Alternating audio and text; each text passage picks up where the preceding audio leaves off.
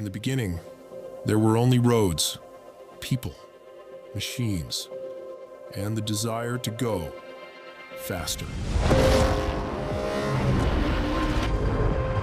These roads, these people, these machines are still here to share this passion, to echo through time, and to live on in the hands of those who still believe. Nothing has changed, and whatever happens, we will always keep classic motorsport alive.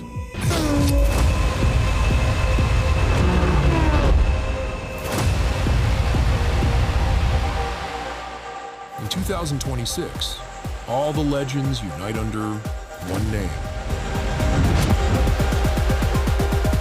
Time is a curve. We take it flat out.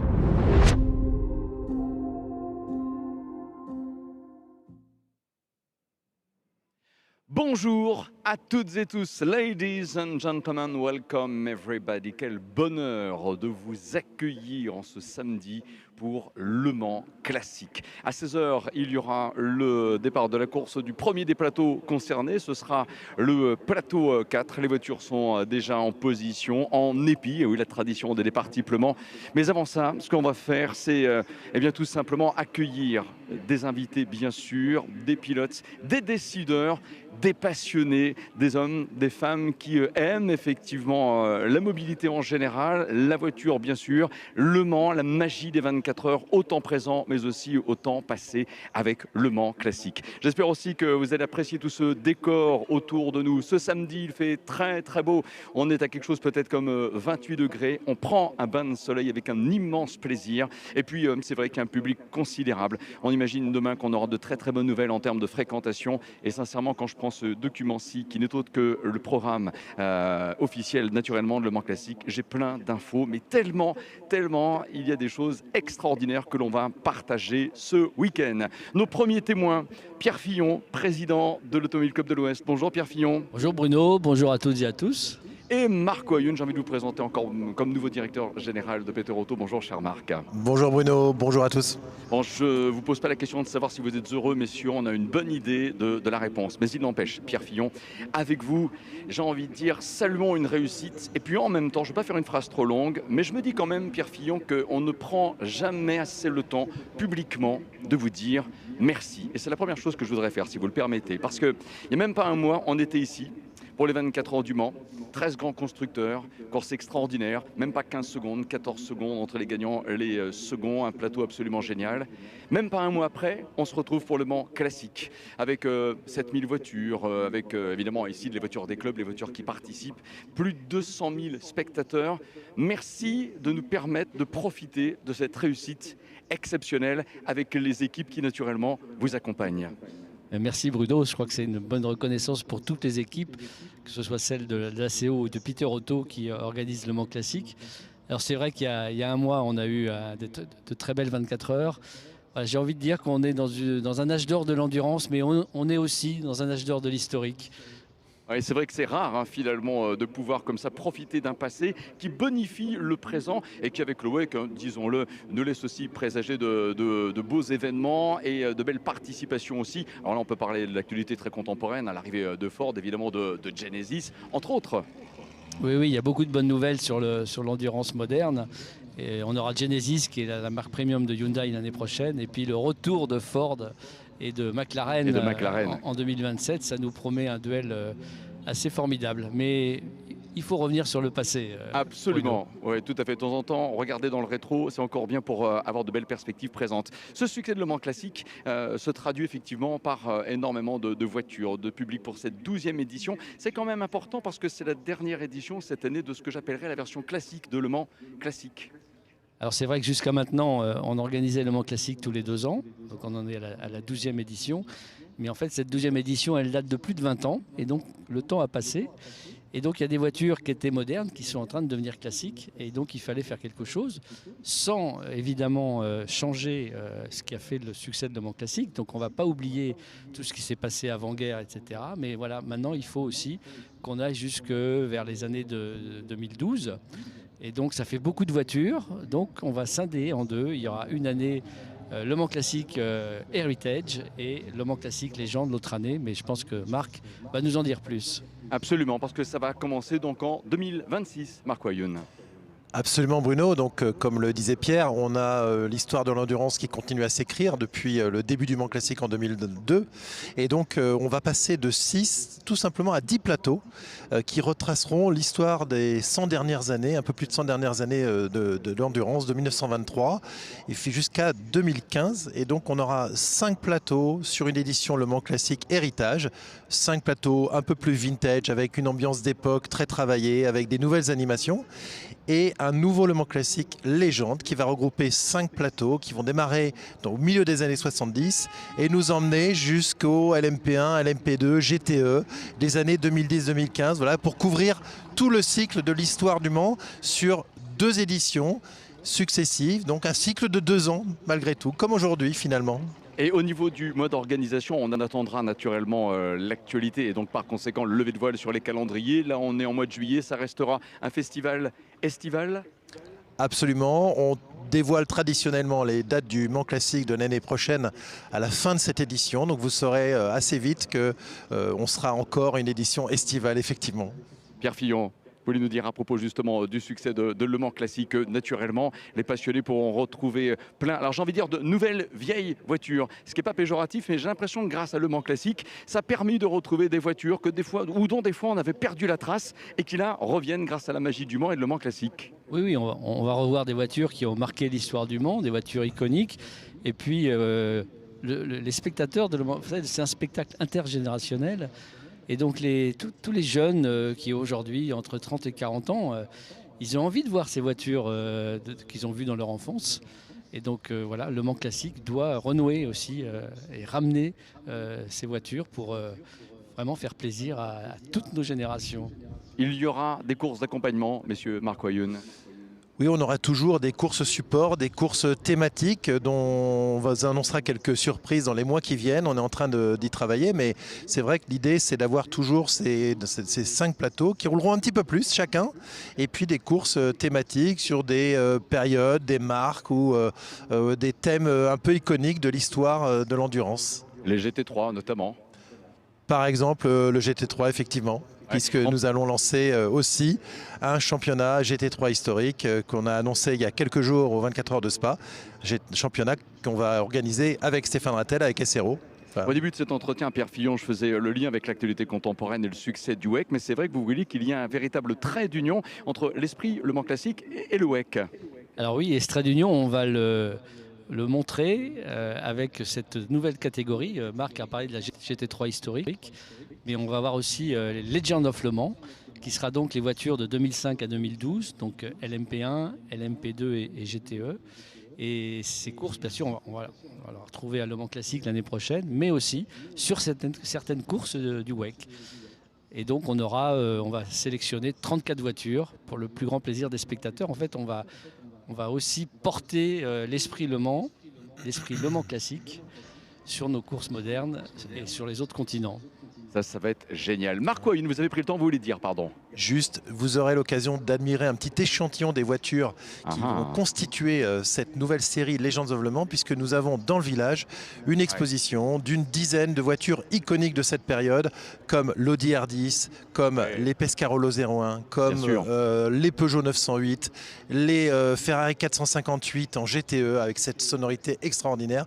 Voilà, vous pouvez découvrir tout ce plateau, en avant-goût de ce plateau, lors du Mans Classique 2025. Alors on parle évidemment, et c'est normal quand on est à Le Mans Classique, des voitures qui nous font rêver, mais je pense aussi qu'il faut rendre hommage à tous ceux qui sont là, qui donnent vie à cet événement, qui sont des constructeurs. Encore une fois, presque derrière moi, vous pouvez trouver la tente de ce côté-ci d'un célèbre annonceur. Il y a des clubs de marques qui sont là, on parlera d'Alpine dans un petit instant, mais ce qui est aussi très plaisant, c'est de parcourir le village de Le Mans Classique. Il y a énormément d'artistes qui sont là, il y a des vendeurs de miniatures, mais la passion elle n'est pas miniature, c'est génial ça aussi. Oui, on a un très grand nombre d'exposants, on a un grand nombre de marques automobiles qui sont présentes. On peut citer bien sûr BMW qui nous accompagne depuis 2006, on peut citer Ferrari, on peut citer McLaren, bien sûr Alpine, Porsche qui fait un énorme village à l'occasion du Mans Classique. Et pourquoi les marques automobiles sont présentes? Parce que le Mans Classique, c'est une plateforme extraordinaire pour activer sa marque, son ADN auprès d'une communauté de fans, de passionnés. Et ces passionnés, ce sont des prescripteurs pour les constructeurs.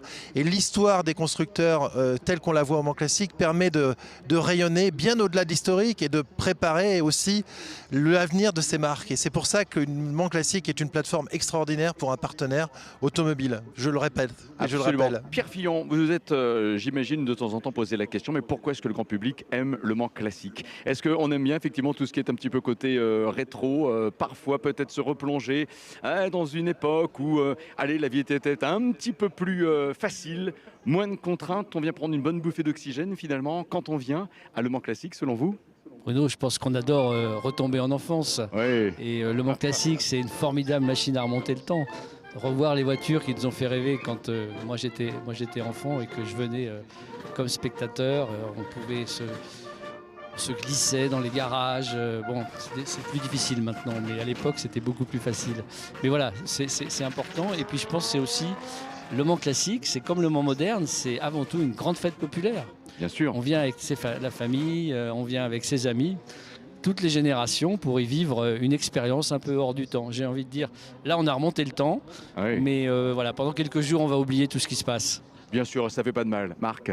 Oui, je rebondis sur ce que disait Pierre, c'est une grande fête populaire à l'image de l'histoire du Mans. Et on a vécu hier un concert par exemple extraordinaire avec Stavisky.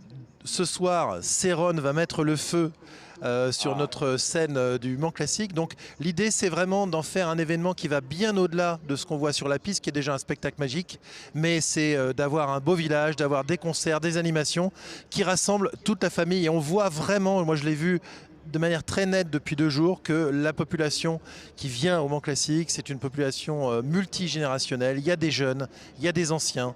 Tout le monde partage cet amour de l'automobile, ce lieu à la fois accueillant, impressionnant qu'est le circuit du Mans, et puis toutes les animations qui permettent de passer tout simplement un bon moment, d'oublier les soucis quotidiens et de rêver au contact de ces machines et de ces pilotes. Et j'ai envie d'ajouter, Bruno, c'est pas pour rien que le circuit des 24 heures a été élu le monument préféré des Français. J'allais venir, mais c'est bien que ce soit vous qui le disiez.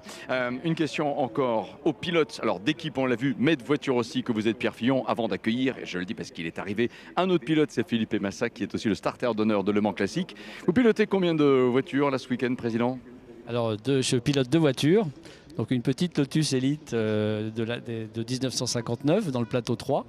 Et puis j'ai eu la chance de réaliser un rêve d'enfant puisque j'ai pu piloter en ERL l'Audi R8 qui a gagné Le Mans en 2002. Et je peux vous dire que c'est une voiture absolument exceptionnelle. Ouais, ERL pour Endurance Racing Legends. Oui, on a tous envie quelque part d'être au moins passager. Décrivez-nous les sensations, ça accélère fort, ça colle au siège comme on dit, ça freine brutalement aussi.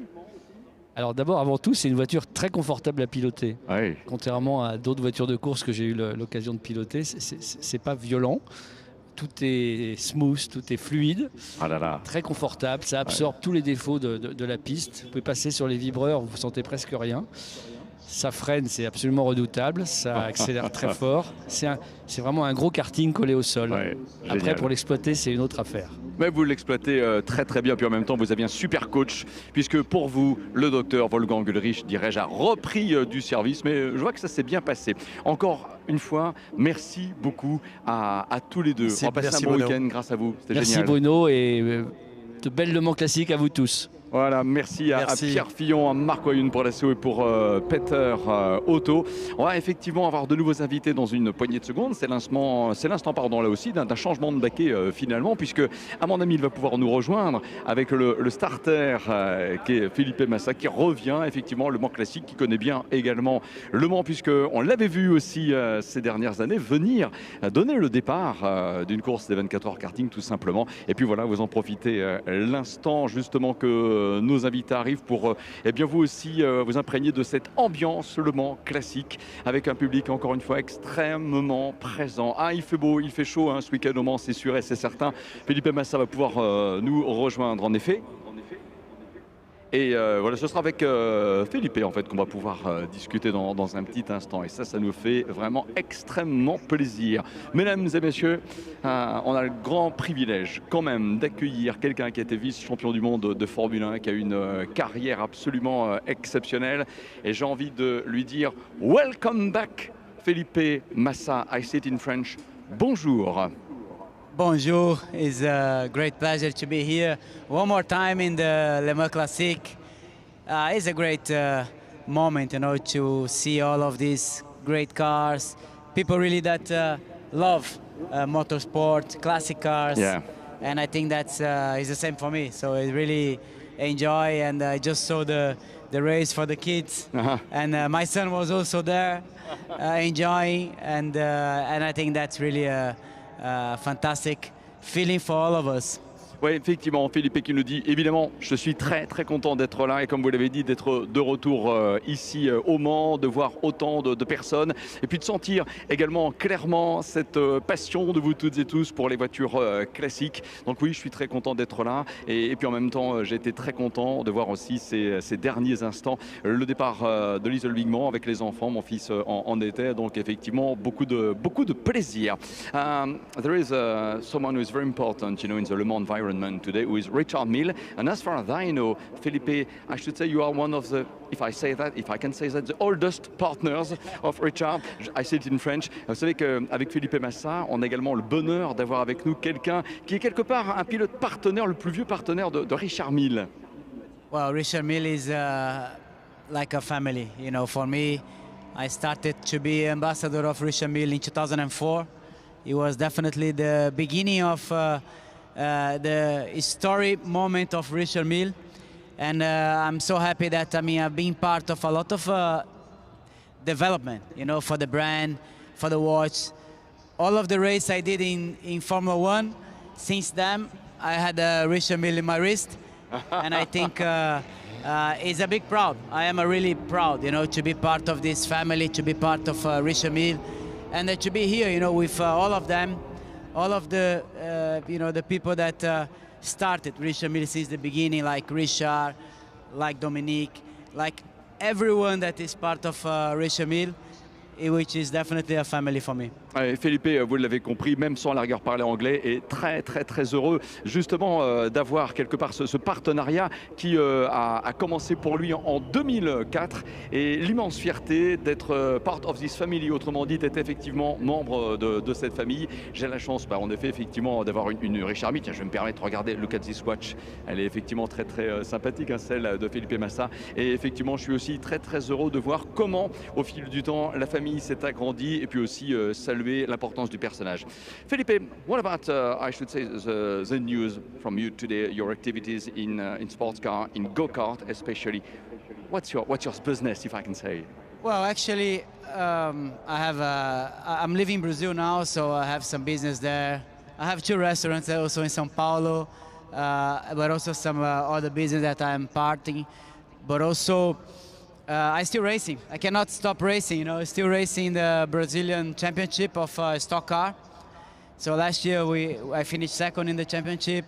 So and this year I still racing there. I still having fun. I think when you have the competition in your blood, it's difficult to stop. That's why also we are here, you know, to watch all of these great cars and also enjoying life. Oui, en fait, je suis absolument pas retraité, hein, dit à l'instant Felipe Massa, parce que je suis toujours pilote, je suis toujours en activité. Il faut bien avoir conscience. Alors, je suis effectivement très présent à Sao Paulo et puis dans le fameux championnat Stock Car brésilien, qui est effectivement un championnat dont on parle aussi tous les ans aux 24 heures du Mans. J'ai terminé 2e du championnat l'année dernière. Donc, cette année, effectivement, je suis toujours en train de le disputer. Mais vous savez, je suis toujours très impliqué aussi avec la FIA en karting. Quelque part, quand on a la compétition dans le sang, on ne peut pas arrêter. I think there is one question that all the fans would like to ask you, Felipe, and then I do it. Will you be one day at the start of any grade, I don't know, for Le Mans Classique? Est-ce que vous piloterez un jour à Le Mans Classique? Yes, definitely. That's is what I'm looking forward, you know, to do maybe one day the start and racing whatever car here in the Le Mans Classique, but also in the 24 hours of Le Mans, you know. Yeah. It's definitely an amazing race, a race that you have you don't have like age. You can do whatever you want. Yeah. And maybe next year, maybe whatever, you know. So it will be nice to be part of the 24 Hours of Le Mans as well. C'est génial parce que Felipe Massa vient répondre à 2 questions en une. Je voulais poser la deuxième, mais c'est pas la peine. Donc ça, c'est parfait. Je vois que vous comprenez le français. Alors effectivement, être au départ un jour de Le Mans Classique, alors là, oui, définitivement, je suis prêt à l'être. Mais aussi, comme l'a dit Felipe, je pense que tout le monde l'a compris, être aussi au départ des 24 heures du Mans, on va dire les 24 heures du Mans contemporaines, hein, parce que ce qui est bien dans cette course, c'est que quelque part, un petit peu à tous les âges de la vie, on peut y arriver. Donc voilà, pourquoi pas Felipe Massa aux 24 heures du Mans, pourquoi pas Felipe Massa à Le Mans Classique. Enjoy, Felipe. Thank you very much. Enjoy. Again, And I really voilà. hope all of you enjoy here Le Mans Classic and these amazing cars, amazing categories. Oui, effectivement, et toutes et tous aussi, Felipe le dit, mais je vous souhaite de passer un très très bon week-end entre vous à regarder évidemment toutes ces voitures. Je vous demanderai, tiens, presque même si on n'est pas ici en public, vous pouvez applaudir Felipe Massa, même si vous êtes dans les tribunes, dans les gradins. Bravo Felipe, merci beaucoup. On va accueillir dans une poignée de secondes, les amis, quelqu'un, on est très très heureux de le retrouver. C'est Yann Lammers qui est effectivement présent. Yann Lammers qui avait gagné les 24 heures du Mans en 1988. On va lui demander effectivement à Yann Lammers de nous rejoindre dans un instant. Yann Lammers qu'on va retrouver dans un instant, voilà, qui avait en effet gagné la course en 1988 avec la Jaguar. Je vois également la présence avec nous de Marcel Fässler qui est au rendez-vous. Voilà, c'est juste l'instant de retrouver Yann Lammers qui va nous rejoindre. C'est lui qui avait en effet gagné avec Andy Wallace qui est bel et bien présent là ici aux 24 heures du Mans. Yann Lammers qui va pouvoir nous rejoindre. Voilà, l'instant donc pour lui de terminer, de nous rejoindre. Puis Nicolas Prost est également présent. Ça nous fait aussi plaisir de le retrouver. Voilà un petit mot, mesdames et messieurs, avec l'extraordinaire Yann. Yann, so good to see you back at Le Mans. I say it in French. Bonjour Yann. Bonjour, bonjour. C'est vrai que vous parlez un petit peu français, Yann Lammers. Très petit peu, mais pas beaucoup pour une bonne interview. Alors, La première chose que je vais vous dire, Yann Lammers, je le dis en français, vous ne changez pas. merci, et vous aussi. Yeah, it's great to be back here, and it's a nice sport to be part of. And I think that the competition, you know, keeps us young. So yeah, because you have been doing this for how many years? 33. Okay, well, Voilà. same for me, I think. Oui, Yann Lammers qui dit effectivement c'est bien d'être là. Et quelque part, j'ai envie de dire, comme disait Yann Lammers, que c'est lui qui le disait, hein, mais que la compétition, effectivement, quelque part, ça conserve. Yann, as I said before, you won Le Mans with, of course, the famous Jaguar in 1988. Yeah. Did it change your life? Vous aviez gagné Le Mans en 88 avec la Jaguar, le Tom Walking Show Racing. Est-ce que ça a changé votre vie? Yes, absolutely, absolutely. I was before that, like many Formula One drivers that could not find a place long-term in Formula One. And then you look at other opportunities, and sports car racing is great for your stamina. I think today sports car racing is also good for your speed, because a 24-hour race is almost like 24 hours qualifying. So I think it's a great class, but after my first Le Mans, I started to build a reputation as an endurance driver, and then you get all the opportunities in that direction rather than Formula One. Oui, effectivement, comme Yann le confirme bien, quelque part on peut dire que oui, ça a changé ma vie parce que cette victoire, en fait, elle est arrivée à un moment de ma vie où, mais quelque part, j'arrivais pas quelque part à monter davantage en Formule 1. Et donc oui, à ce moment-là, on peut considérer que cette victoire de 1988 a quelque part changé ma vie parce qu'à partir de ce moment-là, j'ai commencé à me faire une réputation de pilote d'endurance qui m'a aussi offert beaucoup d'opportunités. This morning during the Le Mans Legends, I could see two special cars, two Dome racing for Netherlands, you know, the black and white cars. We had the possibility to purchase a part of bodywork at the early 2000. Is it a great souvenir for you? Je disais simplement, avec les voitures Legends ce matin, on a retrouvé deux dômes particulières. Avec les damis, on pouvait acheter un petit morceau de carrosserie. Est-ce que c'est un bon souvenir pour vous?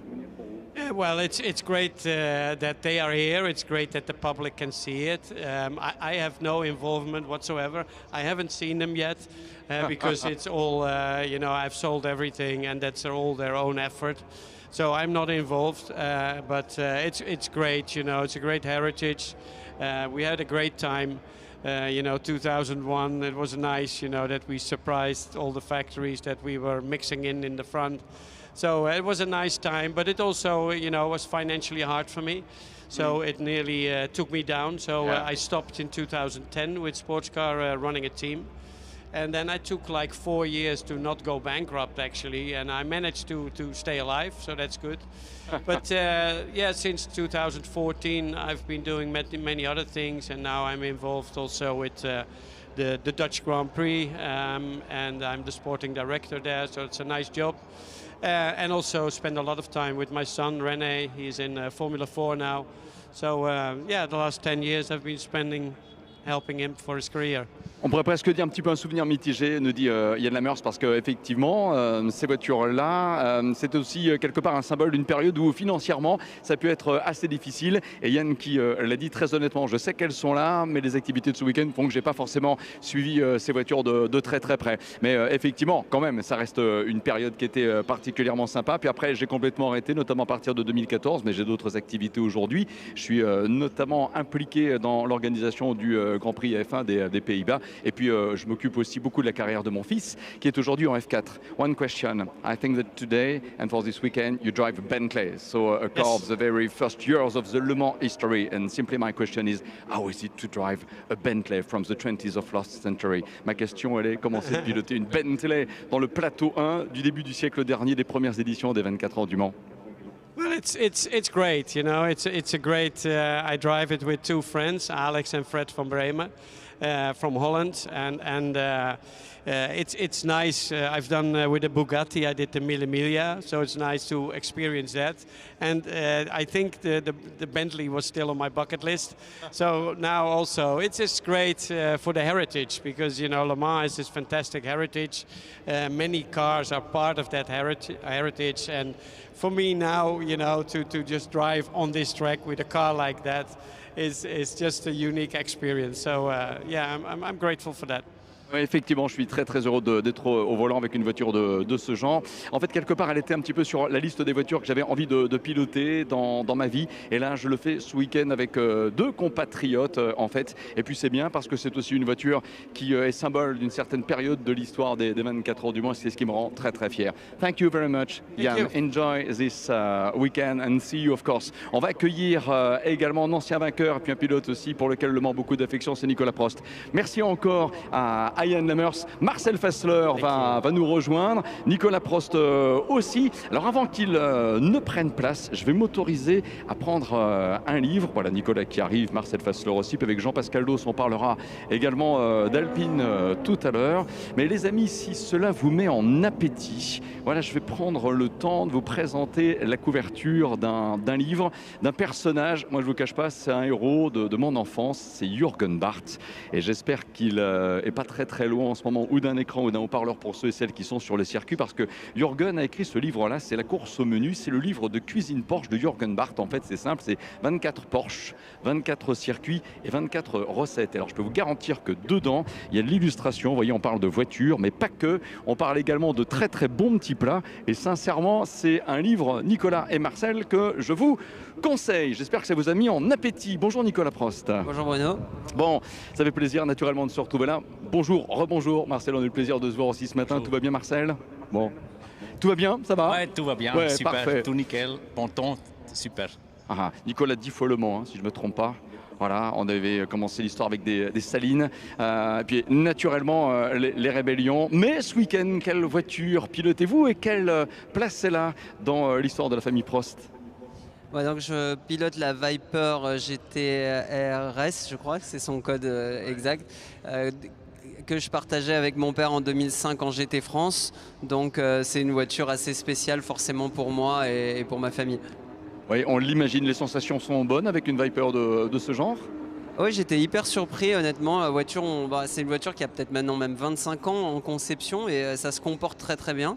C'était sympa de retrouver Le Mans en GT, ça change pas mal quand même d'un proto. Et non, les sensations sont très bien et je me fais très plaisir. Est-ce que vous étiez déjà venu, Nicolas Prost, à Le Mans Classique avant là, ce mois de juillet 2025? Non, c'est la première fois et je dois dire que l'événement est incroyable. Je pensais beaucoup plus retrouver mes marques sur circuit que je connais très très bien, mais au niveau du paddock, tout est différent et c'est impressionnant le monde. Alors on la voit également, votre voiture à l'image et effectivement c'est sympa. C'est vrai qu'on en prend plein les yeux, hein, Nicolas, très clairement. Les voitures, croiser également des héros tels que vous, des pilotes, c'est franchement un concept génial. Alors pour moi, depuis 2 jours, je le vis un peu comme une réunion de classe 20 ans après. Ah ouais. C'est hyper sympa de recroiser Marcel, avec qui j'ai été équipier, de recroiser tout le monde et ça fait vraiment plaisir. En fait, moi, je revois des voitures contre lesquelles j'ai couru, avec lesquelles j'ai couru et de recroiser tout le monde, ça fait super plaisir et moi, c'est ce qui me touche le plus. Ça fait plaisir de vous retrouver également, Marcel Fässler, parce que nous, on a été tristes qu'on a appris que Marcel Fässler arrêtait sa carrière. Heureusement, il y a Le Mans Classique pour vous faire revenir alors. Oui, bien sûr. Non, c'était... Au début, c'était pour moi, je dis j'arrête complètement, mais c'est quand même, quelquefois c'est difficile d'être trop loin de le sport automobile. Et ici, c'est bien parce que c'est des belles voitures. Je peux rouler le 962 et le Lola T70. C'est des voitures agréables. Et on voit toutes les belles voitures ici. C'est quelque chose de bien sans avoir beaucoup de pression. Ouais, comme vous le disiez, ce matin, c'est pas, vous savez, les paddle shift, les palettes au volant. Là, il faut retrouver la boîte de vitesse H, peut-être faire ce qu'on appelle le talon pointe aussi avec les pieds. C'est un autre pilotage. Oui, c'est complètement différent, mais heureusement, comme j'ai commencé le sport automobile pas loin d'ici, par exemple, chez la filière. La filière, voilà. On peut presque voir d'ici. On a déjà eu la boîte H, c'est jusqu'à la F3, ça forme Renault F3. Alors je sais encore un peu comment ça utilise. Vous prenez le temps de vous balader dans le paddock. Yann Lammers, qui était là avant, pilote une Bentley, vous savez, du début du siècle dernier. Qu'est-ce que vous pensez des pilotes qui ont pu être les Bentley Boys, qui au siècle dernier faisaient les 24 heures du Mans? Ils prenaient plus de risques que vous aujourd'hui? Difficile à dire. Je pense dans l'époque, c'était pas assez sûr comme maintenant, sur déjà le circuit, mais aussi les voitures. Mais je ne sais pas si on est dans la voiture, on ne réfléchit pas trop, non? Ouais, c'est vrai. Peut-être ça. Mais c'est quand même, dans l'époque, ça c'était le state of art, les voitures. Alors, tu n'as pas connu quelque chose de différent. C'est sûr, si je monte dedans, aussi je réfléchis, c'est un peu différent que mon LMP1 ici. C'est sûr. Mais quand même, la voiture est belle, bien préparée, ça c'est important. Et comme ça, tu peux faire. Et je ne sais pas si tout le monde va aller à ces risques comme dans l'époque, mais dans l'époque, ça joue pour la victoire. Hein. Tu as pris un peu de risques. Absolument. Nicolas, la même question. Quand vous revoyez les voitures des plus vieux plateaux, qu'est-ce que vous pensez des pilotes de l'époque? Même si vous n'avez pas parlé de leur état d'esprit, c'était comparable au vôtre? Je pense qu'il y a 2 choses. La première chose, c'est sûr qu'on a énormément amélioré la sécurité aussi bien des voitures que du circuit. Par contre, il y a une autre chose qui a changé et moi personnellement dans mon époque, et je pense que Marcel dira la même chose, c'est que les premières années 2007-2008 ça restait des courses d'endurance et à la fin en 2017 ça roulait en sprint à fond du premier tour jusqu'à la fin. Donc malheureusement le risque on le retrouve aussi d'une autre façon, mais c'est sûr que les voitures sont quand même beaucoup plus sûres qu'à cette époque, mais chaque époque de pilote mérite le respect. Qu'est-ce que vous pensez du succès du WEC, du succès contemporain, Nicolas Prost? C'est fantastique et je dois dire qu'il y a plein de choses qui ont été vraiment très bien améliorées, notamment les qualifs qui sont géniales à suivre maintenant. Ah oui, les cool. C'est vraiment cool. J'ai vraiment bien profité devant ma télé. Et non, c'est un championnat qui me tient à cœur parce que j'ai fait les premières années.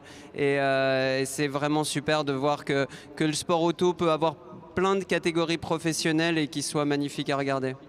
Est-ce qu'on va vous revoir bientôt, tous les deux? C'est une question que je vous pose à tous les deux. Au volant de quelle voiture? Est-ce qu'on vous revoit à Le Mans Classique? Est-ce qu'on vous revoit ailleurs, Nicolas? Bah moi je cours encore un petit peu en Ultimate Cup Series, Ouais. en Nova, donc j'ai pas encore complètement raccroché, même s'il faut bien pas calmer un raccrocher, petit peu. non, faut pas. Et bah voilà, première expérience à Le Mans classique, avec plaisir je reviens, mais au contraire de Marcel, j'ai vraiment un problème avec les vieilles boîtes de vitesse, moi, donc mon choix est plus limité. Bon, il va falloir demander au docteur Ulrich de vous passer une Audi R8 ou je ne sais quelle déclinaison de Audi. Vous verrez que c'est aussi très très sympa. Marcel, on va vous revoir. Oui, peut-être, c'est pas encore sûr, les 1000 tours au Castellet. Ah oui. On va faire. Et je vais faire, ça c'est presque 100% sûr, on va faire le Daytona Classic au nouveau cette année. Ah. Aussi avec Gerard Lopez et avec le Iconic Team, Racing Team. Et ouais, et un peu de Goodwood aussi, le Revival. Aussi. Et Ouais. après, c'est assez pour cette année, pour Il moi. y a beaucoup de public évidemment sur le circuit du Mans ce week-end. Ils viennent vous voir, ils viennent vous parler de Benoît Tréluyer, de André Lauterer également. Oui, oui, ça arrive encore souvent que les gens se souviennent de notre époque. Surtout hier, je restais avec le Lola à Terre très rouge et j'ai eu pas mal du temps pour parler avec le Marcel là-bas et on a fait des photos, tout ça. C'était aussi quelque chose, ouais, même si la voiture n'est pas roulée, on a un peu rigolé ensemble là-bas.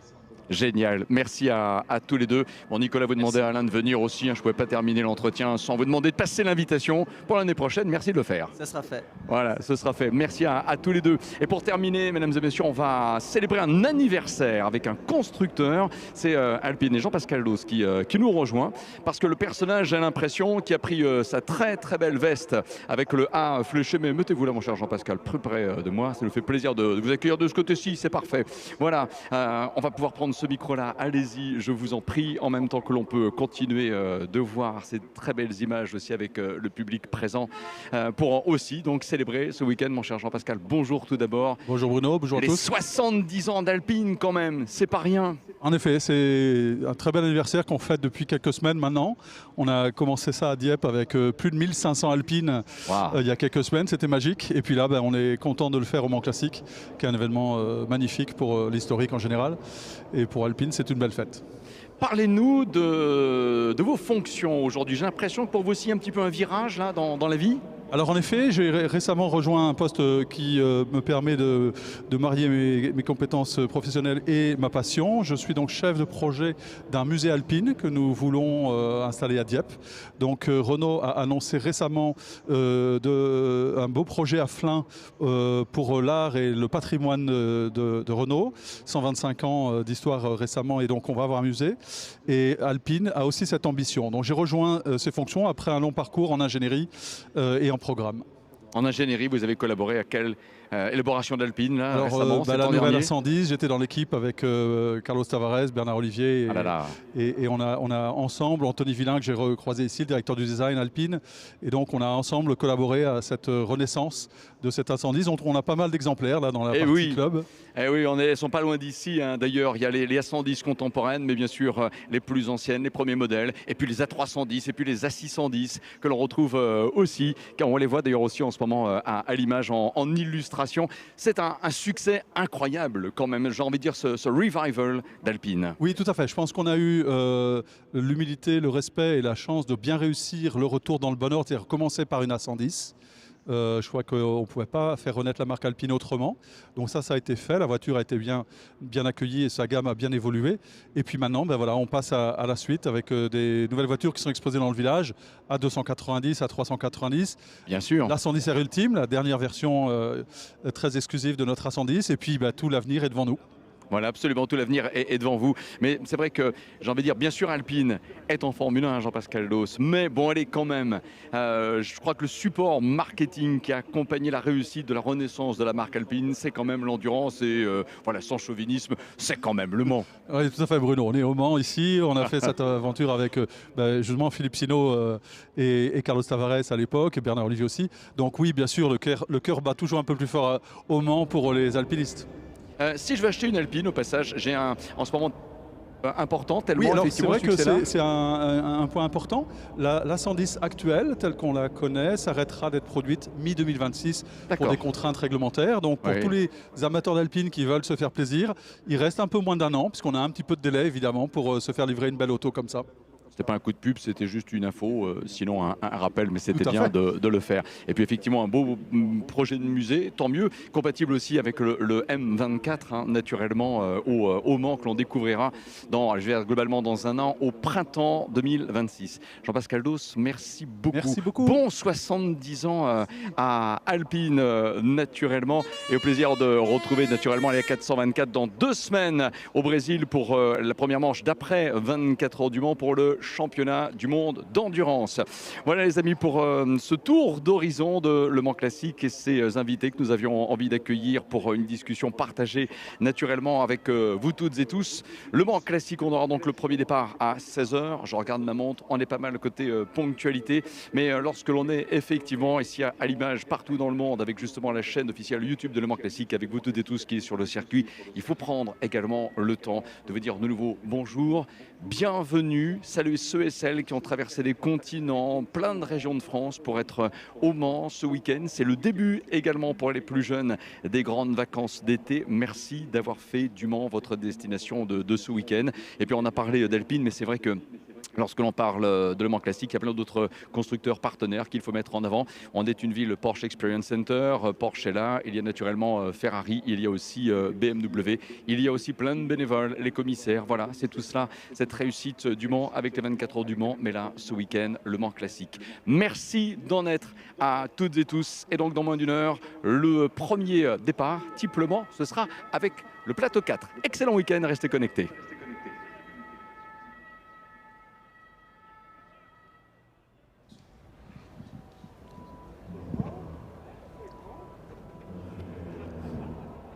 So the build-up towards the 4 o'clock start continues, the traditional 4 o'clock start. Thanks to Bruno and his guests. It's back to the English language now and on the international feed with Andrew Mariott and Bruce Jones, and what passes for English for me, John Hindhaugh. Thanks for your company. We move in around about 50 minutes time, 50 minutes time, to the first of the plateau races. So these are the substantive races, if you like, Andrew, for the classic Le Mans for 2025, and some quite significant differences between what we saw this morning in the invitation, the guest races, and what we'll be seeing this afternoon.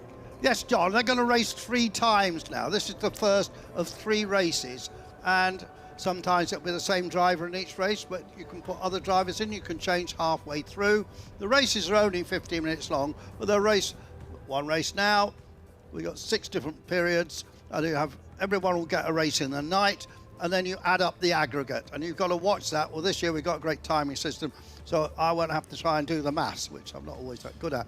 I spoke to our Al Kamel colleagues over the lunch break, and they assured me, having spoken to the timekeepers themselves, that even if we don't get it in graphical form, they'll be able to get us a printout. Yeah. So come the end of Sunday afternoon, as we're charging towards the last race finishes in the last of the plateaus, we should have a printout to be able to go by. Yeah, I think the thing about it is, John, it's a bit like golf. It's not 4 rounds here, it's 3. But you've got to put 3 good races in. Yep. You know, Yep. you Consistency counts here. You can't, I think last year, 2 years ago, somebody won 2 of the races. I think it was Ollie Bryant in a Lola T70. But they had a big problem in one of them. So you've got to put three good races in, and we won't see all the races, but we will. Unless we're going to see them today, we won't see them tomorrow. But by tomorrow morning, when we come back on air, we'll be able to tell you who's won that. But then we're going to see the other categories, 1, 2, and 3. We've got the 3 fastest categories now, we're going to see now. And then tomorrow, we'll have other categories, the older cars, and we'll be able to work that out. And it's a fairly simple concept, Bruce, in that obviously it would be lovely to think that some of these cars that reflect the whole 100 plus years history of the Grand Prix d'Endurance here at Le Mans could do 24 hours, but of course they probably couldn't nowadays, and then you'd be bringing yourself down to maybe one era of cars. So having the different races, the different plateaus, running at different times of the day, gives the drivers and the owners the opportunity to get the full Le Mans experience in morning, evening, night, morning and afternoon. Exactly. I think that is one of the keys. There's also Brilliant some of the concept. drivers are a little older than the contemporaries at the time, so it works True. for them. And of course, if you're doing as Andrew suggested, having two drivers in some of the cars, you could have a turn starting a race and going second in the next one and so on. There are many ways you can split it.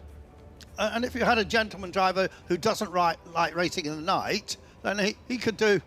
He doesn't have to do the night Do the race. two daytime ones. Yeah. Following up who's actually in the car at any one time is a little challenge, I have to say. Yeah. We're seeing some nice. Now, this particular category that's coming up, John, ever since this event started, I think this is the 10th running, because obviously been every something like that. Every time it's been won by GT40. Yeah. So it's only ever won by GT40s, and strange enough, in the last 4 runnings, 3 of it has been run by a guy called Diogo Ferral, who runs the various Iberian racing series, and he is not here this year, so it's opened it up. Time for a Bizzarini win, Bruce, the 5300 GT. This is the Hazelman's cars, the 4 on the other side of the door, the small 4, that's Plateau 454, the black car with the 3 Hazelmans in it. It's super strong. I mean, about 10 years ago, there literally were no Bizzarinis racing, but they seem to be being unearthed and continuation models, etc. But it makes the best sound. I mean, it is magnificent. And when you talk to people who race them, you have various different versions. I won't go into it, but you know, some people in racing are such purists. No, I want to race that version, the ones with the flat doors, not the ones with the bulbous doors, and so on and so forth. Or the ones with the rivets. You're right. It's the rivets. The rivets behind the door, as the Hazelmans one. Carlos de Quesada has brought his very lovely Porsche GTS back. Now this is a rapid car as well, mid-engined as these Porsches were. There was a road-going version of that car as well, but the mighty GT40 that was, of course, started life as a Lola. Mark IV. Can I tell my little Bizzarini story? Go on, fire away. So when I was a 21-year-old kid in Derby and got the call to go to Motoring News, I knew a bloke in the pub who owned a Bizzarini Griffo. Okay. And indeed, before I ever got to Motoring News, I went with a chap called Derek Wharton. It was owned by a scrap merchant, but he got somebody to drive it for him. And we went to Dunboyne in Ireland, a most crazy road circuit, and Derek raced a car there, but in scrutineering, I just loved it. I've told you this story before, but for our listeners and viewers, the scrutineer came and he looked at the car, and he literally kicked each tyre. We walked around it, kicked each tyre, and he handed over a scrutineering ticket. He says, "'Tis a fine car." And he wasn't wrong. Just to finish that story, so then I got the job at Motoring News, and the first thing I did was to get the editor, Mike Twite, a road test in this Bizzarini. And we went up on the train to Derby, and we drove it back, and I think on the M1, pre-restriction, we got up to about 150 miles an hour. Yeah, there was... Very cool. When it said de-restricted in those days, as it still does on some of the autobahns in Germany, as I found out a few weeks ago, coming back from the Nürburgring, the white circle with the black diagonal line across it, that means no restriction and go, and that was the case in the UK. People doing road tests like that were credited with bringing the 70 mile an hour yes, and of course people tested the Shelby Cobra, of course. But just to finish that story off, because I got this big road test of this very rare car, and I was golden boy for a bit. And then? Well, then they gave me the job to report Formula One. Now, the blue Ferrari is blue because of the centenary race 2 years ago. Yeah, Clive Joy, who owns this car, beautiful car, of course, 1965, this model with Maston, Gregory, and Jochen Rindt won the race. But for some reason, Clive decided to have it sprayed blue. It's the only blue one in the world, I should think. Love the 250 GT LM. Of course, Jochen and Maston were sure it was going to blow up. And we could go into the whole story about, did Ed Hugas actually do one session in the night in the car, the reserve driver. I've done an interview with him. I have him on tape saying he did. He's either a fantasist or he was actually telling the truth. Yeah. I asked him the question. I said, if you drove in the race. Why didn't you go up onto the podium? And he said, I tried, and when I got there, I didn't have the right pass. So anyway, I do have the interview, and we have had it on the internet. But a fascinating story, but it was absolutely great. 1965, long time ago, John. So there's the blue Ferrari in the background, and a very lovely MG with the aerodynamic headlight covers on there.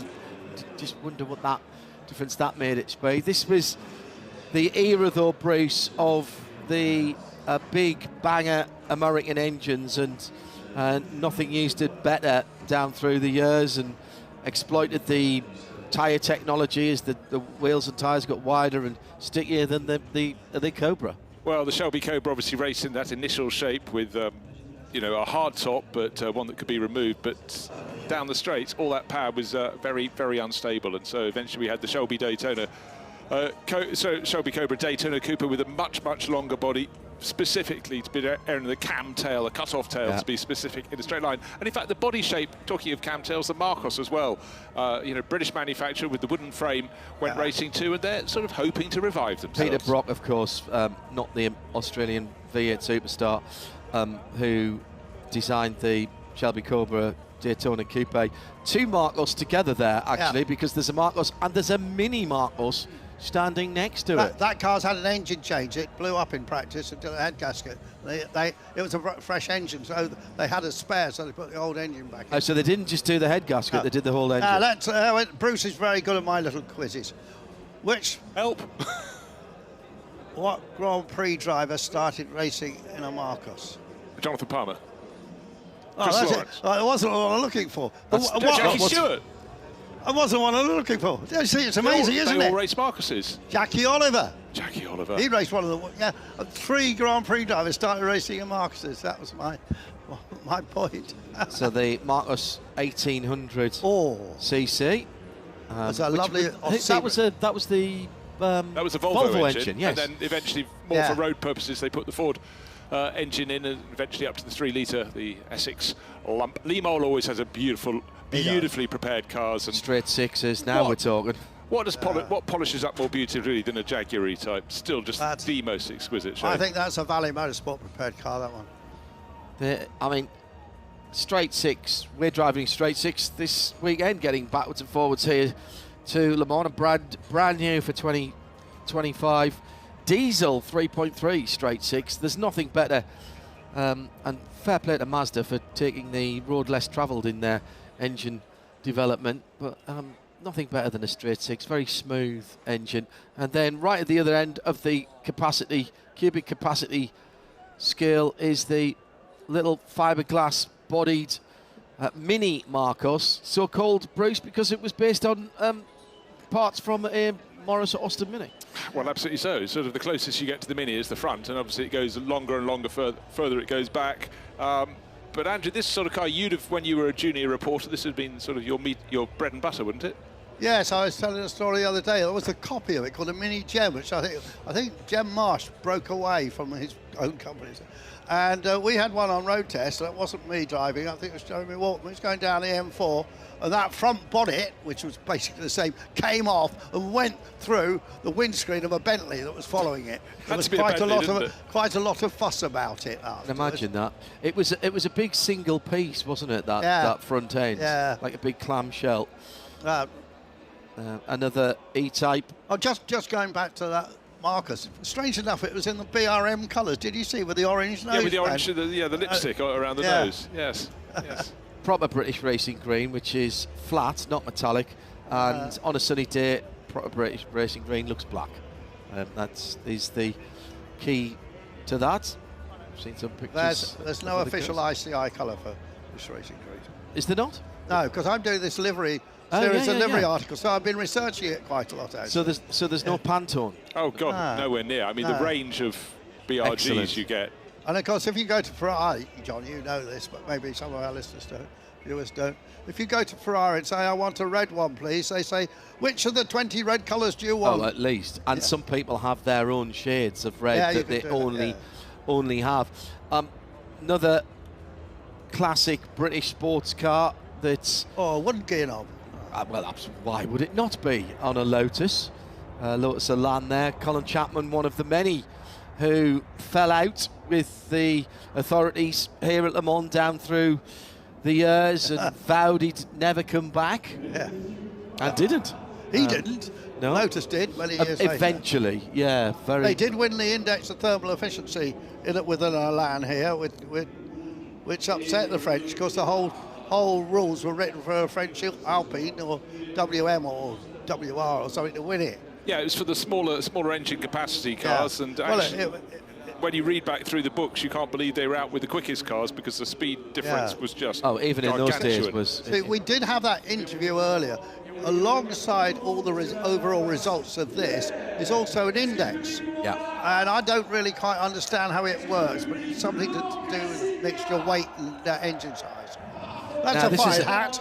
Beautiful Alfa Romeo Giulia TZ.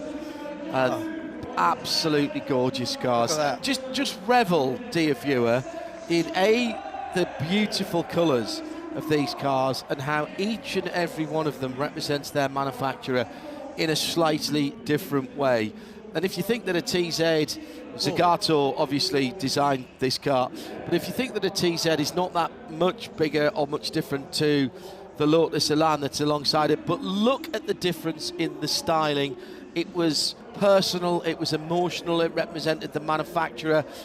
It wasn't so much Bruce dictated by crash tests. Things have come a long way on that front, and by regulation in those days. It was genuinely, let's be emotional and represent our brand. And let's have a clear visual bloodline as well, and you can see the deviation. And yes, there was sort of an understanding of aerodynamics, but it was more like, should we make it sleek or not? But they still, obviously back then, they still didn't fully understand the effect. The cam tail was quite a clue that they were starting to understand, because that cleaned up the airflow behind the back of the car. The Ford Mustang, less aerodynamic, but certainly for Americans far more iconic. Yeah, and a global icon as well, the Ford Mustang, Andrew. And we had groundbreaking actually at Le Mans 24 hours a couple of weeks ago. We had the Ford Mustang Dark Horse Challenge, 40 cars freighted from the US, the first manufacturer to do a single make support race at the 24 hours of Le Mans, and you can only do that with cars that are known and loved globally, and the Mustang absolutely is. Yeah, absolutely correct, John. Just going back to the lovely Alfa we saw, 2 Argentine drivers in that. We've got about 7 or 8 Argentines racing here this weekend, which is lovely. Yeah, it's noticeable. We saw one of them just before we looked at the car, and he was wearing the sort of hat the gauchos would wear on the Pampas, like a broad beret with a stalk on the top. Whose helmet is that on the top of the Mustang? Classic Wimbledon white with the Ford Racing stripes. That might be one of the cars from America. I love that. Sebring Sprite, look, Andrew Hedges raced that. That's one of the prototype cars from the mid-1960s. Raced at Sebring. Yeah. And Lamar. So that's why it's called the Sebring Sprite, because it was special bodywork for the airfield track down in Florida. But that was another thing. Back then, of course, a lot of these body shapes were then created by specialist builders, and then they could sell road-going versions thereof. And there was, you'd buy a car like a Midget or a Sprite, and you could just customize it to a large extent, different. Sunbeam Alpine with the Harrington body kits or bodywork, and then again these rude, as you said, the rudimentary ideas, Bruce, of aerodynamics, a more coupe look to some of these cars that would have started as convertibles. Exactly. So interesting in this car on screen, 4 drivers. That means 4 of them hopefully going to have a go across the 3 races to get in each of these plateaus. So it goes to prove there's a greater number of drivers than there are cars by quite some factor. Just to go back to the Sebring Sprite, because I did make some notes. That car raced at Le Mans in 1966. It finished 6th in class. It was driven by the great rally driver Paddy Hopker with Andrew Hedges that I mentioned. And earlier in the year, it did the Sebring 12 hours, and it had another great rally driver in it, Timo Mäkinen, and he drove with the marvellous Australian Paul Hawkins, who sadly perished in a Lola T70 on Parker Day that I was reporting the race. And there was also the guy who went to the harbour at Monaco and swam strongly to the shore. Well, a great character. Yeah, I love Paul. Yeah, some drivers across the years just stand out as much out of the car as in. Yeah, he was a rock solid person, wasn't he? Yeah. another TZ Alpha from 1964, and just there's an elegance, there's a purity about these cars that really draw your eyes to them. And one of the things I've been looking at some of the recreation, resto mods, etc. around at the moment, and you've got to get the proportions right, Bruce. Otherwise, you do not do justice to the original.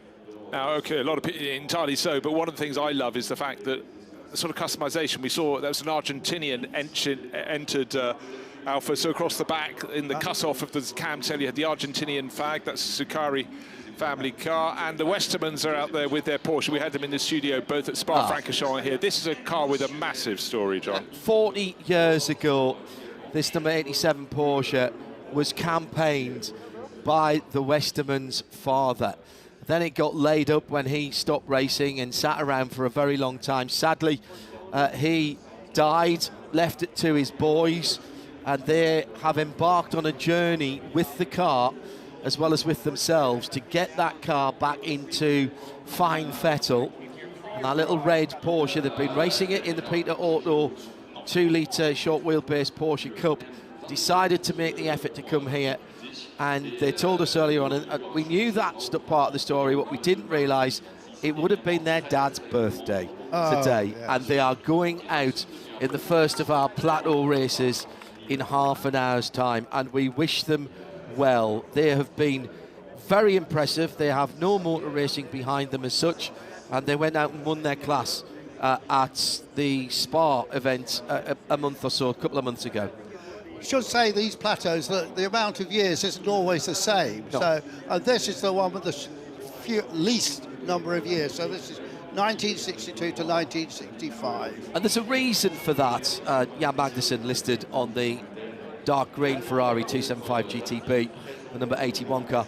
There's a reason for that, Bruce. And what the organisers are looking for here, Peter Auto and the ACO, is they are looking for cars technology-wise and pace-wise that fit within an era that is relatively well defined. Yeah, entirely. It's being similar, but it's often not down to the leap in the car. It's down to the leap of what championships are available at the time. They begat and dictated Very good point. what was going to go racing. But hold on a second, I'm just going to pause and enjoy the one of your sight. favourite cars, yeah, isn't no, it? I absolutely adore the Bizzarini. I think it looks fantastic standing still, the 5300 GT. But when it goes, that's when it really gets my attention. And this one with the asymmetric gold and white paintwork is a little bit different. Whether that is period correct, I don't know, but I actually don't care. Well, you know what? There were quite a few cars with the asymmetric livery back in the 60s and very late 50s Have as they well. found a girl with a pit board that also had golden hair? Because she did. Very good. That's attention to detail. Yeah. That is attention to detail. Might have been just luck.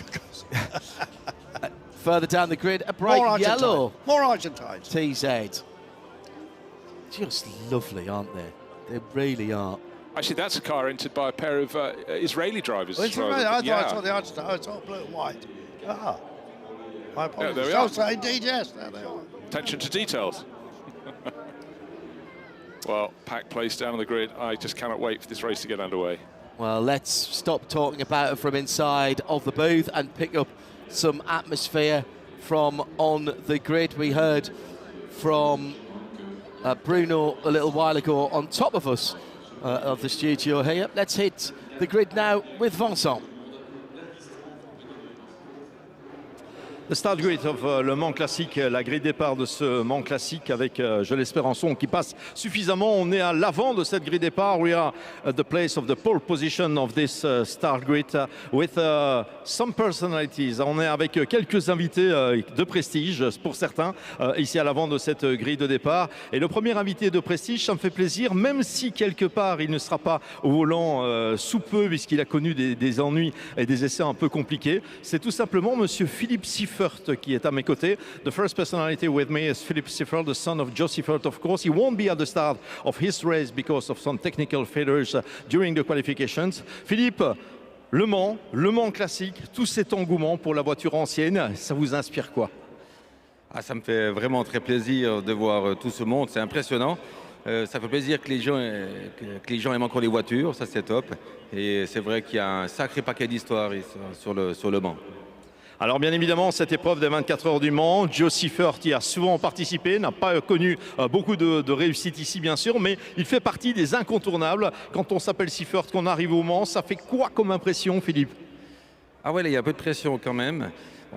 C'est dommage, on a eu les qualifiés, ça se passait bien et on a eu un petit problème moteur. Malheureusement, on ne pourra pas participer à la course. Mais c'est vrai que mon père a participé plusieurs fois. Et il était souvent en tête, puis il a aussi des petits soucis techniques, donc malheureusement, il ne figure pas au palmarès des vainqueurs du Mans. Philippe Seifert is the son of Joe Seifert. He was quite often times here at the start of the Le Mans 24 Hours, but never was really lucky. It's the same for the son Philippe. He was not lucky this year. Philippe, c'était une Porsche 917 que vous deviez piloter ici, voiture mythique qu'a piloté votre papa. Elle a été un peu rétive aux essais, c'est ça? Oui, en fait, elle allait bien.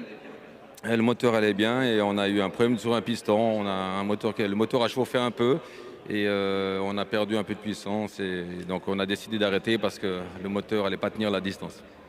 Voilà, Philippe Seifert qui ne sera pas au départ, mais quand on a le fils de Joe Seifert ici présent au Mans Classique, on est dans la légende, on est dans cet enthousiasme bien évidemment. He won't be at the start, but it was so nice to have Philippe Seifert on the start grid. Philippe, congratulations, thank you very much, and we'll see you very soon, of course, with Peter Rotto. Thank you very much. Merci bien, Philippe Seifert. On va s'intéresser au cas des voitures ici de ce plateau numéro 4. We will see those cars of the grid number 4. It will be the first race here. Quite interesting. And the first cars will be the one of Emile Breitmayer. He was on pole position, Emile. Le voici, Emile Breitmayer. Je l'avais un peu perdu de vue, mais on va faire l'interview en français, Emile. On la traduira en anglais, pas de souci. Alors, Emile, ben voilà, Ford GT40, pole position ici au Mans Classique. On se sent comment à 25 minutes du grand départ?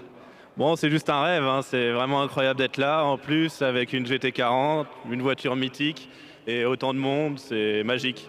Donc on va essayer de prendre un bon départ. It's just magic to be here, of course, with this Ford GT40, car number 20N on pole position. So many people here at Le Mans for Le Mans Classic 2025, and we'll take the stars. Est-ce qu'il y a une stratégie particulière, Émile? Alors on sait qu'il y a 3 courses pour chaque plateau. Ce sont des courses, mine de rien, relativement courtes quand même. Comment vous abordez ça? Bon, surtout, il ne faut pas abandonner, parce que si on abandonne, c'est éliminatoire. Mais je pense qu'on va essayer quand même d'être au maximum de la performance et essayer de faire le meilleur résultat sur chaque course, en priant que la mécanique tienne. The main thing is not to give up, of course, to avoid technical failures, to avoid some error on the track, to be absolutely at the finish, and then you can expect to get a good result, of course. Bon, un départ de type Le Mans, ça veut dire qu'on va vous mettre là-bas, Émile, vous allez courir vers votre voiture. Vous avez déjà fait ça? Oui, je l'ai fait il y a 2 ans, mais il ne faut pas trébucher. Il va falloir faire un petit peu attention, mais c'est juste magique et ça fait partie de l'histoire, donc c'est sympa de pouvoir faire ça. Voilà, he did it 2 years ago, the walking start of Le Mans, of course. You have to be careful, not to fall in front of all the people, of course, but he thinks it will be all right. Merci bien, Emile Breitmayer, le fils d'Olivier d'ailleurs, qui partira depuis la pole position. On va continuer à parcourir cette grille de départ et comme on peut le constater, eh bien, ce sont clairement les Ford GT40 qui ont signé les meilleurs chronos durant ces entraînements. Et puis tiens, il y a un autre pilote que j'aperçois là-bas à qui on va poser une petite question. C'est Oliver Bryant, qui est un acteur majeur des compétitions historiques. Oliver, just a question. When you see all this historic racing, so many people here at Le Mans, those wonderful cars, what's your feeling? It's fantastic. It's just amazing to see this collection of cars being brought out here and being driven properly. You know, across the whole weekend, with all the grids they do, the cars they bring, and the level of competition is fantastic and wonderful to be here. What about this track, this wonderful track? Is something magic here? Yeah, it certainly is. I mean, I'm fortunate enough to have done the 24-hour a couple of times and the Classic a few times as well, and it's an honour to drive here. You know, as soon as you're going down the Mulsanne at night, it's just an amazing feeling and something you can't experience anywhere else. Thank you very much, Oli Brian.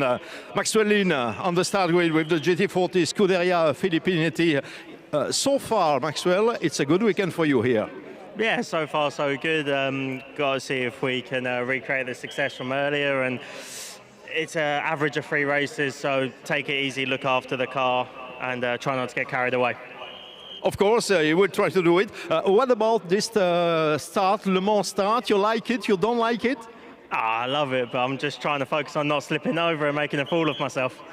Voilà, effectivement, même chose qu'Émile Breitmeier. Il nous dit j'adore ce type de départ type Le Mans, c'est vraiment chouette. J'ai juste essayé de ne pas me planter histoire de ne pas être ridicule devant les gens, bien évidemment. Allez, on va faire la suite en français ici avec un personnage qu'on est ravi de retrouver. C'est Ludovic Caron avec une Ford GT40. Bon, la dernière fois c'était avec des Cobras du côté du Tour Auto, Ludovic. Alors ça se présente comment ? Ça se présente bien. Déjà, c'est extraordinaire d'être ici. C'est quand même un événement magnifique.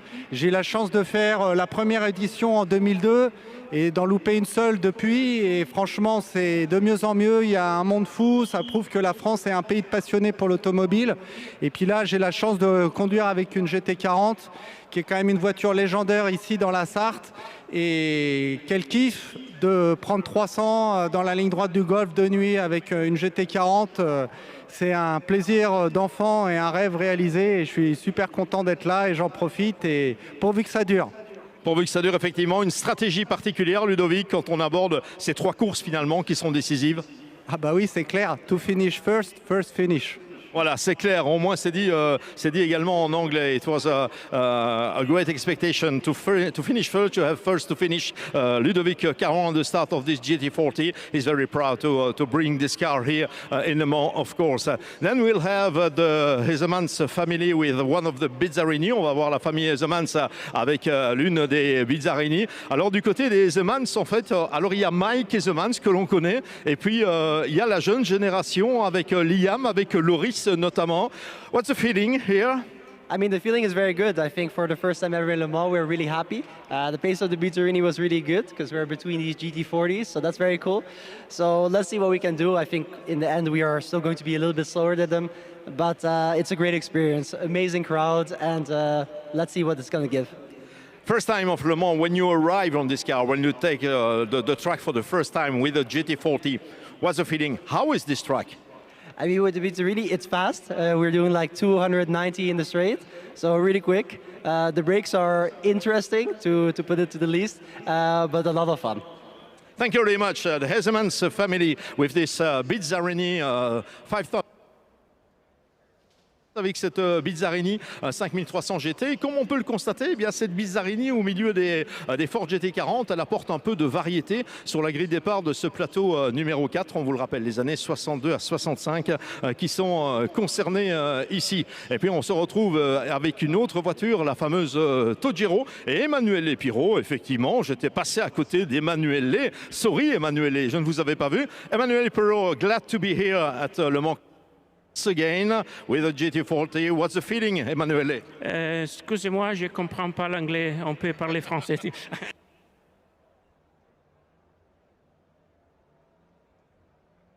Oui, impec, c'est diabolique.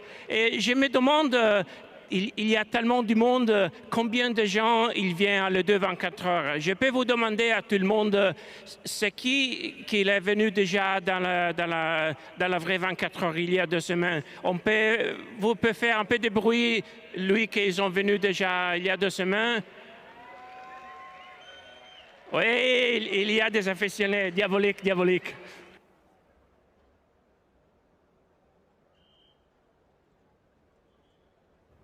Plusieurs.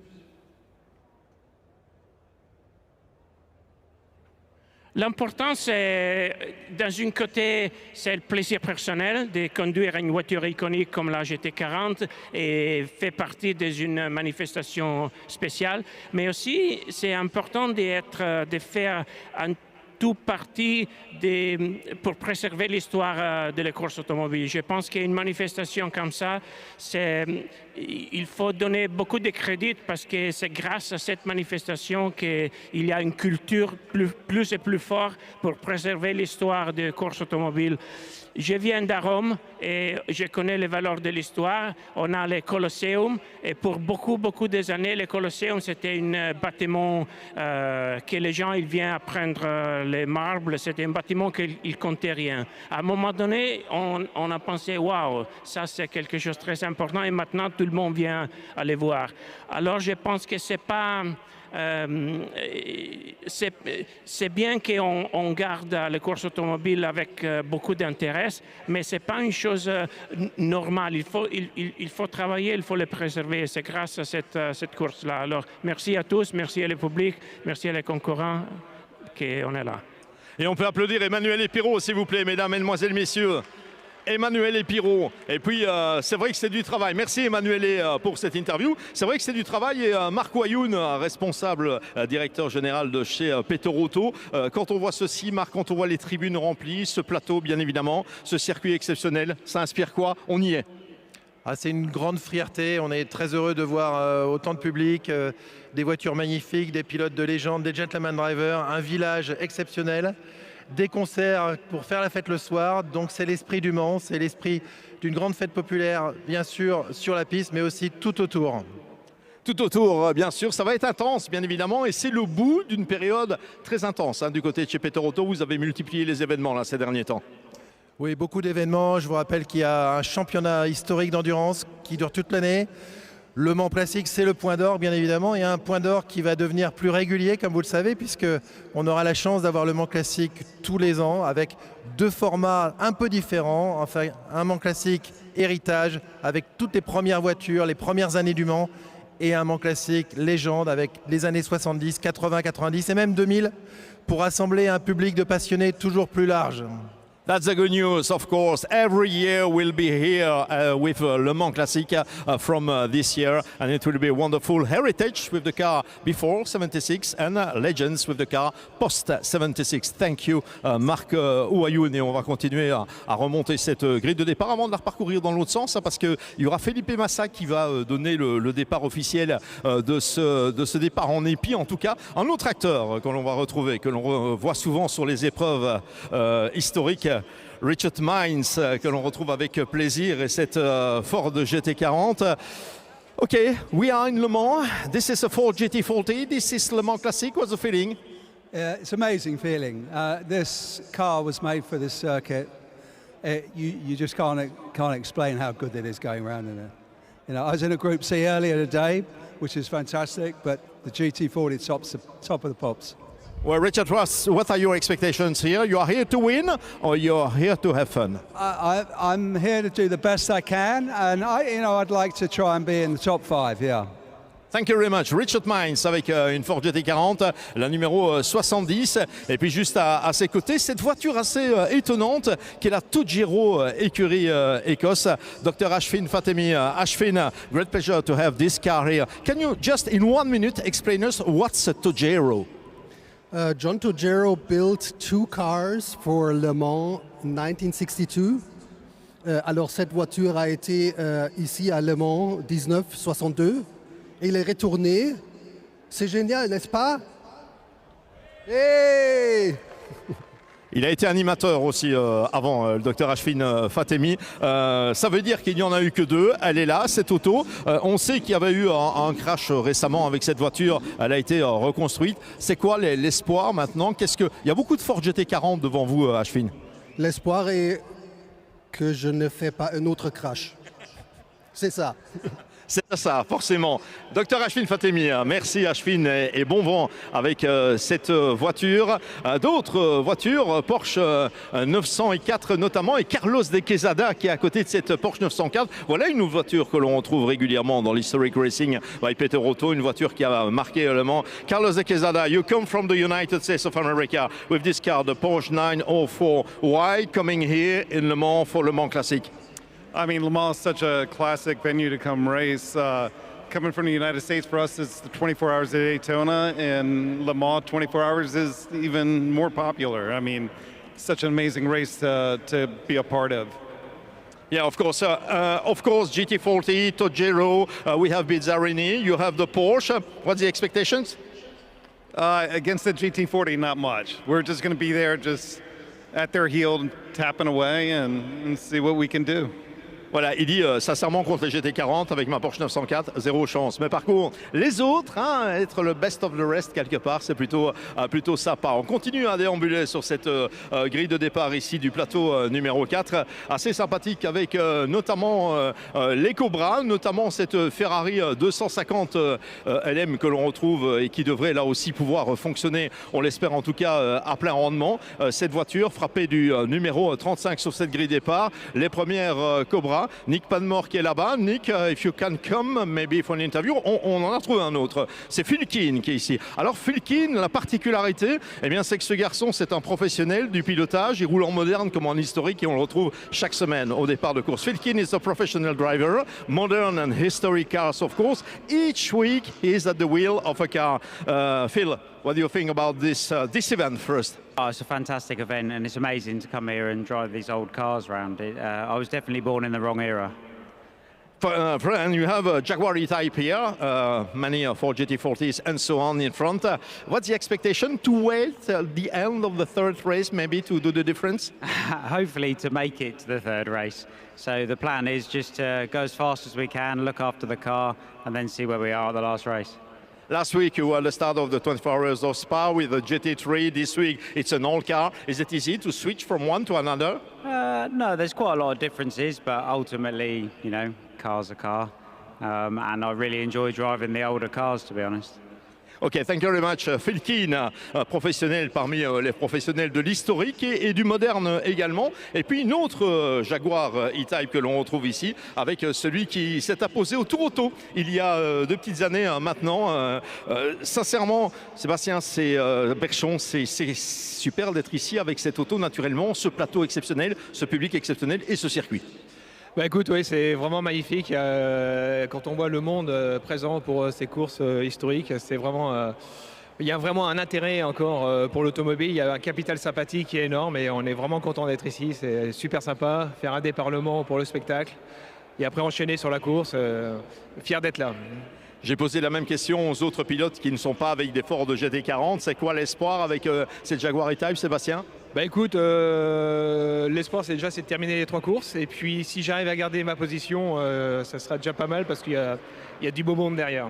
Bien sûr, bon vent naturellement. C'est un vainqueur du Tour Auto, du Tour de France Automobile, Sébastien Berchon. Voilà, on va remonter gentiment maintenant cette grille de départ avec les pilotes, comme vous pouvez le constater, qui se préparent, alors qui ne se préparent pas à monter dans les voitures, à prendre place dans les habitacles, qui se préparent tout simplement à aller se positionner de l'autre côté de la piste pour ce départ du type Le Mans. Alors c'est pas, on le rappelle, le vrai départ de la course forcément. Ils seront immobilisés un peu après la chicane d'un lobe, on les remettra dans l'ordre. Ils auront le temps de s'attacher. Ce sera le départ de type lancé quelques instants plus tard. It won't be the real start of the race. This Le Mans start in a few minutes.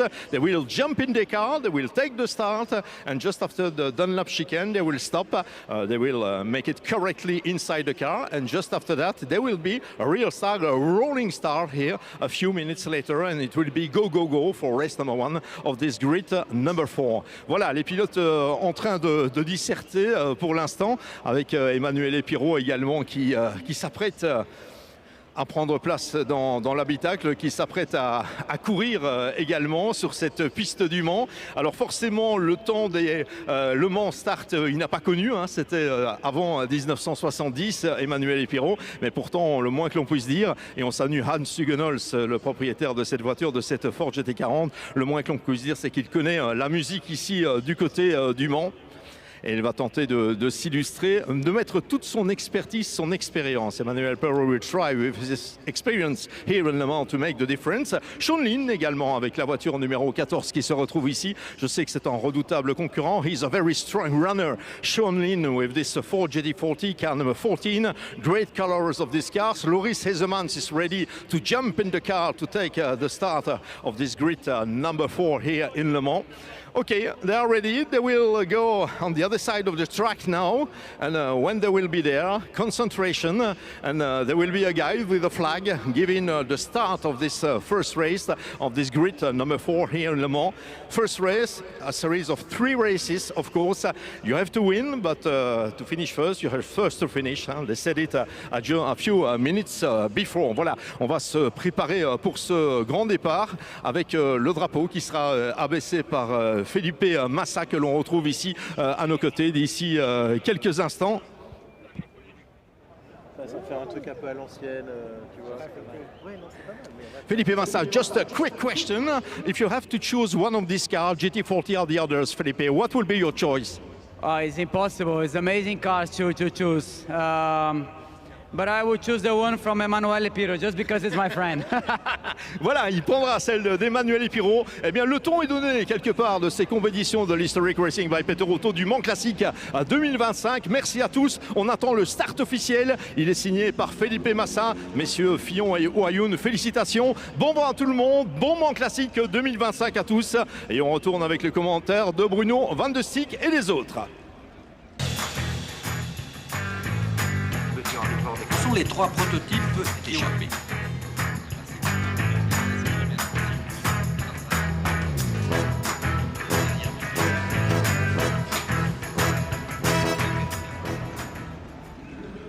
The world's greatest endurance race starts today in northern France. It is the Grand Départ of the Tour de France.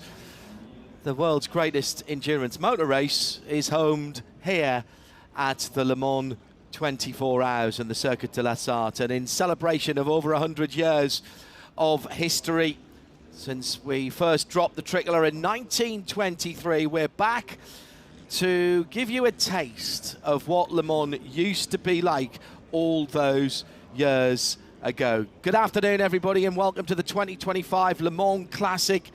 Peter Otto and the ACO, and this is the start of a brand new era, as well as our Grand Départ this afternoon for the plateaus of cars, the grids of cars that will be racing through the night into tomorrow afternoon, because from this year the Le Mans Classic becomes an annual event.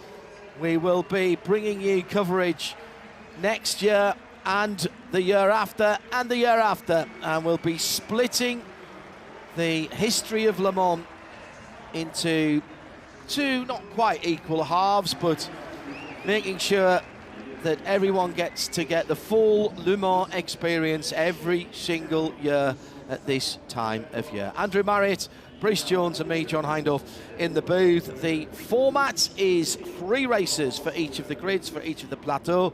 You add the times, the finishing times of each car together, and the one with the lowest time at the end of tomorrow afternoon is the winner in its class. That sounds pretty simple. It's a fairly simple concept, in fairness, but there's an awful lot between now and then, and some possibly the best and strongest grids that we are going to see are in these first 3 races today, Andrew.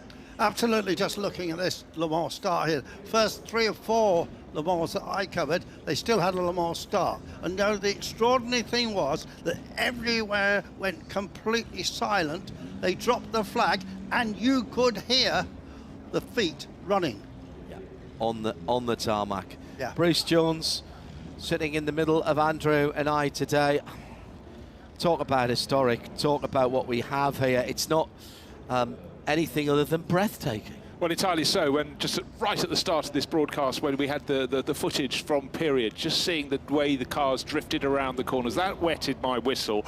But what's about to follow? Of course, this is like a dummy Le Mans start, as explained to us. They'll come across, they'll get in their cars to start their formation lap. Then we'll have the rolling thunder when they come around. It's going to be magnificent. Some of my favourite cars in the world are in this field.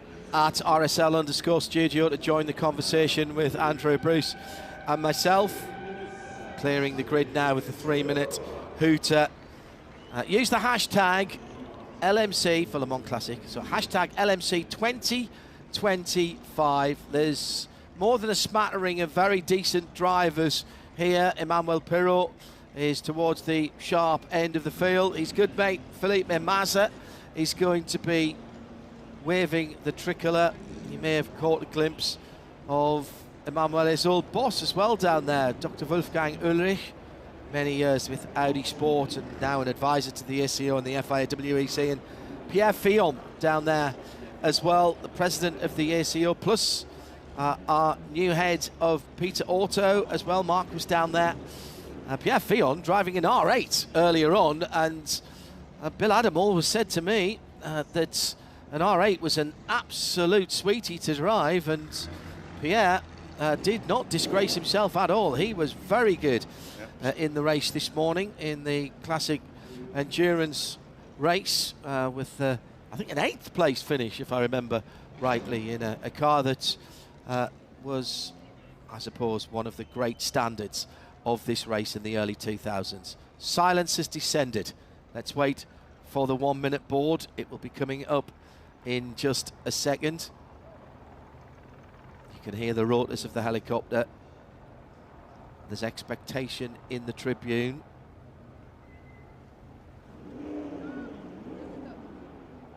Oh, somebody jumped the gun with the firing of the engine. I think that's in the pit lane for the next grid, actually. And it's great to see packed grandstands here. The drivers of the nearly 80 cars, so 80 drivers spread down this front straight, just failing to need to use the curve towards the Dunlop bridge and chicane. And now the tension. Just imagine what this would have been like back in periods. Drivers struggling with the seatbelts, not getting the seatbelts fastened, and of course the great protest by the original Mr. Le Mans, Jackie Hicks, who walked across to his car, fastened his seatbelts correctly and was last off the grid in a race that he came through to win. Prior to that, of course, there weren't seatbelts. It was the seatbelts that changed. 30 seconds. I don't even think if I was at the back I'd be able to see the man with the flag. No?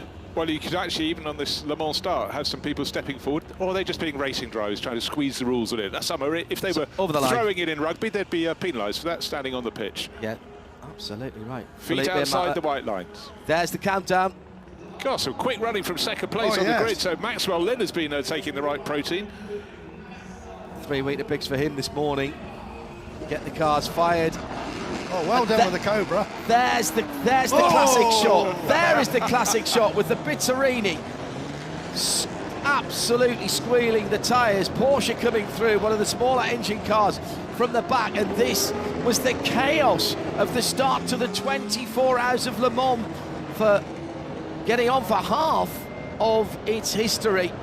But of course, John, in the very, very early days, as you mentioned earlier, the ones with the largest engines started at the front. Just have the little nippers, they'd get out faster, but then as soon as the more powerful cars had the power down, they'd blast out. But here they're just getting into formation. After the first two went showboating with Liam Hazeman's taking the prize for the hilarious getaway in that black or very, very dark blue Bitserini.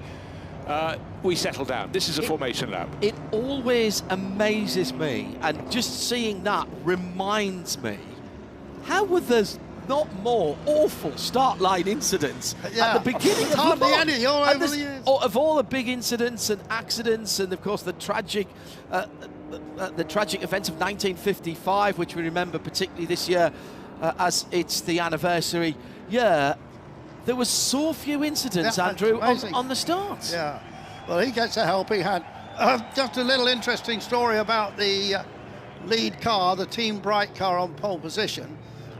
Bruce and you remember this, they built 32 road-going GT40s. They built, not racing cars, they built them for the road and sold them for the road. That happens to be one of them, being converted into a full race car. Not that there was very much difference, but I did actually drive one of those cars many, many years ago up in Derbyshire, which I think was owned by JCB, by Anthony Bamford. Well, of course, that great digger company, they have had a huge history in the sport, haven't they? They appreciate their cars. Did they build their own circuit? I thought they had a little circuit they took the cars around. Maybe I'm wrong. Pascal Rappelling, the Frenchman in the Jaguar E-Type, was the last man off the grid, but he will be allowed. Well, it's at the discretion, actually. He'll either be waved through or told just to sit at the back. This is a 43-minute race, and we're just after 4 o'clock, the traditional starting time, and everybody forming back up into their grid positions. And a 3-minute pit stop, I believe. The cars will be brought around. Every race that we cover, in fact every race this weekend, is a rolling start, and these plateau races, we had the amuse-bouche, if you will, that's good, yeah. of the invitation, the guest racers this morning. They were all behind the safety car as well to start, and a rolling start. My goodness me, what entertainment that was. And of course, some of those cars, and in fact even cars newer than that, will be part of Le Mans Classic and the brand new in 2026 Le Mans Classic Series, which is the new name, Bruce, for Peter Auto, which we're covering for World Feed TV for the first time this year. We have subsequently found out we're going to have more classes and more cars next year.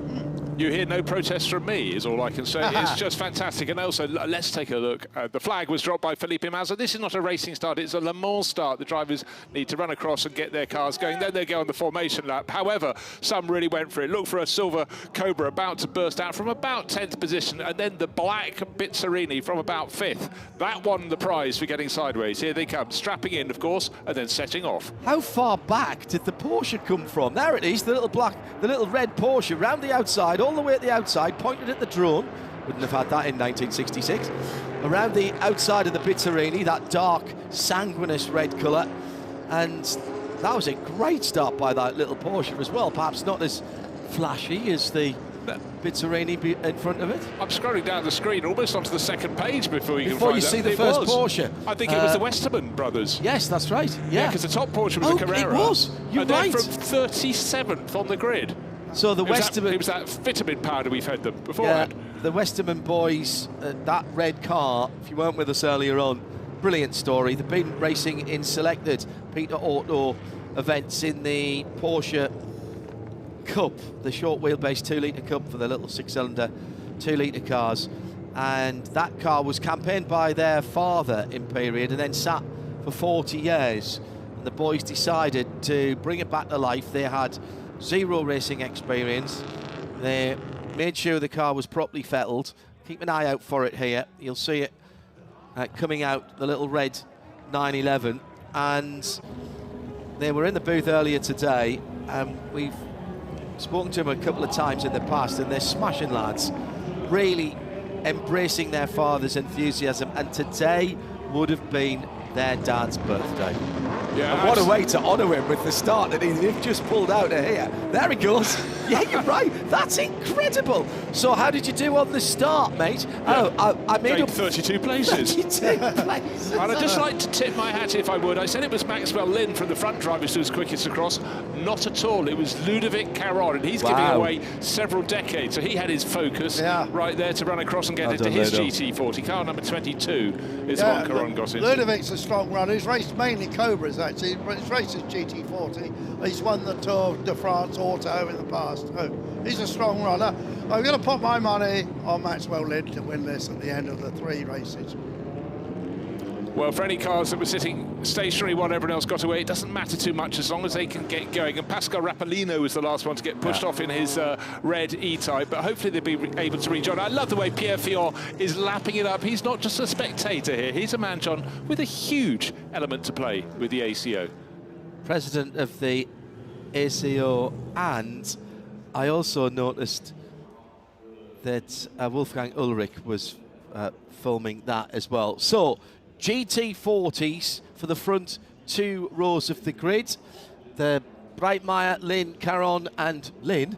Those are the top 4. Now, there's actually 2 different classes of GT40s here, which I haven't really got my head around.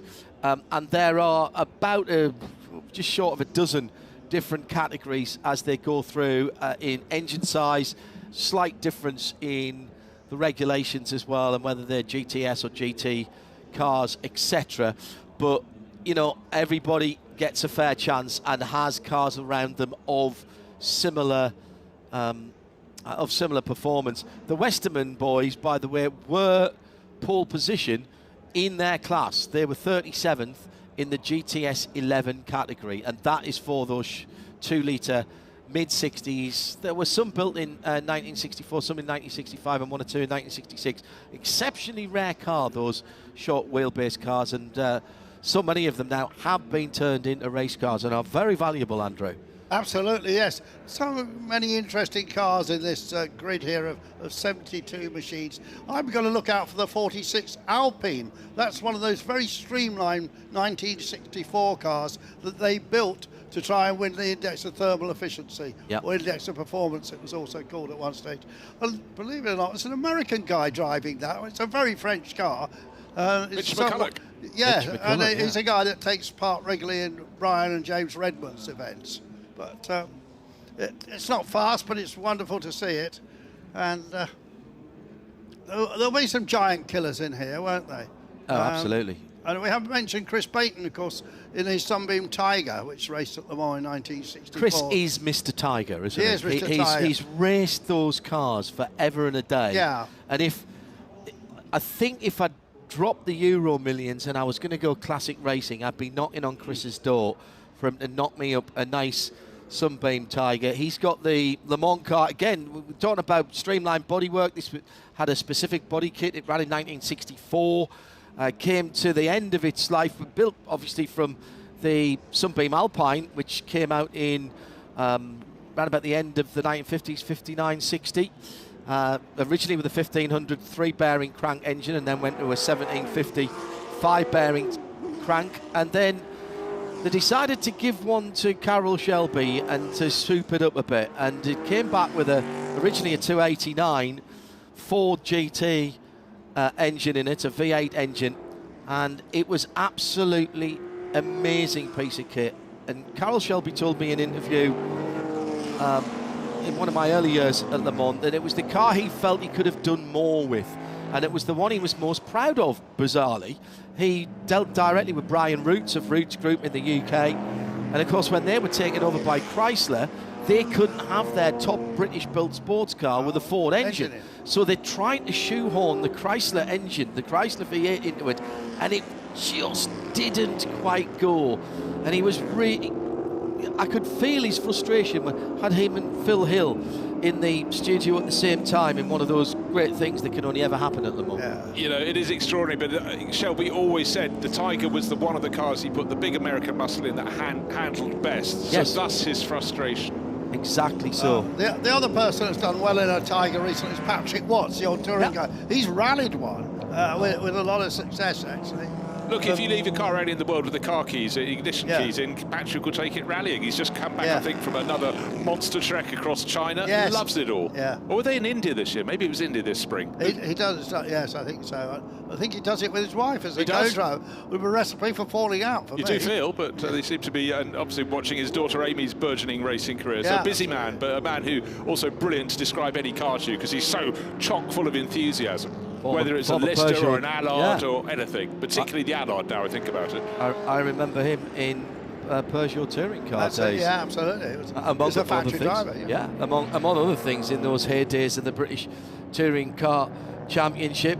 So we did the Le Mans start. We've got everybody rolling. The clock has not yet started. That's why it's 43 minutes in the hour, because we're already 11 and a half minutes past 4 o'clock, Central European summertime, the traditional and classic Le Mans starting time, elections, strikes and major football tournaments notwithstanding. And they are coming back towards us now from pretty much the furthest point south at Arnage Corner, and looking an absolute picture in the sunshine. In fact, has it just slightly clouded over a little bit? That'll be good news for the tyres. One sad non-starter, GT40 of the president, chairman of the Ford Motor Company, Jim Farley. Is Jim actually here? Yes, I've seen him. He's racing another car. Right, okay. Meant to be sharing with Eric van der Poel. Right at the start of practice for this, car went out, had some terminal engine problems, so they didn't even get a lap in. So, but he is in a Lola in Plateau 6 with Van der Poel. The more contemporary BMW leading them round. BMW and Porsche, the two major manufacturers supporting this event this year, and they've been giving extremely rapid track driving laps with their array of instructors and ambassadors in some of the breaks yesterday. and today had full practice and qualifying yesterday into the darkness hours, and those around the circuit reporting that it was absolutely stunning when the sun dropped. We'll get into the gloaming tonight before we call it a day and come back tomorrow for another part of our broadcast. If you're joining us, welcome. This is Le Mans. This is Le Mans Classic 2025. Now an annual event. And this is the last of this format of Le Mans before we do the split format next year and the following year. And it will also become the Peter Auto Classic Le Mans Series. To the tricolor then for the first race of the plateaus in the substantive Le Mans Classic for 2025. The lights are green, the race is go, and jumping away, the Ford GT40s, 1, 2, 3, 4, 5 of them head towards the first corner, and the darker blue car with the yellow stripe looks to have the inside line into Dunlop chicane, but very, very brave on the brakes around the outside and under the Dunlop Bridge for the first time. It's a classic television shot as they go out of sight with the tails away, and well done to the director for holding on to that tails away shot for just a little moment longer. Down through to the Forest S's, and it's all Fords at the front, and the Bizzarini is the first non-GT40, exactly as we expected. Well, absolutely brilliant start, and the move around the outside from your man Maxwell. Linear tipped him, but that took Emil Breitmeier being prepared to play as well. But the sound of the GT40s, and again, the mix with the Liam Hazeman's driven, Bizzarini trying to hang on. This is wonderful. Pirro in the light-coloured car, which has got no roof. That's effectively a GT40 Spider. And you can just see the helmet over the top of the header rail there, side by side at the front, and the classic red and white colours trying to come down the inside to the Daytona chicane, but can't make that one work. Pirro still in third position, and then coming through Ludo Caron as they file through, and those top six, Andrew Marriott, are breaking away. Yeah, absolutely. So the Belgian got past Lynn again. I didn't quite see how he did that. It seemed to be just on pure speed. It did too. Coming exactly out, he had a very good exit by looks into, or maybe it's got a bit more grunt from his engine, but coming out of Tetre Rouge, he had loads of power in hand, and the momentum took him through. Again, first chicane, things going well. Our friends, the Westman brothers, in the middle with some much more powerful Mustangs around them. But up front, this is classic racing. For a lot of people, this is the price of the admission ticket on its own. Yeah, they've moved up a position. They're on the first screen, which means they're in the top 36 in the best of the 2-litre Porsche 911s, the GTS 11 cars. Well, just settle yourself down. Try not to get too excited about this, because this is what's going to be happening in 43-minute chunks for the next 24 hours. 18 races. Brilliant. It works so well.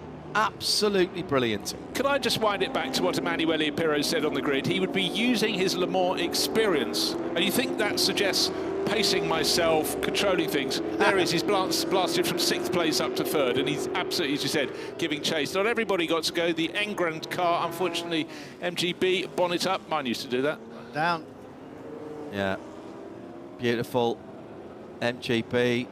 Love the colourway on that as well, with the racing stripes. Racing stripes are making a comeback, and I thoroughly approve of that. Pirro again, side by side into one of the trickier parts of the circuit, the no-name right-hander before Indianapolis. Then he goes to the over the top and then underneath. Now he's on the wrong side again for Arnage here in the just off-white number 65, turning in and gets it done. A little bit of smoke coming from the Irish-registered number 83. Yeah, well, Maxwell Lynn just slightly outbraced himself, got it back onto the track, but clearly couldn't have the acceleration, and that was when Pirro pounced. Oh dear, Alex Ferriani, his Alfa Romeo tucked away behind the barriers. So Alfa fans, don't worry, there are some others in the race, but always sad to see such a beautiful car drop out. I'll take that back. That wasn't an Irish plate, was it? It was GIG 83, so that would have been an early pre-61 car number plate. I'm a bit worried about the Lind car, actually, smoking like that. I think he's possibly even getting a bit of oil on his rear tyres as well. Yeah, I think that's a very good point, John. Certainly at Indianapolis, the tail was coming around too much. I thought he'd just gone too deep into the corner in that tight left with Pirot pressuring him, but you could be right. However, I am going to award them a special prize because red cars and gold wheels, yes. And Ferrari Formula One, I am looking at you as I like the darker colours that you've gone to recently, but gold rims absolutely on a red car. It worked in the 60s, it can work now. Totally agree. Alan Mann Racing, not Ferraris, but obviously Ford, but red and gold, it works. Some earlier GT40s had wire wheels, you know. Yeah. And of course, some later had 7-litre engines. Yeah. Not a good combination. Not wire wheels until they didn't. Not always the most reliable, those 7 litres either. So we've got some yellow flags out on the circuit. That would be just coming out of the second chicane, and it looks like we've got a couple of stationary cars down there, including the number 33. Including, unfortunately, the Hazelman's Bizzarini has tumbled down the order. Remember, that was running in 5th place behind the Ford GT40s, then it's synced as it just dropped back 1 to make it 5 GT40s ahead of the field, but that's dropped out of the wreck and it doesn't appear to have completed the first lap. You've got your entry list there, 33 and 80 have both stopped. 33 was that was the Alpha we saw being pushed back. Right, okay, number fine. 80. Yeah. I'll offer you Thomas Duquet and Valentin Simonet, one of the 4 GT40s. It's the one we saw on the grid, white with that beautiful green stripe up its middle. And just at almost at the same spot, the number 49. Oh, making me scroll up my entry list. And Julian Ellison in an Austin Healey Sprite prototype. That was the one, again, we saw it down on the grid with the different body shapes. So now we're starting to get the cars into their stride. It was very, very hot indeed during the qualifying sessions yesterday, and a number of the drivers I think that you spoke to thought that they might actually see faster times if it got a bit cooler. Yeah, but I noticed in the countdown when the cars are assembling on the grid, even though the sun had largely disappeared, it become a little bit, greyish. The track temperature was 40 degrees. Yesterday at this time it was just under 50 degrees. Yes, which is actually too hot. Correct. Now another MGB in trouble. MGB. Yeah. And something falling off its light as well. No, I think it's the number 60 car. That's just a cover, but is that the 60 car? Yes, it is. The red, white, and blue car. Yeah, the Baltic red, white, car. blue. Clement Daniel, or Daniel Clement, and Antoine Pine. What I love when you have a head-on shot like this is the different shapes of cars racing at very similar pace down the Mulsanne Straight. Ford GT40, AC Cobra, Ferrari 250 LM, Jaguar E-Type, Bizzarini, and then the Tejero falling back a little bit. It's got the unpainted nose showing the scars of battle, but it's had that all season. Yeah. And don't make the car heavier by putting paint on board. They've added a few extra scars. They have, on the back as well. Yes, look, front and back. Oh, and he's gone very wide at the second chicane. That looked like a brake issue for the Tejero, and the hand-beaten, hand-finished bodywork, and that, I think, is that car's day done as well. No. And this, for anyone who has hopes of getting a decent result, like this beautiful green Ferrari down in the pit lane. That's the Jan Magnussen car, isn't it? Yes, it is. It is. It's the 275 GTB, which to me never looks like a likely racer. It is so elegant. Look at the AC Cobra. Not elegant, but very, very effective. That's a brute. The counter. I mean, the AC Cobra is a brute, isn't it? And, it looks like that. And it's basically saying, come on, have a go if you think you're hard enough. So the coupe and the hardtop shown there. Actually, they're both hardtops, but one is in the coupe style. And actually, that roof on the blue car seems to be moving around a bit more than it should as they hammer their way out of Mulsanne corner down the right-handed kinks. Those blue and white curbs. Took a good look at them at Le Mans 24 hours a couple of weekends ago, and even in the wafty goodness of a Range Rover, they are pretty extreme. You'll not see any of the drivers at the top speeds that they are hitting around here going for that. Big bit of unburnt Aramco fuel being shown from the back of that E-Type. Sustainable fuels for all of these cars, thanks to Aramco, who've been working very hard with the organisers. Yeah, that's the Della Show car, the one that's flaming out there, but the AC Cobra's going, you know what, I'm just going to get away from you. I don't want that smell. I'm going to give you the pass. But, oh dear, there was the number 33 Alfa Romeo we mentioned, pulled off 72, the Fillon car. This is François Fillon and André Raulin. 3 abreast. Sorry, I just have these moments. I look at the screen, it's just almost too glorious for me. 2 E-types and an AC Cobra giving it everything. One driver you haven't mentioned yet is someone who's had a huge amount of success here, the former champion in LMP2. It's Roman Rusanov, the Russian driver. Now, he is racing in the entry list under another name, but he does have his real name on his race suit, so I think we can mention him. But he's driving a Jaguar E-type of all things. We've seen him racing in the Porsche 2.0 Cup all season. Yeah, he's racing with Evgeny Kliev, isn't he? Yeah, so he was G-Drive, wasn't he, for a number of years? Yeah, he was. Right. LMP2, loads of success, but yeah, nothing gets past you, Andrew. No, belts on a race suit, got it. Well done, Clouseau. If he wants racing under an assumed name, put the assumed name on your race suit. Yeah. Okay, we're going to go down into the pit lane because we saw the Ferrari, that beautiful Ferrari that Jan Magnussen was down to drive. He's out of it and the car's not moving. In the pits with Jan Magnussen. Of course, Jan, it's a bad start of the weekend for you with this car, this wonderful Ferrari 81. What's the problem, Jan? So I think it's a clutch problem. All the liquid came out into the car, into the pedals. So there's no real use continuing, so stop, try to fix it. So at least the guys can have some fun for the rest of the race. But yeah, other than that, a fantastic event. So thankful to be here to drive these cars in front of all these people. Loving every moment of it, even the moments that aren't going so well. Jan, you drove Formula One. You were so many times here in Le Mans, driving Chevrolet and so on. What's the feeling by driving this kind of old car on this track? Yeah, so this weekend I'm driving a few different cars. Group C2 Tiga, a Lola T70, this Ferrari 275, and a Marcos. So it's quite a variety of cars, but I enjoy all of it. It's racing, it's competition.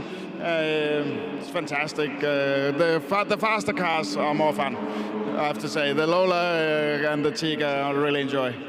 You understood it. The weekend of Jan Magnussen is not over. Thank you, Vincent. Thank you, Jan. And he's pulling the best out of that. I think that's brilliant. 2 Ford Mustangs battling 2 Lotus Elans with 2 E-types ahead of it. It's like somebody's got a very expensive skill extra set. That's a big shot. This is the number 24 Jaguar. This is the Verling and Lecu car in the 1964 coupe. We're seeing rather too much of the straight 6 engine there. He's just got a swapper on, I think. Yes, he has, and that's through the end of the Porsche curves. There's not that much room around there, and some of that concrete is unguarded. Carlos de Quesada, by the way, whilst we were talking to Jan Magnussen, had a spin and recover in his Porsche GTS, and it was probably a bit of an unsafe range join in front of the 2-tone Bizzarini, among others, actually, here were coming up the hill. But Carlos has got that going again. That was the number 50 car. Yeah, one of those moments in the commentary box where you go, look at each other, drawing your breath and go, whew. And you noticed he managed to get his hands off the wheel just before it went in. We saw him holding them up. Yeah, 3 Japanese chaps here having a wonderful time. Look, but not so wonderful now because they've got a problem. Yeah, and this is, I think this is a bit too early, and one of the TZs has got a broken left rear suspension, or maybe a drive shaft even has gone on that car. Yeah, that was one of the Argentinian ones. That's the one with the lovely Argentinian flag on its tail. Oh, pit stops, gosh, all problems, they suddenly come in flurries, don't they? Yeah. So how disappointing. Your teammates done a good start to the race, you do the pit stops all tidy, and then as you leave, you have a mechanical failure like that, and clearly with the left rear wheel at an angle, ain't going any further than Alfa Romeo. All of these cars who are in now, this is too early for the mandatory stop, I believe. So they will have to come in again. It may be some of the cars with 3 drivers are doing 2 stops. I agree. I think they're choosing to do so. God, I love having battles in pairs of cars as well. Just seeing a couple of 9046 Carrera GTSs fighting over 21st and 22nd position. But in fact, the red one in that mix is the recovering one of Carlos de Quesada. So he's caught and passed the silver version. He should get away. Then he's got the very capable Catesby Jones waiting to take over. When you get to roughly the half distance in this race, but we haven't got there yet. Yes, that is the Koenig family outing, the GT Silver car. And Carlos de Quesada's car, and I think it was Carlos who did start that car. He was a bit on arms and elbows at the Dunlop chicane, or the entrance there too, and he's managed to clip the indicator, which is still flashing to the right. So we've moved into a slow zone situation, which is taking up most of the Mulsanne straight, and there's some yellow flags as well in the Porsche curves. But what we're seeing as they get up to that point is our race leader, the dark blue and yellow striped GT40, that's Emil Breitmeier. Pirro in the cream coloured GT40 with Maxwell Lynn right on his tail. The yellow TZ keeps out of the way, but they've got to watch those slow zones. They're coming up a bit further around the lap, but press on they do. GT40's first, second and third. First 3 cars covered by 1.1 seconds. Oh, yes. Yeah, I got the feeling that Maxwell Lynn, I was a bit worried about smoke out of the back of the car. It could be a bit of oil. So it doesn't seem to be happening anymore. Well, I have a feeling it's going to start challenging for the lead again. Thought for a second that sometimes it's the way the light catches. I thought the left-hand side door on the third place car, it seems to be blowing in and out a little bit. But I was just looking back down at the Mulsanne straight towards the first chicane. They're just leaving the second now to see how far back the second Sean Lynn was. He's 25 seconds further back, but this is good to see. Not the broken E-type, but the fact the driver has climbed out, because it was quite a big hit. Problem at Arnage for another one of the triple driven cars, the E-Type. Now that was a GT, a Ford GT with a door that's been opened and closed. They are right-hand drive cars, of course, and a moment or two ago, the recovering Elan down the inside. Now, I think a Porsche 911 of that age is a small car. It looked huge next to that Elan, didn't it? The Elan was a scale model, I feel, in comparison. 7/8 scale, a bit like a midget racer. We got the leaders coming through the traffic as well now. Some of the faster cars maybe that didn't quite qualify as well as they should. There's the 80 GT40 in the old Team Elite stroke Sid Taylor Racing colours, and they never raced a GT40 in period in those colours. Lots of loader T70s, but never a GT40. Yeah, but people love the colour scheme and they love stripes. Well, I thoroughly endorse anybody who digs up a good colour scheme from period and puts it on. And I mean, great if it's on the car. It raced in period, but you know, if you've got a car that is something a bit different or looks good. Nick Padmore's car in the pit lane as well, the Cobra. That's a very famous car, isn't it? With that registration number on it. Sharing it with Tony Sinclair. They share a Lola sometimes as well in the 2-litre sports car class, but this is a case of driver out, driver in. But, you know, even drivers of medium size find it difficult to get in and out, and that was Tony Sinclair being dragged out of the car and Nick Padmore putting his seat insert in. But you look at the length of those doors, they're not long and the height's not high, so you really do have to fold yourself in. Yeah. Make sure those belts are tucked to the side before you climb on board. We haven't had the note from race control, but I believe we are in the window for the pit stops now. I think it started about 2.5–3 minutes ago. So through the leaders come. It's top 6 now at GT40s, with the Bizzarini having dropped back. And it's the Ferrari versus Ford at the front of the field, with the Van der Lof 250 LM, the first non-Ford, and then the Shelby 289 behind it, which is another Ford engine, of course, and then the Lee Moore, Phil Keen Jaguar E-Type. Watch that car. They are 100 seconds behind the leader at the moment, but Phil Keen to finish this race, and Lee Moore can pedal that car, but so can Phil. Yeah, no, absolutely. Phil as he pointed out, it's not sure he was born in the right decades. He can go 8 to modern easily, but put him in an E-type, he is almost on another planet to all his rivals. So what a support driver to have. So Emmanuel Pirot has stayed out in the number 65, the white Ford GT, and he's disappearing around the circuit. Of course he is, because he hasn't stopped. Now the good news is the next tranche of slower GT cars are quite a long way down the Mulsanne Straight.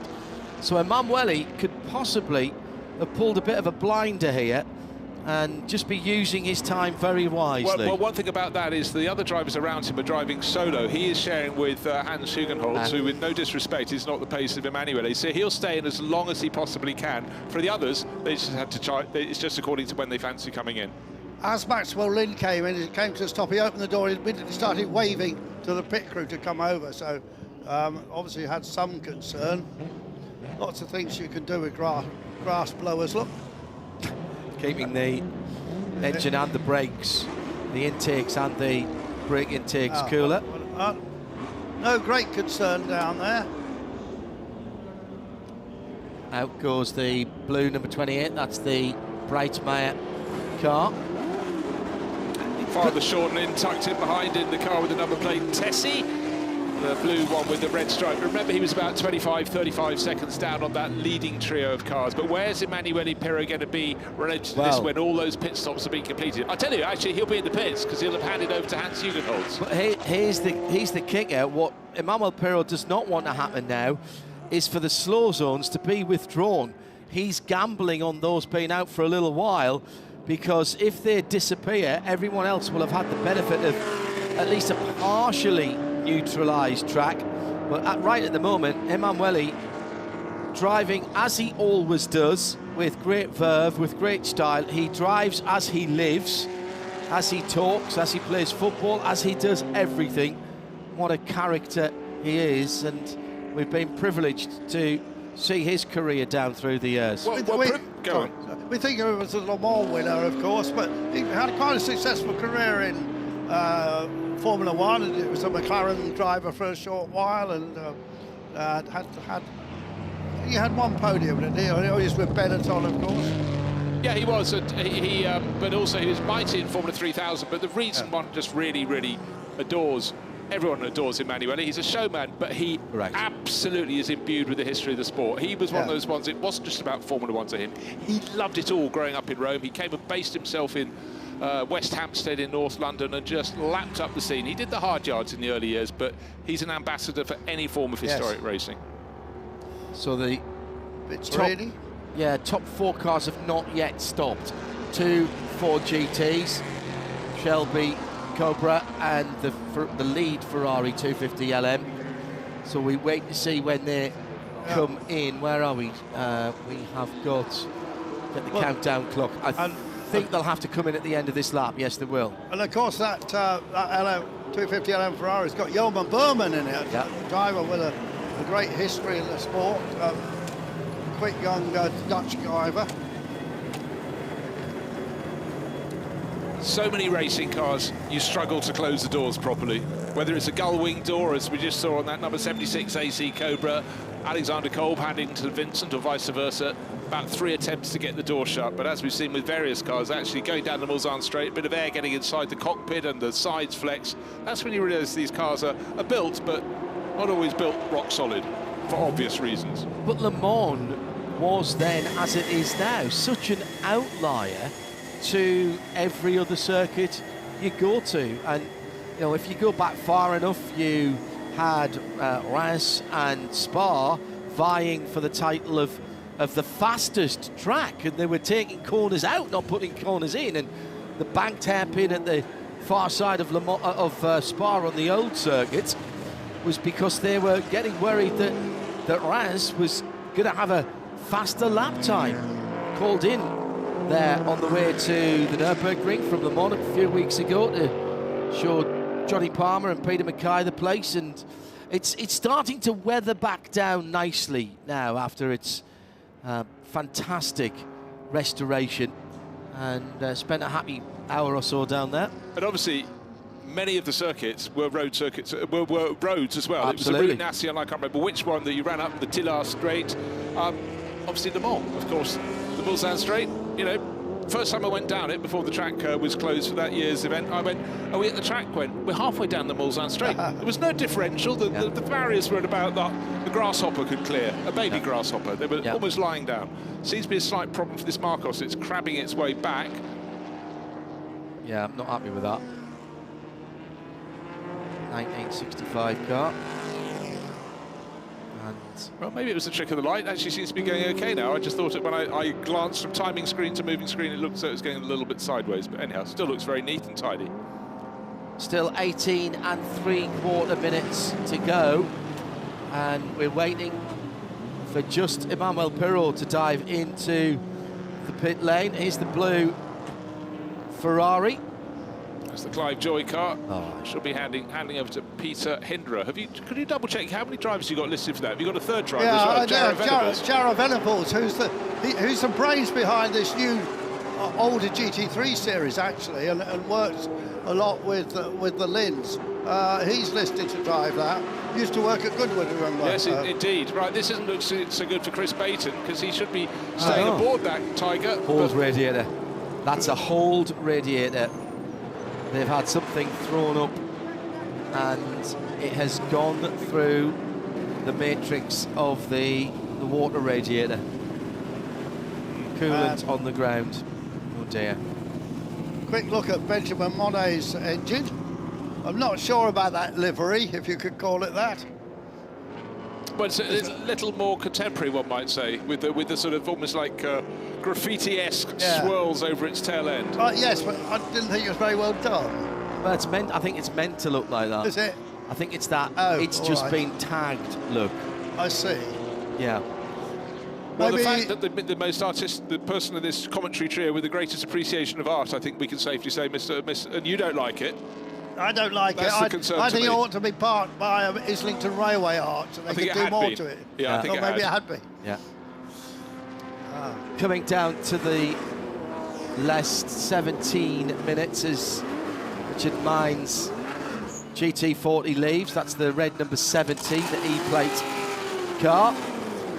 Now, a moment or two ago, we saw the side sight of the Sunbeam Tiger with the Ford engine in it, sitting in the pit lane. That is the Alpine M64, the streamliner that we talked about earlier on. But let's find out what's gone wrong with that Tiger, Sunbeam Tiger. Here's Chris Pitt.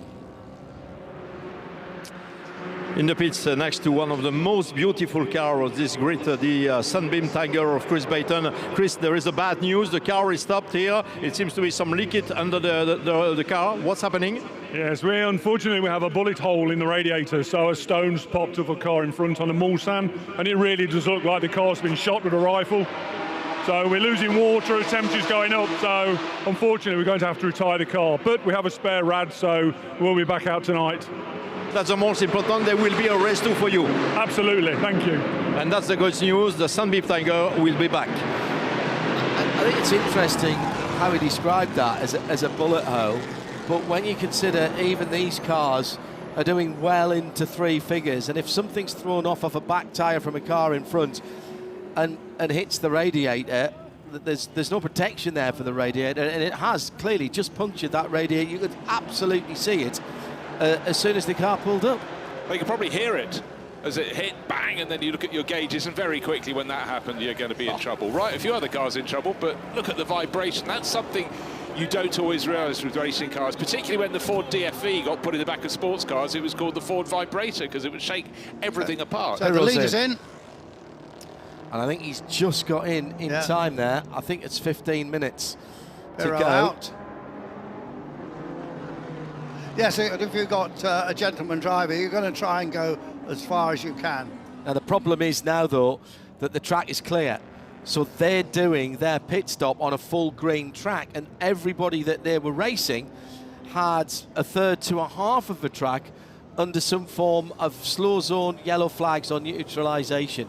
So the advantage that Emanuele has pulled out will be dissolving. He's still leading at the moment. We've got to wait for the Brightmeyer Fords to come round, the number 28. That was the next car back, and then it was the two Lins in their GT40s, and then keep an eye out for Jelmer Berman in the number 35 Ferrari 250. What you see in a lot of these GT40s is a bubble, a dome in the roof, and that was because of Dan Gurney. It was because he's a tall driver. Pirro's a tall driver. Hans Hugenholtz is tall as well, and they just had to push his helmet down slightly before they closed the door. Shorter driver's not a problem, but I can guarantee if you sit in any GT40, it feels really, despite being a broad car. Here's Emil Breitmeier. He doesn't need the helmet bubble. He's not as tall. He needs something for his elbows because he's really getting them out through the final sequence of corners. I actually thought that was Pirro's helmet when I first saw that earlier on. My apologies for that. Yeah, it is absolutely spot on. The De Roy brothers used to rally across DAFs with big lumps in the roof like that when I remember back. Right, let's get some more. Interviews from down in the pit lane, and seeing as though he's just got out the car, who better to talk to than Emanuele Pirro?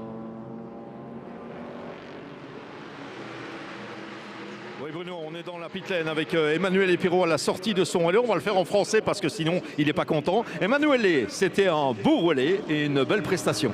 Oui, je suis vraiment content parce que dans les essais, on ne pouvait pas vraiment découvrir le potentiel de la voiture.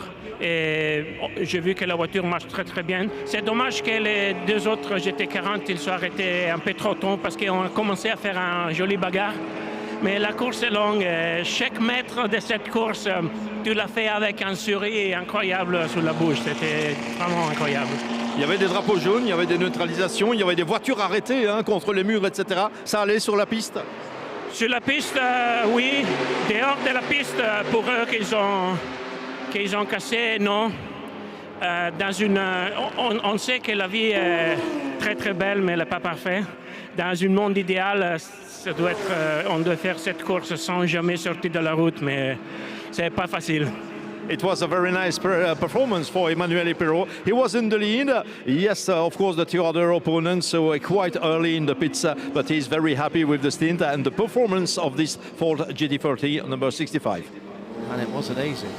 It's pas facile, said Emanuele. Also one of the last of the pit stoppers, the Jelmer Berman driven Ferrari, so didn't quite get to come through into the lead. I reckon it's going to be the number 28 Ford GT by about 7.5 seconds from the best of the Lin GT40s, then Sean behind Max, and then is the now Hugenholtz driven 65 car. I'm not entirely sure that Jelmer drove the car. He was leaning in to talk to Alex van der Lof and was already in a baseball cap. So unless he was a very quick change artist. Oh, unfortunately for Lotus Elan fans, one being wheeled away. We saw this one already had a problem, but hopefully that too will be something that can get fixed, like this number 61 Sunbeam Tiger for the night race, or at least for tomorrow's third race, which is held in Daylight Hours again.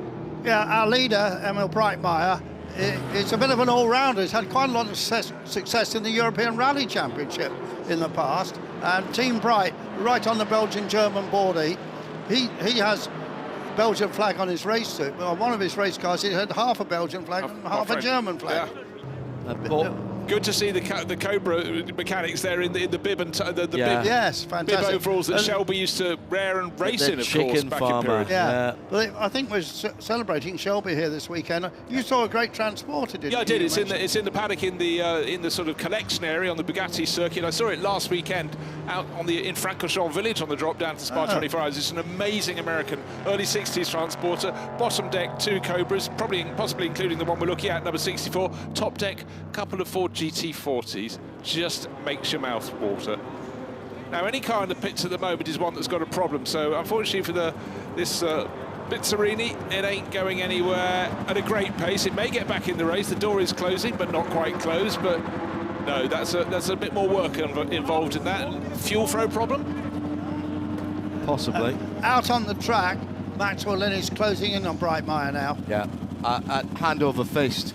And with 9.5 minutes plus still to go, it's looking like Andrew's pick for the win is looking pretty pretty steady. But John, it's not like a normal race. You've got to win it. You haven't got to win this race. If you're right up the guy's boot, because it's all about the time of the 3 races. It's about the addition. You don't have to go gangbusters to try and get the win.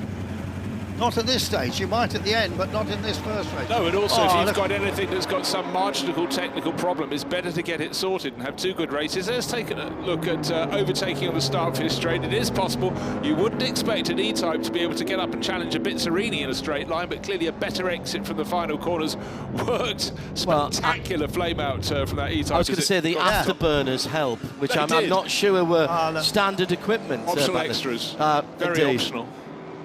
Great looking Alpine. Of course, their attempts to do great things at Le Mans, they started to understand they need more stability and putting those extra long flanks on the tail. And there's some continuation models of those being built as well. Really? What isn't having a continuation model being built? I don't know. Not much. And, I mean, that Porsche we've got that was dropped down the field now, but the Quesada car and the Catesby Jones car, that's built in America. It's only built in the last 4 or 5 years.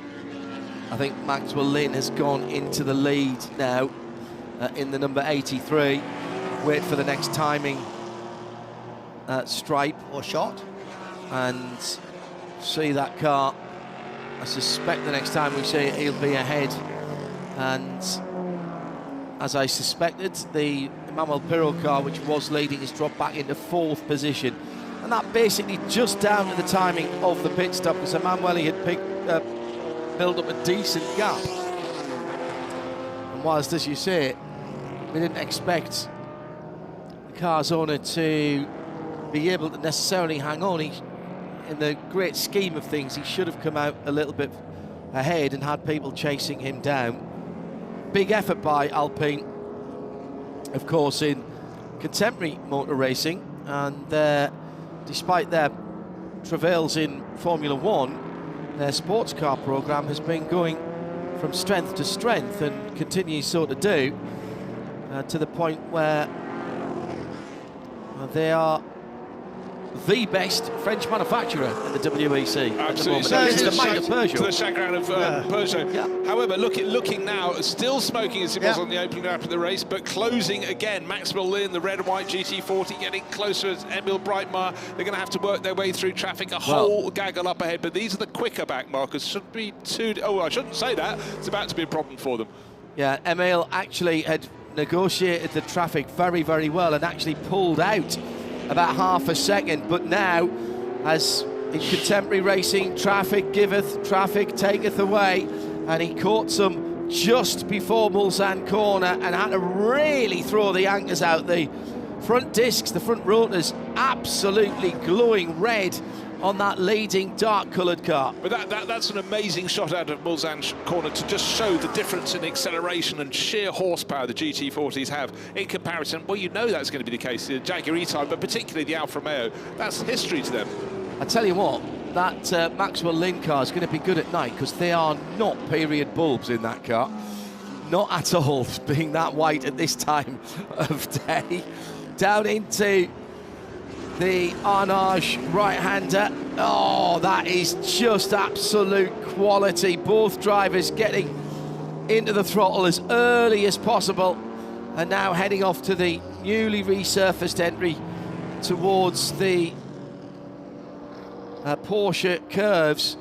And I tell you what, Andrew, your bloke in second here is going to have to use the traffic carefully here, because he has not got the straight line speed of that lead car.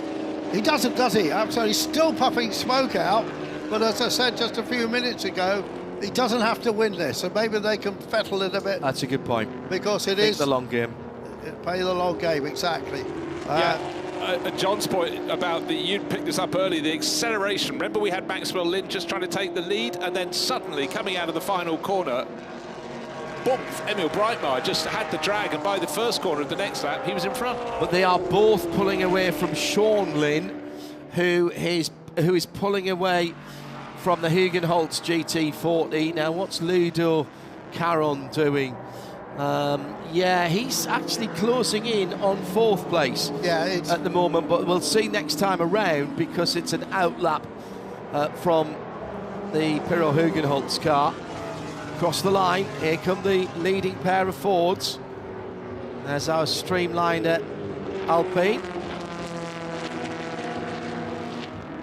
And if you think you know the Hindhaugh name, it's not only Hans, the driver, but his father was the original famous circuit designer, designed Zandvoort and Suzuka. And Suzuka, indeed. Yeah, they're the two main ones. Yeah, Suzuka, well, world famous. Zandvoort has had its highs and lows, obviously going earlier than Suzuka, but Suzuka, a real driver's circuit, and I think he looked, listened and learnt, and the family still sort of races in as many categories as it can. Great to have those names still with us. I tell you what, this is a quality race going on at the front of the field. There might not be door handle to door handle, but these guys are having to make the decisions that multi-class racing demands of drivers from all eras, has done for many years. Is there still Alex van der Lof in this? You thought you saw Jelmer? I did, Jelmer, unless, actually I don't know what Alex van der Lof looks like without his helmet. If he's the identical, if he's the spit of Jelmer Berman, then it was him, but it was Jelmer Berman outside the car. That's an elegant car, isn't it, that Ferrari? Oh, supreme. Jelmer was a bit of a race in that whole, one of those funny Super League Formula, yes. I think he finished second one here, didn't he, at Football Club Series? Yes, it was a strange combination of football and motor racing, but you put him in anything. We see him every year at the start of the Dubai 24 Hours. He's such a good driver. But the proportions on this 250 LM, he says, segueing into another matter. If you had to design something just for beauty as opposed to purpose, what's more beautiful than one? Two. He's catching up with Clive Joy's version and going a whole lot faster. I'm not convinced it looks right in blue. Yellow. Yes. Not that shade of blue. It's not Tour de France blue, is it? No. It's just it's a bit lighter. But there are echoes for me when I look at the new GT3, the 296 GT3 with the 3-litre engine, and I look at the rear three-quarters of that car. That's the car I see. Yeah. That is with the way that the rear fenders come up and over, and I have the intake on the back of it. But you're Clive Joy, you've made a lot of money out of aircraft leasing, you've collected some lovely Ferraris. If you want to paint it blue, it's your game. Absolutely, I am just enthralled by this battle. At points on the circuit, Maxwell Lynn, he takes more speed into the corners, does not have the grunt, but either side of an AC Cobra. Here we're talking Schumacher and Hakkinen all those years ago, that going up the Kemmel Straight at Spa-Francorchamps, boom, starburst formation they were around a back marker. That was my only Formula One TV commentary that I ever did. So that was and what did you say at that point, or were you just go? There was a sharp intake of breath from me and my German compatriots, actually. It's really got right up the exhaust pipe. He can smell the fumes in the cockpit now. It looks as though the red and white car, the Maxwell Lynn car, is running more rear camber, and there's that smoke again. But there is, is it when he goes back to throttle, or is it when he comes off? I think when it comes on to the throttle. I think so. It's an odd one, but watch how much he takes out of the leading car through some of the medium quick corners. Yeah, that's the very point. It's not look, that's a very fast corner. He's made up nothing.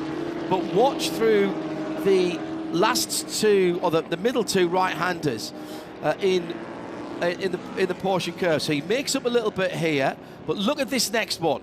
He really makes up some ground in this one and the next one. And I tell you what he does as well. He's later on the brakes, and every corner you're having to brake for, but then you get out of a corner, and Emil Breitmeier's got more grunt, that is for sure. But Maxwell Lynn could even be pressuring him into a mistake. But what's left on the clock? Just 30 seconds. That means the checkered flag will hopefully be stayed for another lap. We'll get, because I don't want this race to end. First of three, but bring them all on.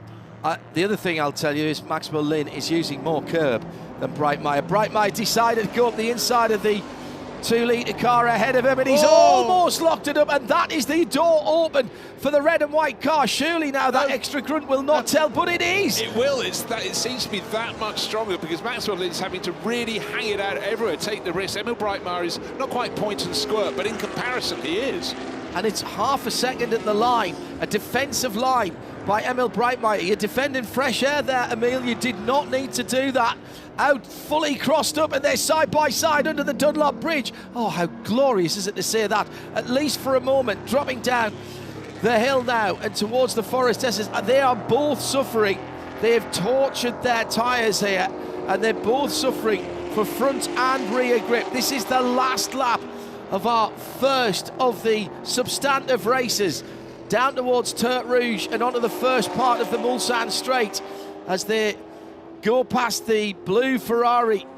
And again, Max Lind seems to be able to place his car in all sorts of different areas of the track. He's staying out to the right here, trying to get a bit of air onto the intakes to make sure that his brakes are nice and cool by the time they get to the Daytona chicane.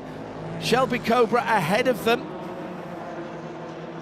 And 2/3 of a lap still to go. I think that's his, I'm not sure if it's his brother or father, but that gentleman there. It's another Brightmires have an amazing array of cars. That's absolutely stuffed the leader. Guessing the traffic, and the Cobra decided to suddenly change its line, and that has really compromised Emil Brightmeyer. When they come into picture, he's lost the place. He's lost the lead. The black, the dark blue with yellow stripe GT40 in second place. Let's see what he does when he's the hunter, not the hunted. Remember, he's around the outside, Bruce. He got straight in behind Maxwell Lynn. Max pulled to the left-hand side of the track, but Max should be able to hold him off on the brakes into the second chicane on the Mulsanne Straight. Can they both get past the E-Type? Yes, they can. Halfway around the last lap, or thereabouts. And Max Lynn now has to make the advantage count. He was there. He had the opportunity.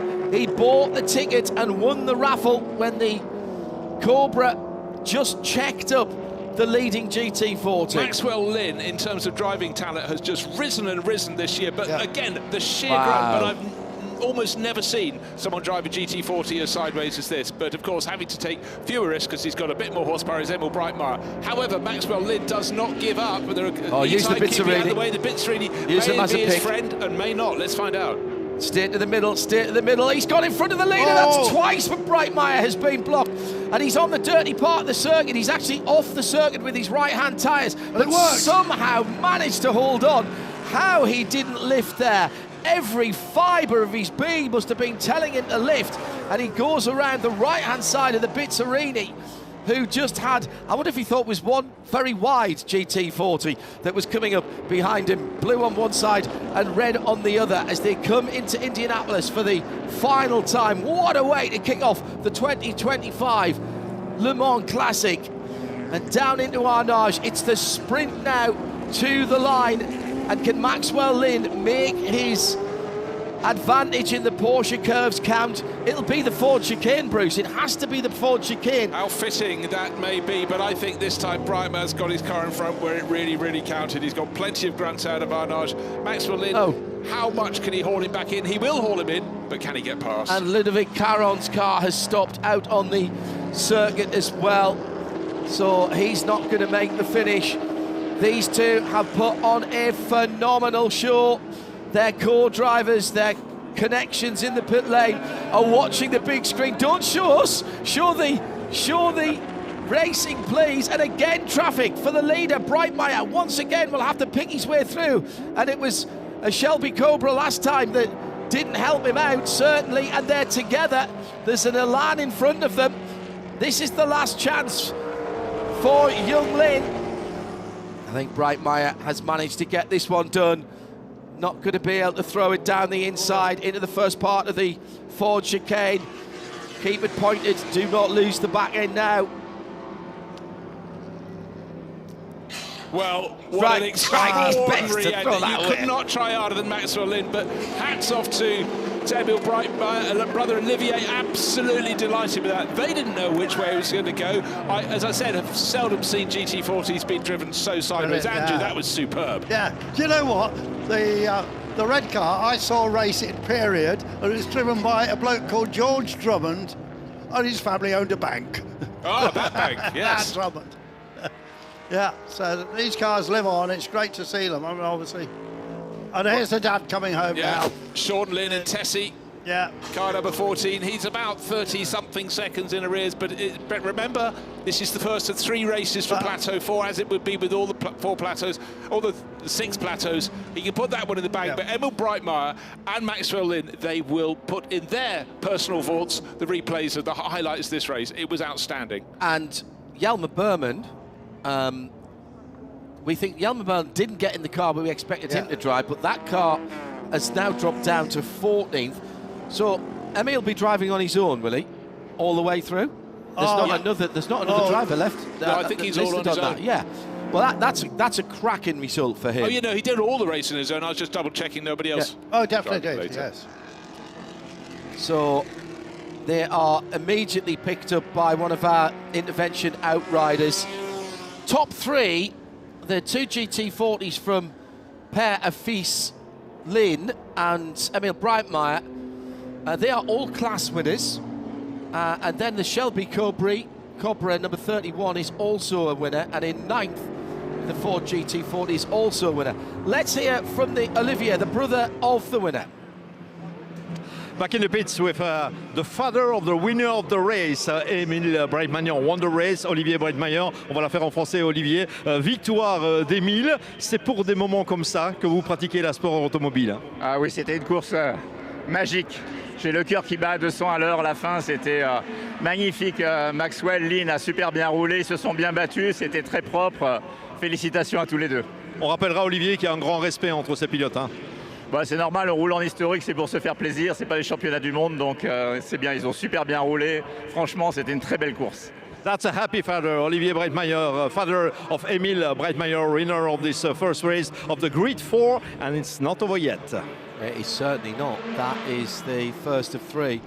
Father, should I say, a very proud father, had no clue which way that way was going to go. And, I mean, Maxwell Lynn charged up to the back of them, and I had already given him the lead when it was down to 2/10 at one of the, what was that, 3 laps before the end of the race. And I felt sure the next time we saw the cars and when they went through the next time split, and when we went through the next time split, it was 1.1 seconds. So fantastic, absolutely fantastic. Well, Ford GT40 is famous for endurance racing. They work pretty well over a 43-minute sprint as well. Luckily, we've got 3 of those, 2 by day and 1 in the middle by night. But, well, that set the plateau trainer rumbling. That was the first one. 3 more, followed by 3 more. Well, as we take a breath, let's take some more atmosphere and some reaction from that. Vincent down in the pit lane. And amongst the personalities, he's in Le Mans for this Le Mans Classic, Jean-Pierre Gagic. He's a well-known French journalist.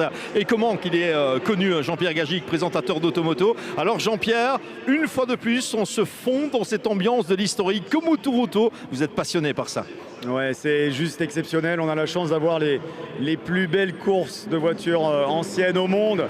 Le Tour Auto et évidemment le Mans Classique. Moi, ça fait quelques éditions que j'ai le privilège de courir ici et à chaque fois, c'est un rêve éveillé, c'est incroyable. Alors, vous pilotez ici une Shelby Mustang, je pense, hein, GT 350. Ça se passe comment avec cette Mustang? Eh bien, très bien. C'est une voiture qui marche très bien. Bon, il n'y a pas beaucoup de freins, c'est une Mustang. Mais on s'est bien tiré la bourre avec l'autre Shelby de Laurent Desplaces. On a fait 5-6 tours vraiment à la bagarre et c'est ça qui est merveilleux au Mans Classique parce que c'est avant tout une expérience. On est là vraiment pour en profiter, en faire profiter le public, mais on trouve toujours des voitures avec lesquelles se bagarrer, c'est top. Ça veut dire qu'il y aura un automoto, le Mans Classique, Jean-Pierre? Oui, à la rentrée, on a une équipe qui tourne et qui va suivre un petit peu tous les plateaux et essayer de profiter au maximum de cette encyclopédie ouverte de l'endurance. Jean-Pierre Gagic is a well-known journalist. He's an excellent driver with the Shelby GT 350. And good news, in September, there will be a show on television about Le Mans Classic. Excellent. We wait the breath for that. He's clearly been enjoying himself. An encyclopedia of endurance racing is what he called this. I've got bad news for Westerman Porsche. The car did not make the trip and dropped down to 7th in the class, and it hasn't got back around actually. So it stopped out on track, unfortunately. Yeah, the winner of that class, the GTS 11 class, was the Danglad number 15 car, another one of the cars that we see regularly in that cup competition. Bit of a shout out for someone I see regularly racing in the UK in historic events, a number of different cars, and in the Peter Auto Series, Marc Drain, coming 2nd in the GTS 10 class. That's mainly for Lotus Elan's. The Butcher Vable car actually won that category in this race, but well done to Marc Drain. In a very creditable 20th-ish overall. That's very, very impressive indeed. Out of a field of 78 starters. I have to keep saying these big numbers because if people are watching for the first time, they really will be astonished by how many cars enter the plateaus. So as it stands right now, as they cross the line, Emil Breitmeier starts his account off in the best possible way and banks all of 0.454 of a second of an advantage. And that's the way we've got to think of it. Yes, he's won this, but he's half a second ahead of Maxwell Lynn with almost 40 seconds further back, Sean Lynn. Then the Hugenholtz and Pirot Ford at, 90 seconds. And then everybody after that was 2 minutes or further behind, bearing in mind that there's some classes in there. The Alex van der Lof Ferrari won its class. The Bizzarrini number 58 won its class. That's the Hishad Ebsen machine. And Daglan won his class, didn't he? Yes, absolutely. And the GTS 12 was the Jaguar E-Type number 34, and so it goes. And actually, through that. I have to say that Chris Marsh, son of Jeb Marsh, won the GTP 16 class in the Marcus 1800 that changed its engine overnight. Oh, wow. Goes out with Woodcock driving alongside him. 53rd out of 78. The Alpine M64 that we were following along with our American driver, that won its class, as well as the Mini Marcos as well, the Joffre Le Monde car, that won GTS 14. The 904 GTS won the TSR class down in 86th position, in 69th. I think it would have had a problem not winning it because it was literally in a class of its own, wasn't it? It was. It was.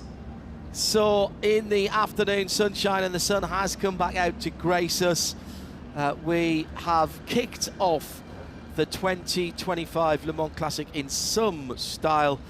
Thank you to Andrew and Bruce, and of course to Bruno and to Vincent.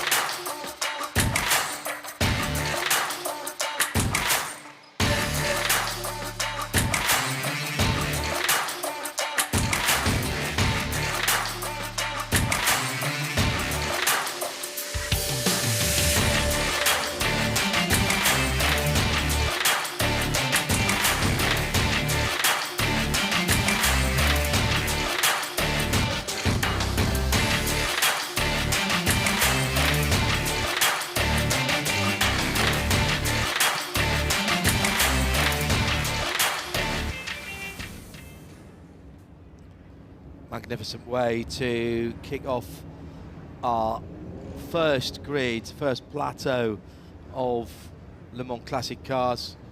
A 4:27.7 from Emmanuel Pirot was the fastest lap in that race. Now BMW's heading out onto the circuit with a fleet of M4 and M4 Tourings, and of course also with our fuel partner Aramco. The lucky recipients of these very rapid experience laps. And I think, John, we've just seen a race where the cars have been on the ragged edge. Yeah. They make these look slow, but I can guarantee they're not going slowly through the Forest S's. You can hear from the tyre squeal a lot of effort is being put in, but these cars, wind the clock back 20 years, the horsepower figures that these have would be unimaginable, well, wouldn't this is DFE numbers. You're talking 500 plus horsepower in a 550 actually in the CS, which now does come in the Touring bodywork as well.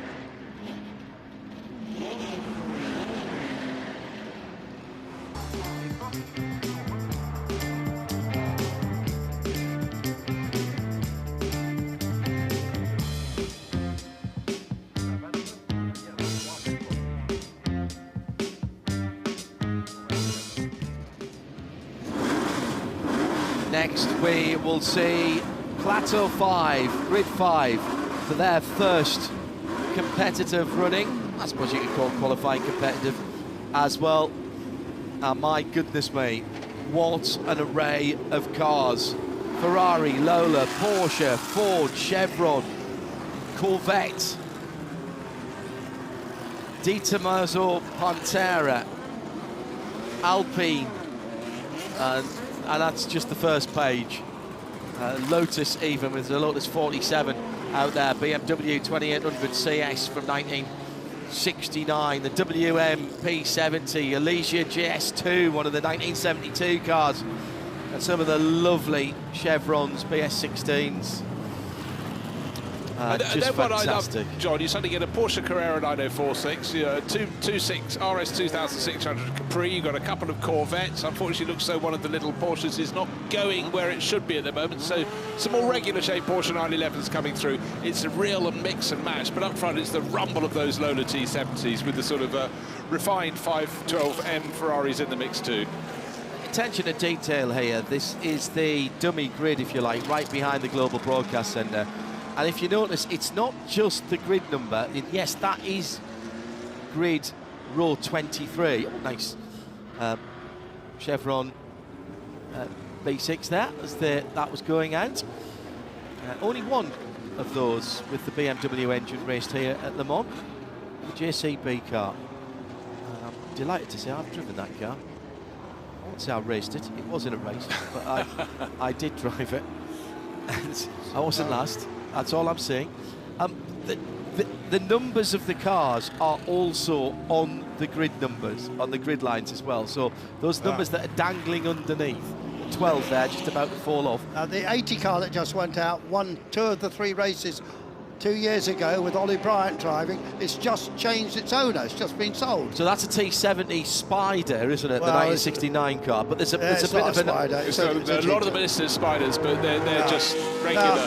I don't know why they say that. Yeah. Plateau 5 has been the domain of Lola T70s for most of the years. Not always, because a few years ago we actually had a Decathlon winning it. So how come that number 80 Lola T70 Mark 3B then is so far? Is that the Jared Lopez Marcel Fässler car then? They must have had some problems, I presume. That's down in 71st position. Yes. I saw it coming back off the end of the practice session yesterday. Seemed to be any concern with it, but who knows? We'll find out. It could be the excitement of the race that coming through, couldn't it? Oh yeah, absolutely. Marcel Fässler is still a very good peddler. Absolutely. Yeah. Again, a myriad of classes here. The Ferrari on pole position is a pole sitter. The Lola alongside it is a pole position sitter for 16 and 45. The 37 Porsche 90803, that's a 1971 car. Again, that's the Jean-Pascal and Marc de Siebenthal pairing that have been driving together for such a long time. Enrique and Marc have formed a great partnership. And then the fourth position car is the number 67 Lola T70. That is also a pole sitter. Further down there's a GT40, and that is the Alex Brundle, and is that Nigel Pearson who's driving with him on that in that Gary car? Pearson. Gary Pearson, excuse me. That's in this race because it's a later, only by margin, but it's a continuation car as well. Yeah. It's not because it's a continuation car. It's because no, it's because it's just marginally later in terms of its build date. The Halusa car should be really quick in this. Which one's that, Andrew? The pole sitter. Ah, yes, indeed. Which Halusa? I'm not sure which Halusa's driving it. So, it should be. Well, it could be Lucas or Nicolas, two of the sons, either or. Take your pick. We've also got a Porsche 917, the number 2 car. That's a class pole sitter. And I'm interested to see how the Chevy Corvette C3 comes along. First in the GTS class, qualified in 13th position, so it's clearly hauling the mail. And we've got the brilliant Di Tommaso Pantera. That's the Group 4 car. That's a pole sitter down in 33rd. And the Chevron B21 in 36th, and the Alpine A210 actually in 35th. They are all pole-sitting cars. Yeah, the one you just mentioned, the Alpine A210, car number 27, that was one of our studio guests at Dijon-Prenois, Gabby von Oppenheim, sharing with Claudia Hurtgen. So the history of Le Mans, Andrew, had quite a lot of all-female crews over the years, particularly in the sort of 60s and 70s, so it's great to have that in the mix as well. But we haven't had a British female driver in Le Mans for a very long time. How long back are you thinking? 15 years, maybe, and a broadcaster too. You'll know who exactly. She is. Well, Jamie Chadwick. No. Oh, did Jamie Chadwick just done the race? Yes. Oh, she was the first. Sorry. Since then. Absolutely right. She was the first since Amanda Stretton. Yeah. Right. She was in LMP2, in fairness, not in the top class. Of course she was. Lola T70s galore, but that 9083 Porsche in third place. Silver. John will get excited about that one. It's got the Martini colours. But then you move back into the world of chevrons, just see a group. There are 3 B90s just coming off the bottom of your screen. Gaggle more GT40s and T70s, host more chevrons, and then the smaller engine cars in and among as well further back. Well, that blue Chevron B8 is punching above its weight it is in the bigger TSR class. I wonder what engine that's got in it then. Quite a few starting from the pit lane, unfortunately, but then if you've got 3 races and you've got a problem in practice, you just make sure you get into at least start the first race. Some of the later chevrons are sitting in the pits there, but wonderful sounds, and again, just the different shapes of cars, the much harder ending notes, and the cars in this field are from between 1966 and 71, so a marginally longer plateau period than Plateau 4, but well, we're all set, aren't we? And some real oddities in there. Andrew, one I'll throw your way is car number 77, the WMP70. It's quite a long way down the grid from 1970. Very, very low car indeed. Grayling and Menard showing that car right down. Look out for it. It looks like someone's just sort of put a garden roller over the top. The WM was a breakaway, not a breakaway. The guys from Peugeot, when Peugeot set up their own little racing team, and I think they did some of it. It was sort of an unofficial Peugeot car, and they then became the WR. It was the same Velter Racing. Yeah, which was Madame Velter, of course, wasn't it? So this Halusa Ferrari, it's another car I saw racing in period with an old mate of mine called Alistair Walker in it, who was good in Formula 2, but we're going back a very long way. It's not far enough, I say. Bright yellow 512, meaning 5 litre 12 cylinder, when the numbers meant something. That Ferrari has got both Halusas and Alex Ames entered in it. Alex Ames manages all the Halusa cars, but is a very good driver in his own right. So it's possible all 3 might drive over the 3 separate races. I'm very impressed with that little blue B8 69, the Hatton car, in the top 20. That's very impressive, very nimble. Through goes the Ford Capri. That's a 26, RS26, isn't it? That's the Ford Capri without the big arches on it, so fairly svelte. So the Ferrari there in its Scuderia Montjuic colours. Coming down to it's a long hold. It was a long hold before the lights changed to green, and that allowed 1 or 2 cars to come through. Now I wonder if there'll be any penalties for overtaking before the start line, but the Hindhaugh Ferrari has disappeared. It's absolutely shot away, but brakes early for the left-right of the uphill Dunlop chicane, and that's allowed the Lola in second place to come back on it. And now they head downhill again, and the Ferrari again asserts its ascendancy. What an elegant, elegant design these cars were. All of those top 3, Ferrari, Lola, Porsche, then 2 more T70s, then the GT40. Alex Brundle's made a very good start indeed and has moved up to 6th position. A huge amount of cars starting from the pit lane. But the WM I was talking about is just coming out very low white with the green, almost looks like a Group 44 it does. Livery on that. There must be 15 cars that have started from the pit exit. Hey, there's guys, 20 cars. Yeah, there's 20 cars just at least. Fässler coming out as well. Yeah. So Armand Meal in second place, son of Richard Meal, the watch founder, and he's a good pilot. Won a French historic club race last weekend. Yeah, and the Carlos de Quesada car, the Lola yellow, has just gone past the 98803.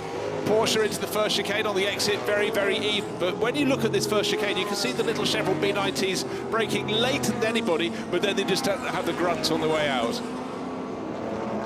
Keep an eye on the Gary Pearson, Alex Brundle, number 9 Ford. I'm not sure who started that, and we don't get a list, I'm afraid, of starting drivers. We might be able to pick out the helmet, John, that's a bit later. That's what I'm hoping. We got visitors as well. As they head down towards the second chicane for the first time. There's the Cannon machine coming through in the background, the little Lola. He's a face that I understand and know very well indeed. The racing then 3 minutes old. As we come down to the corner that bears the name of the town of Mulsanne, which is just a little bit further than that. And welcome to the Global Broadcast Centre to one of the most enduring partnerships in motorsport, actually, in fairness. Tim Pappas, how are you? Very well, John, good to see you. And to see you. Are you having a good time? We are pleased as punch to be here. It's pretty amazing. You're not having any fun at all, though, if anybody asks, are you? Exactly. This is all work for you. No. Please don't look and see the smiles and misconstrue. It's been a while since I've seen you to talk to you. We've been talking about you racing a lot, and it's brilliant to see you back in a race car. The last time I saw you, you weren't in great shape because it was a bathurst, and you had us all worried. No adverse effects from that? I mean, now, because I'm 50, I don't know if I can tell the difference between me, old man, or me, somewhat broken old man. I know the feeling. I've got a few years on you, and all the soccer injuries, the falling off the bikes and falling out of trees and crashing motorbikes and that, it's not going to get any better, Tim. I'm sorry, I have to give you that. Jerome Blekemolen, how are you? Yeah, great. It's great to be here. It's really a lot of fun. What an event this is this year. I wondered how they could better the centenary, and yet it seems to be. Yeah, well, it's for us, it's our first time here, obviously not at Le Mans, but the first time being with the Le Mans Classic, and it's amazing. We could never expect this to be so big. And it does accurately reproduce, I think, now the atmosphere of the 24 hours itself. Yeah, it's incredible. I mean, the amount of people that are here, it's very open to the fans, which makes going around sometimes a bit hard through the paddock. But it's just a great experience for everyone. You see that everybody's enthusiastic about it. So, first time here, Tim. What was the determinant? What was the driver to get you here to be part of this? Because it takes effort, it takes resources. I mean, I got to do Le Mans one time, the 24, and you know, I wish that I had gotten to a point where I could do it more before I was, you know, the age I was, and then Bathurst happened and took a few years before I felt, you know, good enough to really be out. And you know, modern car racing has changed a lot in the past 5 years, and this is just an unbelievable opportunity to be at La Sarthe, you know, a place that for all of us racers who've ever been here, you just want to come back as many times as you can. So, but it was just sheer desire to be back here. And not really a big choice in what car you were going to come back here and race. I've seen the Porsche, of course, and we were watching it racing this morning with the Black Swan colours on it. You know, the 993 GT2, when I first started club racing, that was the car. Yeah. And it's funny, we did yesterday autographs next to Collard, and I was talking to him about driving at 95. Just one of those iconic Porsches. And then also being a turbo Porsche guy, especially the 935 is really the ultimate in terms of iconic cars, and the 79, the overall win in a 935 K3. So to be here to drive a 935 K3 at Le Mans, pretty special thing to be able to do. No problem down in the pit lane for the blue chevron, but it looks like they've got the bodywork reattached to the front of that car. It's one of the B19s from 1971. I mean, does this interest you, Tim? Looking at these cars going around? These guys are at it, and I've said to so many people that you have great tracks, great cars, but the officiating, the class of drivers, the camaraderie, the way that people are racing this close but have tremendous amount of respect is not, it's unmatched, really is. Emil Breitmeyer and Max Lynn in the two GT40s in the last race, coming through traffic half a second apart for 3-4 laps. It was absolutely stunning. Your answer to this is yes, isn't it, Jerome? Because you would actually, if there was a shopping trolley out there at the moment, you would raise that, wouldn't you? Exactly, yeah, obviously a big yes. Well, Tim, when can you, if you look back then, you've been a sports car guy, obviously, as long as I've known you, because that's where we met, in sports car paddock. When did Le Mans come to your attention first? We've got a bit side-by-side action at Indianapolis here with the big T70 going around the outside. That was a very nice move by the number 58. That's the Jan Magnussen car. The first time that I watched Le Mans, really pretty much, you know, as much as they were broadcasting it, was 98 to watch McNish in the GT1. Yeah. I was a Porsche Club guy and had just started doing a little bit of SCCA stuff, and that all of a sudden it was exciting. But you know, I went when they should never have won that year. That car wasn't meant to win because it beat the prototypes. Yeah. All the prototypes didn't perform, so that was a good year to start. It was, and that was a really. He got to drive that car actually. Yeah, I did a demo run in it at the Dutch Grand Prix, the first Dutch Grand Prix, the return of the Dutch Grand Prix. And yeah, we were talking about it yesterday. The car was amazing. It was like a perfect car, and like a modern car. It's so good, being built so well and so fast. It must suck to be you, really. What about you then, Jeroen? You've been around, it feels like forever. You started young, in fairness, but when were you first aware of Le Mans and sports cars, and how did that affect how you looked at your motor racing career? Well, as a kid, I used to be here every now and then with my dad doing... my dad never did this race, but he was here in the pre-races. So I saw it, but I wasn't really hooked yet. The first time I went over to get a drive was with Spyker, but I was not allowed. I was doing DTM with Opel, and they wouldn't allow me to do the race. Because it was an Audi engine in that car, yeah, wasn't it? It was just in the contract, and they were like, you can't drive. And then I finally got to do it, and since then I did 16 in a row. I was so hooked, I loved it. What is it that makes you in the big sideways? Oh, wow. That was really close, and that was the Carlos D. Quesada Scooter Gable car that was sideways. Not sure who started that race. That will have garnered their attention because that wasn't a million miles away from the edge of the circuit, just coming down into Turf Rouge. Look, it's a tough race. The 24 hours is a tough race. This is a tough circuit. I hear people say, they look at the circuit map and go, well, how hard can it be? It doesn't look that hard. Well, it doesn't look that hard on paper, but you don't race on paper. So even as a pro driver, what makes you want to keep coming back to Le Mans for your 17th in a row next year? It's the whole package. The track is special. It has a lot of history. The track is high speed with the long straights, the chicanes, but then also the Porsche corners. And the whole feeling, the whole buzz you get when you're walking here on the track, which you even get now in Le Mans Classic, but especially in the big 24, it's just the whole week that you are spending here. And if that's always stayed the same in your 16 appearance, what's changed since you first raced here in the 24? Well, reliability has changed, so it has become more of a sprint race now. As I started, we had to look after. There's a big fire. Well, talking about reliability. Well, there you go. That is right at the top of the hill. Push the pin. Yeah, rather quicker than that. And that is the De Tomaso Pantera. That was the pole-sitting car, the Group 4 machine. And the Ford engine behind there is spectacularly given up the ghost. And that is, well, that was quite orange flame, that. So that suggests possibly not an oil fire. Something has caught the light, and that might bring out the safety car. Yes, it has.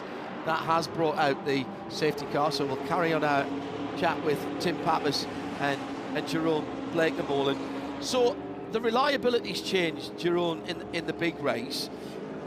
Which changes somewhat the character, because there's no saving the car anymore, is there?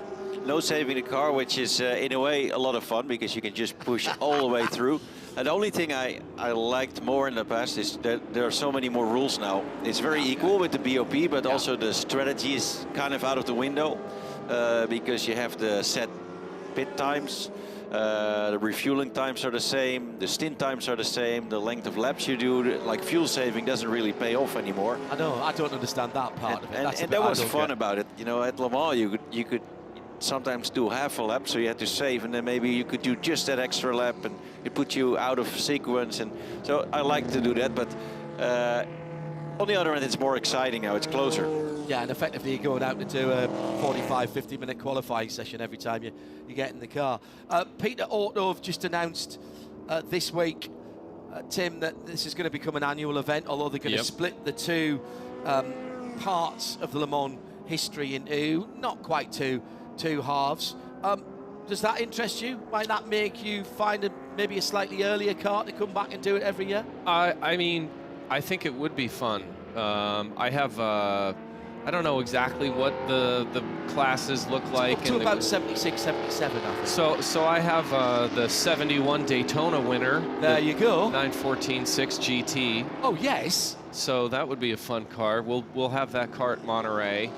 But Jerome was nodding knowingly there, as much as say, "Yep, boss, we're there. Absolutely, we're there." You know, it must be said though, John. One of the things about this race that you have to really give credit is there's a fan base here that's unbelievable. I remember in 18, we're doing the checks for, you know, your underwear and helmet and all that stuff. And I walk out and this guy presents me with photographs to sign that were from Motorola Cup, me driving in 2001. You know, cars that he had half a dozen pictures of me.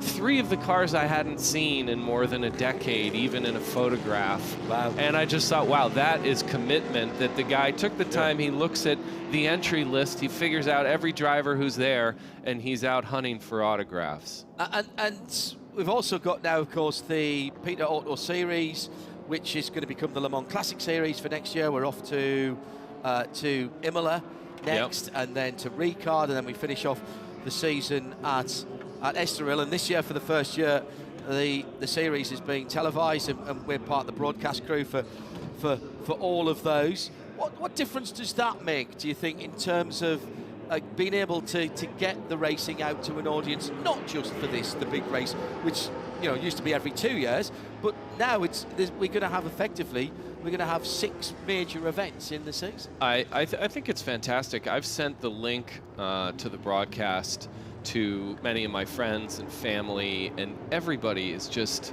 over the moon about how easy it is to access and how great it is, and the picture. No ads, no geo Yeah, blocks.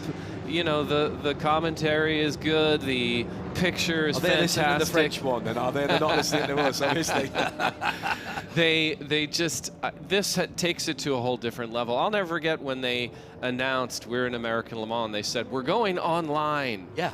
And everyone was like, "What? What does that even mean?" Yes, I know. You know. I remember coming over at the end of 1998 to do that first Petit Le Mans, and there wasn't even an American Le Mans series. Right. In those days, and it became the series in 1999. And honestly, we were making it up as we were going along. We were twisting bits of wire together, dialing up internet, dial up internet, the old beep, beep, beep, beep, beep, all of that. And to have come from that as audio to what we can do now from any circuit in the world, and sometimes even when we're doing... And on your phone. Yeah, well, exactly. You can sit there and stream it on your phone, on your iPod, without having to be connected to Wi-Fi. It's remarkable, and I think it is making it more accessible. And the most important thing, and you know, we're trying to do this, whether it's Rennsport or Classic Le Mans, we need a fan base that's not, you know, guys that look like me, right? We need younger fans to get excited about this, and the way to get excited is to be able to have it be accessible, see the cars, see the close racing, and then say, you know what, I want to go visit, I want to be there. We can show them, and you can see them and you can hear them, but you can't quite smell them yet by the internet. And there is something about old cars, Jerome, whether you're trackside or whether you're driving it, that just give you all your senses getting a bit of an overload, don't they? Yeah, it's so cool. I mean, I've seen so many cars that I've raced against, or even cars that I've raced with, which means I'm also getting old. But Tell me about it. It's just when I look at like around 2000, those years, there were some fantastic cars being built. But also, if you look back, if you have a bit of a feel for the true history, if you look back at even the pre-war cars, it's amazing. So it's just a wonderful combination. And Tim, also we're going to get, believe it or not, and I can't believe I'm saying this, but I think it's a brilliant idea, as part of the Peter Auto series, we're going to get a GT3 Legends. I was at the very first GT3 race at Silverstone. I was doing some work for Nissan, and I remember seeing the 40-odd cars there and thinking, hey, this might catch on. But GT3s are now classic cars. Now that's got to be of interest to you as well. Well, it is, because that's the my history is basically tracks with the creation of GT3, and we race GT3 cars all over the world in multiple series, and you know, so we raced the first generation, second generation, third generation. So to be able to now kind of celebrate that recent past, but it's still, you know, you're talking 15 getting to 20 years ago. So it's starting to really be a reasonable vintage class. Well, I'm told, and I won't say cheap, but I'm told that they are relatively cost effective, those older GT3 cars, relatively cost effective to run. Certainly if you put them against a new Ferrari 296 or something like that. Absolutely, and I think that is evidenced by they didn't have as complicated aero, right? They didn't have all the flicks and all the different bits and pieces, so there's a lot less carbon. They were very hand-built, you know, cars, and the engines were pretty interesting on some of them, but I think now a lot of that has been figured out. There's so much history with them, and always the most expensive parts was the fact that you were running them in races that were 4 hours, 6 hours, 12 hours. So to go out and run them for, you know, 10, 15, 20 laps, you know, you're really not scratching the surface. Even if you're doing a two driver 1 hour race, that's going to be well within the bounds of possibility. It's perfect. And you know, we get a little nap, we stay hydrated, we don't have to wake up at 3 in the morning. That's important. That is very sophisticated. I don't feel guilty with my ice cream after lunch. Yeah, you know? Never mind those 2 tenths. Is that Tim Pappas, Jerome Bleekemolen, thank you very much for joining us. You perfectly timed that. A safety car is going to be in at the end of this lap. Just a thought from both of you on what we can see on the screens there. Look at the 2 BMWs, look at the T70, look at the 908, look at the Ferrari further back. Isn't this just mentally brilliant? It looks like a parade, right? Like they're all stretched out and just showing off.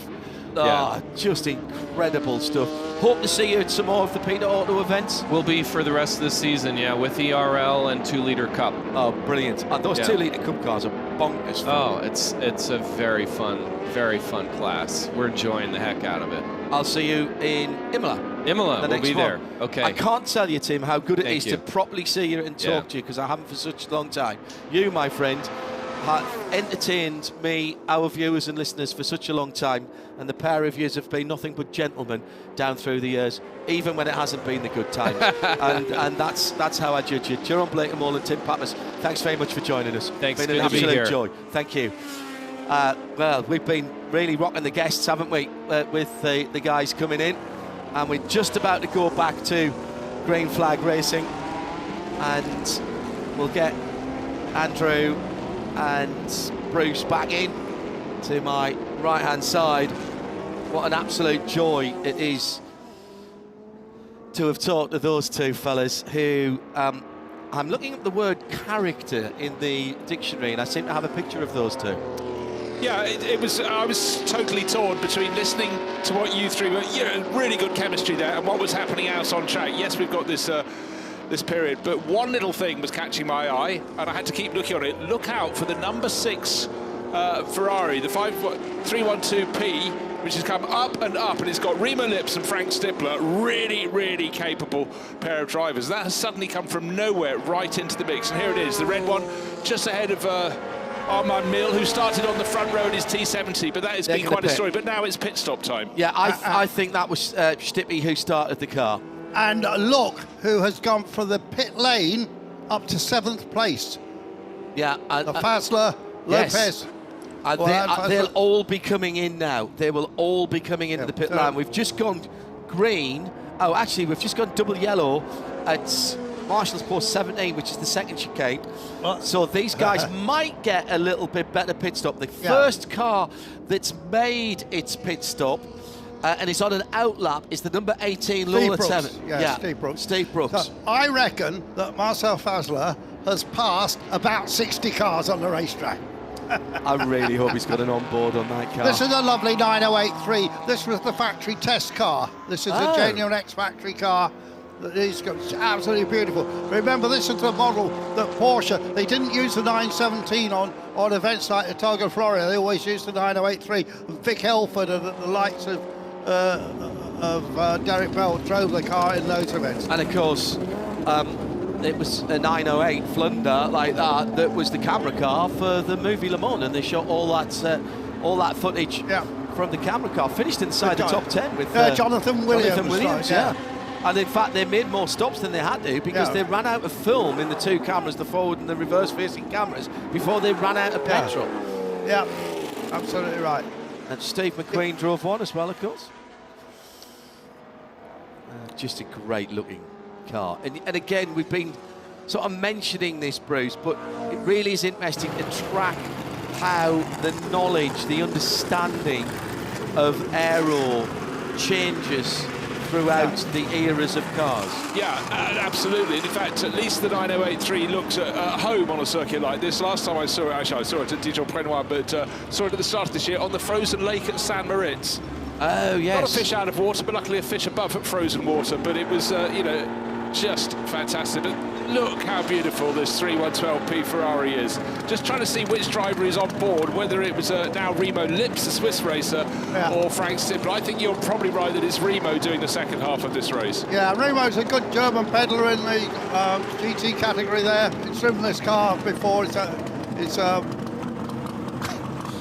is a rich owner that likes Remo, and he does a great job in it. Just listen to that burbling Corvette V8 on the C3.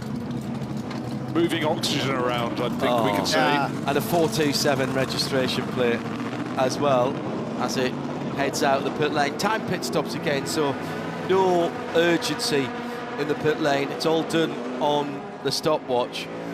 And we're still waiting for the Porsche 908, the number 37 car, the Henri Champerlet and Marc de Siedenthal car to come into its pit lane to make it stop. Now, you see, the problem that they've had is that their last lap, because they were still caught up in the slow zone, etc., was 7 minutes and 14 seconds. Yeah. So the McAllisters shown there, John. Chris McAllister's racing the Golf, and that's his son Alex will be driving this race. Chris said he won't be doing this category. So this is the B19 Chevron. Yeah. Often forgotten, you know.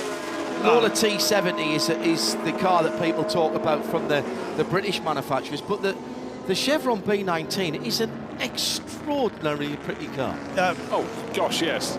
And also, twistier circuit is very, very effective, so often used to get raced with great aplomb at the Nürburgring. Brian Redmond. Exactly. Oh, yeah, that's a great success. Another red car with gold wheels going through. It's the 06 just gone past the GT40. Now, where is the Brundle car? They got up to 6th, dropped back to 7th. I noticed when I was talking to the guys. Have they had problems in that car? I think they might have. Yeah, they've just come out of the pits listed in 40th position. They'll rise back up the order, you can be sure, from there. But and they're still leading the class, in fairness. Indeed. That's one of the Ferrari you've been talking about has come up through the field. One of the all-time great racing drivers who never actually won a Grand Prix. Chris Amon raced that car here at Le Mans, along with the then Ferrari team manager, Peter Shetty. And that car then subsequently went out to North America. This race, and the North American racing team, Chinetti, took that car over, and it was raced by the likes of Sam Posey. Looks like they've lost the headlamp cover on the right-hand side of that car. Oh, isn't it? Oh, no, do you know what? That was optical illusion. Yeah, optical delusion, as my old mum used to say. So that is into the pit lane for its scheduled pit stop, or its mandated pit stop, should I say. Two Swiss drivers, Seppenthal and Gampelet. I expect all of the cars, which is the top 5 who've not pitted, will come in this time around, because there's not time for them to do another lap before the pit lane officially closes. And indeed, oh, hang on a second, has the number 18 Lola gone through? Yes, it has. Well, again, the Sid Taylor Racing livery, white with a green stripe, but Steve Brooks presses on. And that is a genuine Sid Taylor car, because some of those painted those colour schemes are not. That one is. Sid Taylor's that great aviator, flown all around the world in the silver Spitfire. Worth reading up about that. I never thought that was the same person. Gosh, it's great sitting alongside you, Andrew. Well, there are two Steve Brooks. Yes. One is a Frenchman who uses it as a pseudonym, but this is the real Steve Brooks. The one who often races with the middle name Boltby, Steve Boltby Brooks. Yeah. Also in the pit lane, another one of these lovely dark red. I do like these deeper red, sort of Maserati. Yeah. Maseratis often ran in that colour rather than the brighter red of the Ferraris. Another little Chevron. Northwest's finest endurance sports car company. You often think that you sort of picture British drivers driving Chevrons, but here we have an Italian, and they would have watched these cars in period racing with great aplomb at Monza and other circuits, and why shouldn't they like them too? But again, a car much like the Lolas that were designed to accept a number of manufacturer engines. So, you know, if you did have a preference for a particular manufacturer, whether it was a BMW or a Ford or whatever, then there were kits, effectively, of parts and different bell housings for gearboxes, etc., that meant you could transplant not exactly the motor of choice, but you had some variety. No, you did. A lot of BMW engines got installed, BDGs, the works, and occasionally you get a complete outlier. But yeah, like an Alfa Romeo or something like that. Twin cam in them sometimes. Various bits and pieces that also some of them found their way when they're... And it amazes me, actually, that we've got so many of them here, because a lot of them found their way into things like hill climb and had all sorts of weird and wonderful appendages and motive power units in them. Yeah, definitely that. But obviously with the sort of rise of historic racing, there is a reason to get them back on the circuits. Now, one of the prettiest cars in the field, unfortunately, is putting on its own light show. It's the little Lidier JS2. Bear in mind, and firing up again. So the best way to get rid of fire is to turn the engine off and turn it back on again. More problems for Jamie Constable. We saw him pitting very early, just after Tim Pappas and your own Blake Amona coming. Again, that front end just needs to be attached Been wobbling around on the circuit. Going down the Mulsanne is not a place you want to doubt that you're... And he's actually, since the last time he's out, he's lost the chevron badge that was on the front, because that was there the last time I was talking about it. We've just had the launch of the new Ligier, by the way. Yeah, the JS2. Yeah, JS2R, yeah. Indeed. Right, this is Carlos de Quesada's Scooter Gable car that has been running very well, but it started coming down the order a little bit. Car number 50. Ex-Ronnie Peterson Pika Troberg driven car. Oh, wow. Pair of Swedes. Fantastic helmet there. That's a great design. Great. Love that. And actually, you know, pretty... I like that because it's kind of period, isn't it? People had a helmet colour and they stuck with it. Well, in fact, Harlequin colours. That Harlequin image, it was like, this is one for Andrew. I'm lobbing it over the barrier to him. Which driver competed in a Grand Prix with the windscreen, the little strip windscreen on his car, marked out to look as though it's in stained glass? You've got me. Yeah, I just can't remember the answer. It was in the Canadian Grand Prix, maybe Canadian driver in about 1971. George Eaton? No, not George. George would have been in... a BRM, yeah. Yeah, I'll come back to that. But anyhow, I'll put it out there for those watching around the world. RSL_studio. Yeah. Gary Critchley, you're not allowed to make a guess here. I'm thinking of the great historians that I know are watching this event from wherever they are in the world. We saw shots of the Porsche 917, the white and blue one, a little earlier. That car found its way to America, where Emerson Fittipaldi bought it for $30,000. I read on the internet. Oh my! It's a car that finished a little bit of private car, but nice to see it. Love to see a 917 out there. I'm a big fan of not only seeing the cars that won races and challenged, the ones that worked in different areas in the order. That car finished 10th in the British Airways, the BA 1000 in 1971. BOAC. I know. Fantastic.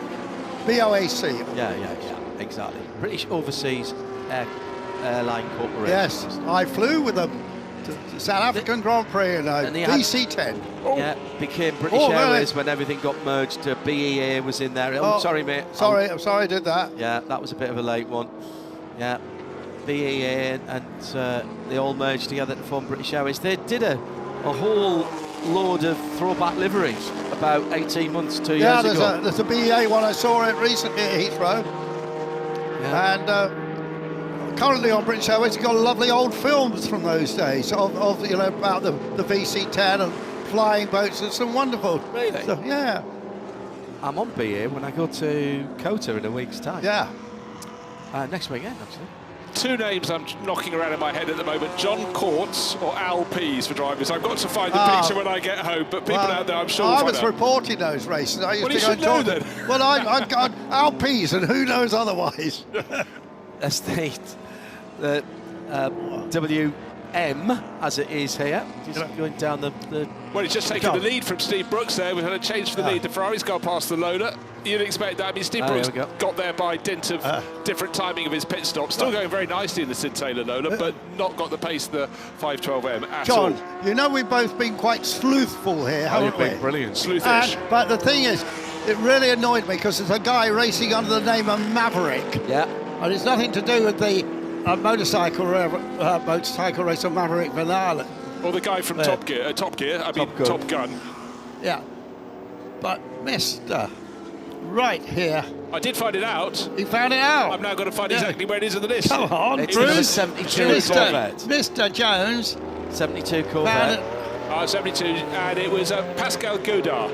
Well, he's doing really... I only bring it up because he's up in 7th place in his Corvette. Yeah, and he's made his pit stop as well. Qualified well inside the top 20. He's raced that car for quite a long time now, so he knows it well. Another shout out for mates of ours, David Hinton. Yeah. They're up there in 8th place in the T70 sharing with his mate, Dean DeSantis. And they're doing the whole season over here for the whole year, doing the Peter Auto events. By the way, Maverick Vinales was named after Maverick in Top Gun. Was he? I didn't know that. I had no idea. Favourite film of his parents, apparently. So he was named after the Tom Cruise character. Great. Well, what you learn on this show. He can be a bit mercurial. Who's back in the lead now? Just did a 4:07. Yeah. Did a pretty handy lap time, isn't it? Yeah. And Brooks second, Armand Meal third, then Alex McAllister, and then is that Jack Tilley, I think, going well in the Chevron. It'll be, is it Kyle Tilley, actually? Because we know he's here. And they have, I'm pretty sure they've got a, Is Kyle Tilley on the entry list? Yeah. They've got a, ERA have got a, get it out, Hindhaugh. B19. Sorry. Yeah, it's happening. It's Kyle Tilley, sorry. Yeah, it is definitely Kyle Tilley. Yeah, absolutely. He'll have a nice run. He likes that car. The Alex Brundle Ford GT back up to 28th and still leading its class. So they'll be having some fun. And Mr. John B, who's driven a few cars this weekend, 7th in his class, and the number 69 Ford GT. That's a much later car. That's a 1969 Good car. chance to take another look at the Grayling Menard-driven WM. 1970, again working with that camtail. It's super low. If the GT40 is 40 inches from road track surface to the top of the roof, that looks like it's about 36. About the only other car I could ever think was that low was the Piper that raced in periods. Super low. Oh, hello. Oh, dear. Hello, that's car 72 we've just been talking about. That's Maverick. That's Maverick. Having a flame out. Yeah. Yeah.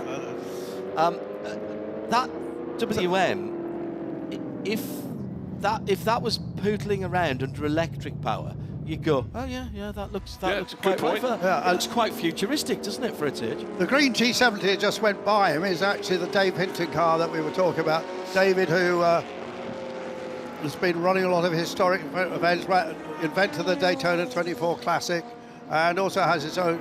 Has sold that now to IMSA, hasn't he, John? The HSR organisation which he founded. I think but he is British actually. He went over to America to seek fame and fortune many years ago. I think the Daytona 24 was always a joint event because it started just after IMSA was reformed. Yeah. But as you say, it was Chris Ward was running it until quite recently, and then he got poached by Ford, and he's gone to run. And Chris Ward is in the 11th place. Yeah, is he? Yeah. Is that the same Chris Ward? Yes, he always sides with Magnussen. Yeah. That's Jan Magnussen and Chris Ward. There you are. Really? The Chris Ward who used to run Lamborghini in the States? Oh, he used to run the Silver Sun sort of racing. So you mean right? There's two Chris. Yes, so two Chris. There's two Chris Wards, and I've worked with both of them because Chris Ward was our chief instructor at Rockingham when I worked there. That Chris Ward. The tall, skinny Chris. Yeah, with Chris the yellow Ward. and red helmet. He's kept that livery. Okay. Francois Rivard just having a little rotation. The other Chris Ward ran the Lamborghini Squadra Corsa in the States, and then got poached to go and run HSR when IMSA took it over, and he spent about a year or so, maybe a little bit more than that, and now he's been asked to go, and he was part of the organising team that brought the Ford Mustang Challenge, the Dark Horse Challenge, here to Le Mans by Scott Bartlett and Mark Rushworth of Port, and he's now running that, and they've actually just announced that they'll be running a Mustang Cup, a Dark Horse Cup in Australia. Ah, yes, I did see that. That's the only 917 that's got the mirror up there like that. So that's a periscope, effectively? I think it must be, yes. Because there's no way the driver from their position could actually see the mirror at all. So little pipe through, sort of submarine-style periscope indeed, going around, but not quite at the sharp end of the field, unfortunately, for the number 2 crew. Too much time in the pit lane. That's brilliant. I'm not sure what you can see other than the rear spoiler, because there was the one car in the 917s that had the skylight on the top that made it easier to see around the banking at Daytona, and that was the car that won in 1970 or 1971, can't remember, but where that blue is on that car, on the skylight car, is a piece of plexiglass. Makes so much sense. It really does, but not the sort of thing you'd think about when you're just designing it, in studio. Yeah. But I'm surprised more cars haven't had it. But we were talking earlier on about the nature of construction of these cars. The bodywork has, particularly the top bodywork and the roof, has absolutely no structural integrity at all. Nothing. It has nothing to do with the structure of the car. So they could remove the opaque piece and just put a little plexiglass skylight in it. Suddenly got very, very busy right in front of the Porsche 9083, trying to make its way back up the order. It's listed 8th at the moment. It's the Enrique Gempele Marc de Siebenthal car, but some other cars were coming through and chopped through it. So a couple of Lola T70s have gone through. In fact, we're just talking about the Magnussen Ward car. I think that's picked its way through. Now it's traffic time for the 9083, and he's being caught hand over fist. Roderick Jack, or is that Rory Jack in number 78, the little the Jewelers chevron on the outside, that's been gaining places. So, possibly this is the last. No, I think they'll get one more lap in. No, this is the last lap. That's been decreed, so anyone who wants to overtake, so it is, do it now. Yeah. Car 52 is the Bell Tests Lola T70 with the Brahma sponsorship, but it's being hunted down by that nimble little chevron, both lapping a Capri as they go past. 1970 was the number 2 car that had the skylight. Oh yeah, so a little great. What was Brahma? Brahma, was it not a fuel company? No, it was a very nice Brazilian beer. Yes. Of course it is. Brahma Shoppy. Shoppy was beer out of a pump. Yeah, draft. Yeah, draft, yeah. Presium, as you would call it here. It's funny, I've been not thinking of a beer all afternoon, but suddenly it's at the forefront of my mind. Well, this is going to be a Ferrari victory, I think, here. Yeah, flag to flag by the Halusas. We think I think Lucas is driving, actually. No, it's Nicolas. Oh, was it Nicolas? Yeah, Did he say that? No, I just want to point out, remember we were talking about, we at one stage had the 2 Ferraris first and second by dint of the number 6 Ferrari pitting later, the 312P. That fell back down the order, wasn't helped at all. It wasn't helped at all by the timing of safety cars and things. Correct. And that's why, even though it's the second fastest car on the track with either Lips or Stipler on board, I can't quite tell which. I do think it looks a bit like Stipler's helmet. It's down in 12th place. Last time I looked, it was 21st, so that's gaining those. But again, it's just going to have to rely on having a good run. It's got the pace in the next 2 races. But with a lead of 22 seconds, Nicolas Halusa just stretching clear. Yeah. Purple sector 1 for the Magnussen Ward car. We're not sure quite who's in it.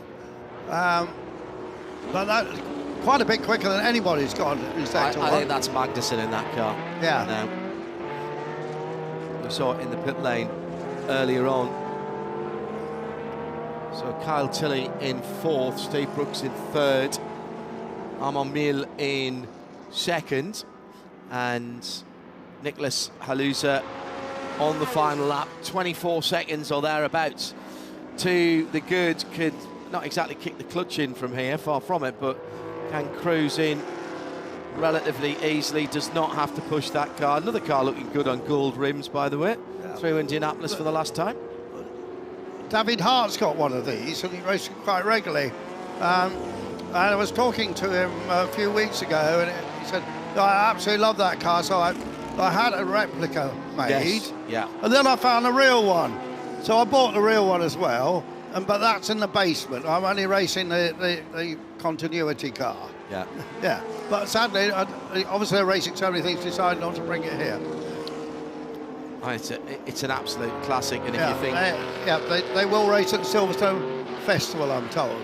If you think back to the movie Le Mans and the battles between Porsche and Ferrari, that was the Ferrari, a couple of Lola T70s were made up to look like them. Yeah, we've had one racing here. One of the cars here it was a car used in the film. Through the last couple of the Porsche curves and down towards, in fact, through Corvette corner and down towards the last Ford chicane. So this is grid 5, Plateau 5. The first race then will go to the Ferrari number 16, and it's important we say that because even if it changes driver, it will be that car and that team of drivers, whoever they may be, whether Nicolas Halusa comes back to continue with it or hands it off to the family.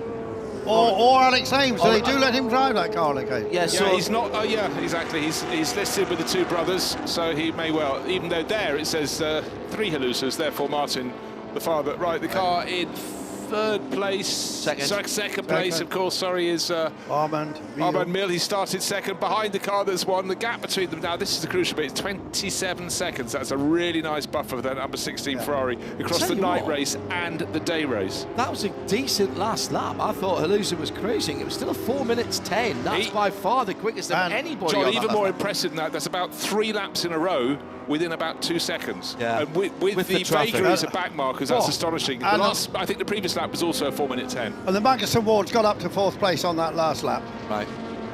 And is 3rd in its class. But here's the kicker. Let's see as it comes in. 43 seconds between the Steve Brooks car and the leader. No, Kyle Tilley comes home in 4th. Then the McAllisters in 5th. And we're still waiting for the Ward car. It's gone through now. Gone through the line now. Can we see that? That was tight. That was absolutely tight. 3 cars by half a second. Yeah. Very, very tight indeed. And the 9083's just lost a position as well. And the number 6 Ferrari just flashing down the pit wall side, nearly gained 2, but got up to 10th place. Yeah. That wasn't bad. Gained 11 positions in 2 laps. And a winner in class. And that means it took. It must have taken the. No, it was already in the leader class, but it was coming back through. Still waiting to see the GT40s. Mr. John of B is one of those, 21st position. Ahead of Brundle Pearson. Yeah, but I think that's a different class, those 2 cars. Tell you what, we were talking about how close it was for 4th, 5th and 6th with Kyle Tilley, McAllister, but they were lapping in 4 minutes 25s, 26s. The car chasing that nearly caught them. 4 minutes 12, the Magnussen Ward Lola. Another quarter of a lap they'd have changed that position. Yeah, Mr. John B makes up a position in the end. He's the best of GT40s, but he is in the TSRC 18A class. Don't. And Alex Brundle in the TSR 12A class will finish, I think, in 23rd position and win his class. I've just got one disappointment this weekend. Mr. John B owns those fabulous mattresses that won here. The Wailing mattress. Wailing, one of the great.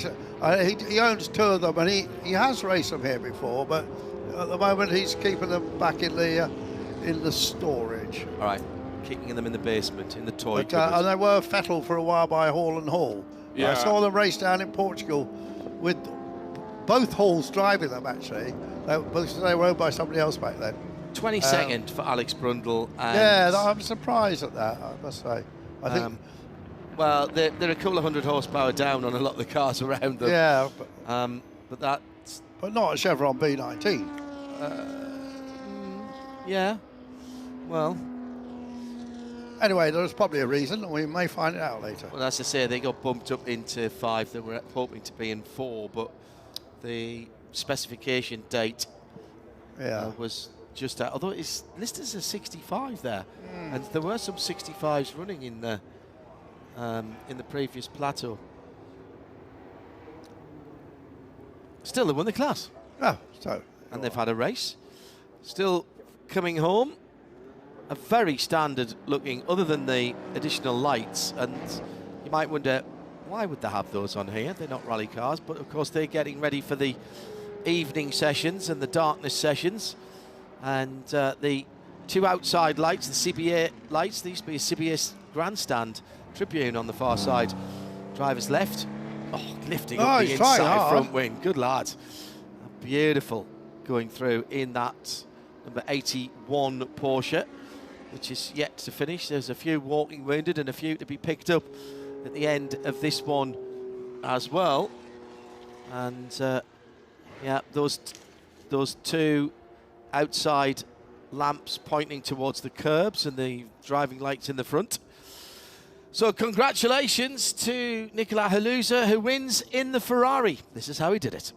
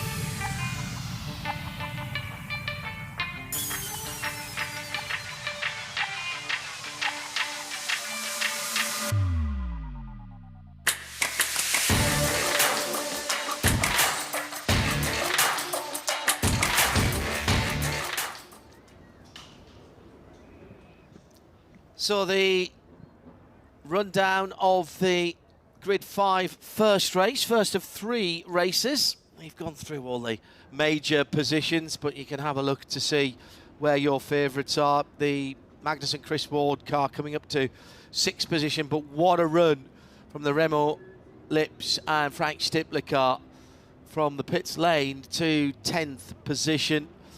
Possibly could have even been better than that. I'm not sure that they got the best of the safety car, or excuse me, of the slow zones. 4:14.5 their best lap of the race. Just making sure that there's no changes. There were 1 or 2 adjustments, shall we say, with pit stop times and some slow zone violations. And I don't think it's affected anything at the sharp end of the field. 4th place overall and a class win for Kyle Tilley. That's a cracking result He'll for take the that. Era Motorsport boss, isn't it? Yeah. I bet he's pleased that he's driving that car this weekend rather than the Creventic race. So Andrew Mariott alongside Bruce Jones and me, John Hindhaugh, and thanks particularly to our guests, Jeroen Bleekemolen and of course Tim Pappas.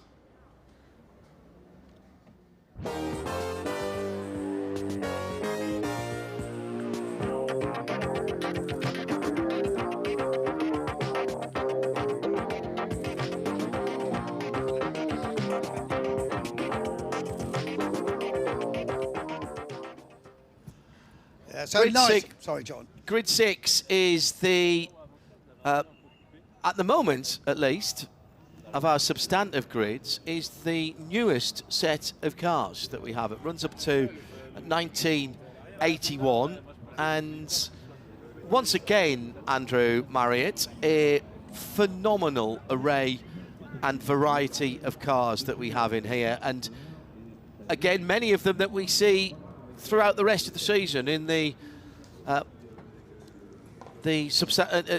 series that runs alongside Le Mans. Yeah, certainly the DFE pad toy, and of course the Lola with the DFE as well. They'll be at the front of the field. I think the Maxime Guénard in the Lola won this race in 23.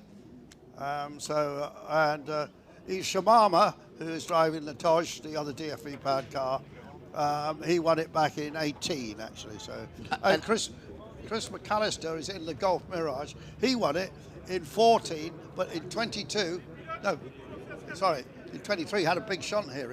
It's been repaired. Here's the Taj. Other than the prototypes as well, Bruce Jones, what we've got here are some absolutely classic, not touring cars as we would call them now, but they would have been called touring cars in those days. So the Capris, the BMW Batmobiles, and some of the stalwarts of cars that would have been doing the then touring car formula at the 24 Hours of Spa.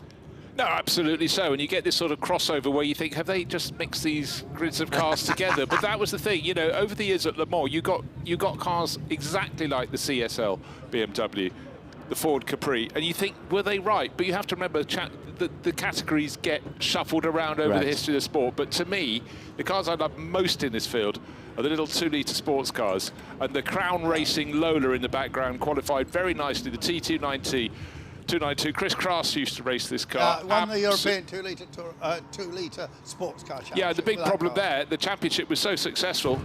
In came the Alpine squad, spent proper money on it, and they killed the formula. We've seen that again and again through the sport. But this, in its original livery, Tony Sinclair and Nick Padmore. Tony will be just strapping up there. He'll take the start. He's quick.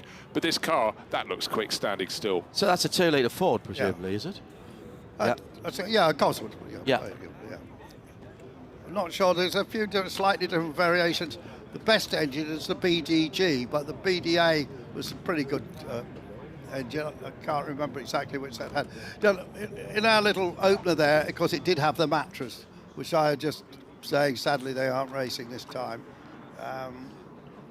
Tim Pappas and Jeroen Bleekemolen in the K3. That's a guests of ours in the studio in one of the earlier plateaus, and it's great to see Tim Pappas in such good form.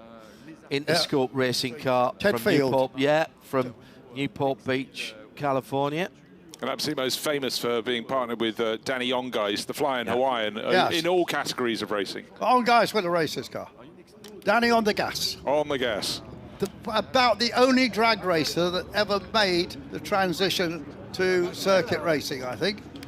He was also the person I've never seen a driver more nonplussed by a question. I asked him something when I met him at the Indy 500. I went to his moto to be introduced by our correspondent Gordon Kirby, and I was saying that was an amazing lap, and he sort of went, was it? Never mind. Yeah, I tried interviewing him. He wasn't top of the list, that's for sure. So Shirama, fast. It's an interesting mix because we also got 935s in this. Yeah. And so Boost. Is it Roland Boost from memory, maybe? And that Russell. Chevron. Russell Prost. Boston. He goes well. And then Chris McAllister is now in the Mirage, reskinned part of the tub after the crash here from 2 years ago. Hasn't raced it since, but has tested it. Oh, right. Okay. And then we've got the rare Cheetah, of course, with the BMW. Some of these cars have got BMW engines, and basically the BMW Formula 2 engine. But again, we're going back to the times when this type of racing, the prototype racing, and particularly the 2-litre formula, it was a chassis formula rather than an engine formula. So you had the chassis builders, and again, you were bolting a 2-litre engine in of, what enter name of manufacturer here, really. Yeah, but a lot of it came down to national allegiance or money. And don't forget, when they came to events like this, a lot of them were still trying to do engine deals because they didn't compete in a regular championship. A lot of these, they came here as the big one, and the most extraordinary motors would get bolted in. Great shots there of Max Guénard climbing into the ex-Otford Group car. That mainly raced in Britain in the Thundersport series. It did. A beautiful level of presentation from the Otford Group, a packaging company owned by Jim Wallace. He won a lot of racing that, and a gentleman too. Behind that, number 27, the bright orange Lola 296 from 1976. One of my favourite cars that you'll see here. Not just a BMW M1, which is a very lovely, and the first of the BMW M cars, of course, but a Group 5. So this is the one that's been in the gym, working out, taking the protein drinks, and has the big wide box arches on. And that is basically saying, get out of my way, even when it's sitting on the pre-grid. No, it really, really is. It tried to, it bulked up only in terms of dimension. In terms of weight, it was shedding weight all the time. Albert Weinzel drives it very well indeed. And I love that old VSD livery from the day. It looks fantastic. Samedi Dimanche. Indeed. Magazine. Yep.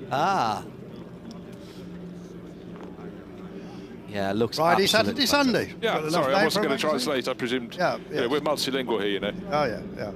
We're going to see, I hope they hone in on Jim Farley. I think it's fantastic the chairman of the Ford Motor Company is here racing at Le Mans. I presume he's on his phone a lot. Yeah, not now, I'm busy. Well, if you had seen him after the second Ford Mustang race, was it the first one? I can't remember, but it was after one of the Ford Mustang races that we did for them at the Le Mans 24 Hours. He literally, I was standing... That's Van der Poel's. Eric Van der Poel's helmet, the cat in the hat, as he always used to wear, that wide brimmed hat, didn't he, in periods? Well, if you had seen the excitement from Jim Farley as he burst into a conversation. I was actually standing with Aaron Shelby, who runs the Shelby Owners Group and various parts of the Shelby Empire now, and burst in and said, I'm sorry to interrupt. But he was literally bubbling with excitement to have seen 38 Mustang Dark Horses competing around Le Mans. And Mark Rushbrook was barely, who's head of Ford Motorsport, Ford Performance Worldwide, was barely less contained. And that, to me, and there'll be people watching and listening to us now will go, well, of course, he runs a car company. But car companies are big companies, and sometimes the people at the very top of the car companies are managers. They're not necessarily car people. Jim Farley is not only a car person, he's a racer. It's the best use of the Blue Oval for 40 years, I would suggest, when they were at the top or competing in every category of sport in the world. And it'll give the image of their range absolute boost. I said to Marc Rushbrook at Daytona when he came to the booth in the middle of the night, see, there's another thing. So we do the overnights, as we do the full 24 hours, and NBC takes some of our coverage for the States, because obviously the telly lovies need to have their 8 hours in bed. And Marc Rushbrook came up in the middle of the night and sat with us, and we were talking. And I said to him, and I was only half joking when I said this, they'd announced the Baja program, they're still doing the rally program, they just announced the Le Mans Hypercar LMDH program, and I said to him, do you know what, if next week I read a press release and see that you've gone into MotoGP, I would absolutely believe it, because it's about the only thing at World. Of course, they've got the engine program for Red Bull, for the new regs as well. They are back. The Blue Oval is back in sport. They are doing everything, Bruce. Yeah. It's like when we were growing up. It is, absolutely so. And, you know, I have a family connection with Ford. My father worked for them all his life, but the competition was something that he thought was massively important. But that was in the days when they were doing it. Now they're doing it all over again. Notice Mr. John B was very late getting in. He's still getting into his Ligier. That's got a DFE, and it's that car finished second Le Mans. Yeah. But they, you know, for years, you know, when the Mantra Sport program closed down, he got a lot of the staff to come across to help. You know, not Mr. John B, Guy Ligier, and this is where you become all fingers and thumbs, isn't it? Trying to get straps in. I find that. That is gorgeous, isn't it? 1975. Yeah. Still got. Bear in mind, he coaxed Ori Pescarolo across after 3 consecutive wins, and it didn't go well. They had the top names, but you know, it wasn't the victory they were hoping for at all. And it got to 4th, that car. Engine cover came off. That's a story you've heard many a time. Yes. Francois Migo was driving at the time, but... Oh, Francois Migo. He did a lot of Le Mans. Oh, did he ever? Yeah. Came and drove a Celine.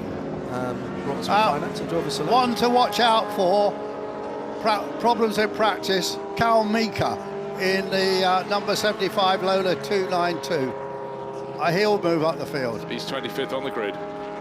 4th in class, so didn't do too badly. Watch out for the Greenwood Corvette as well. That's the Stars and Stripes number 76 car. And seeing if there's anybody else that's out of position.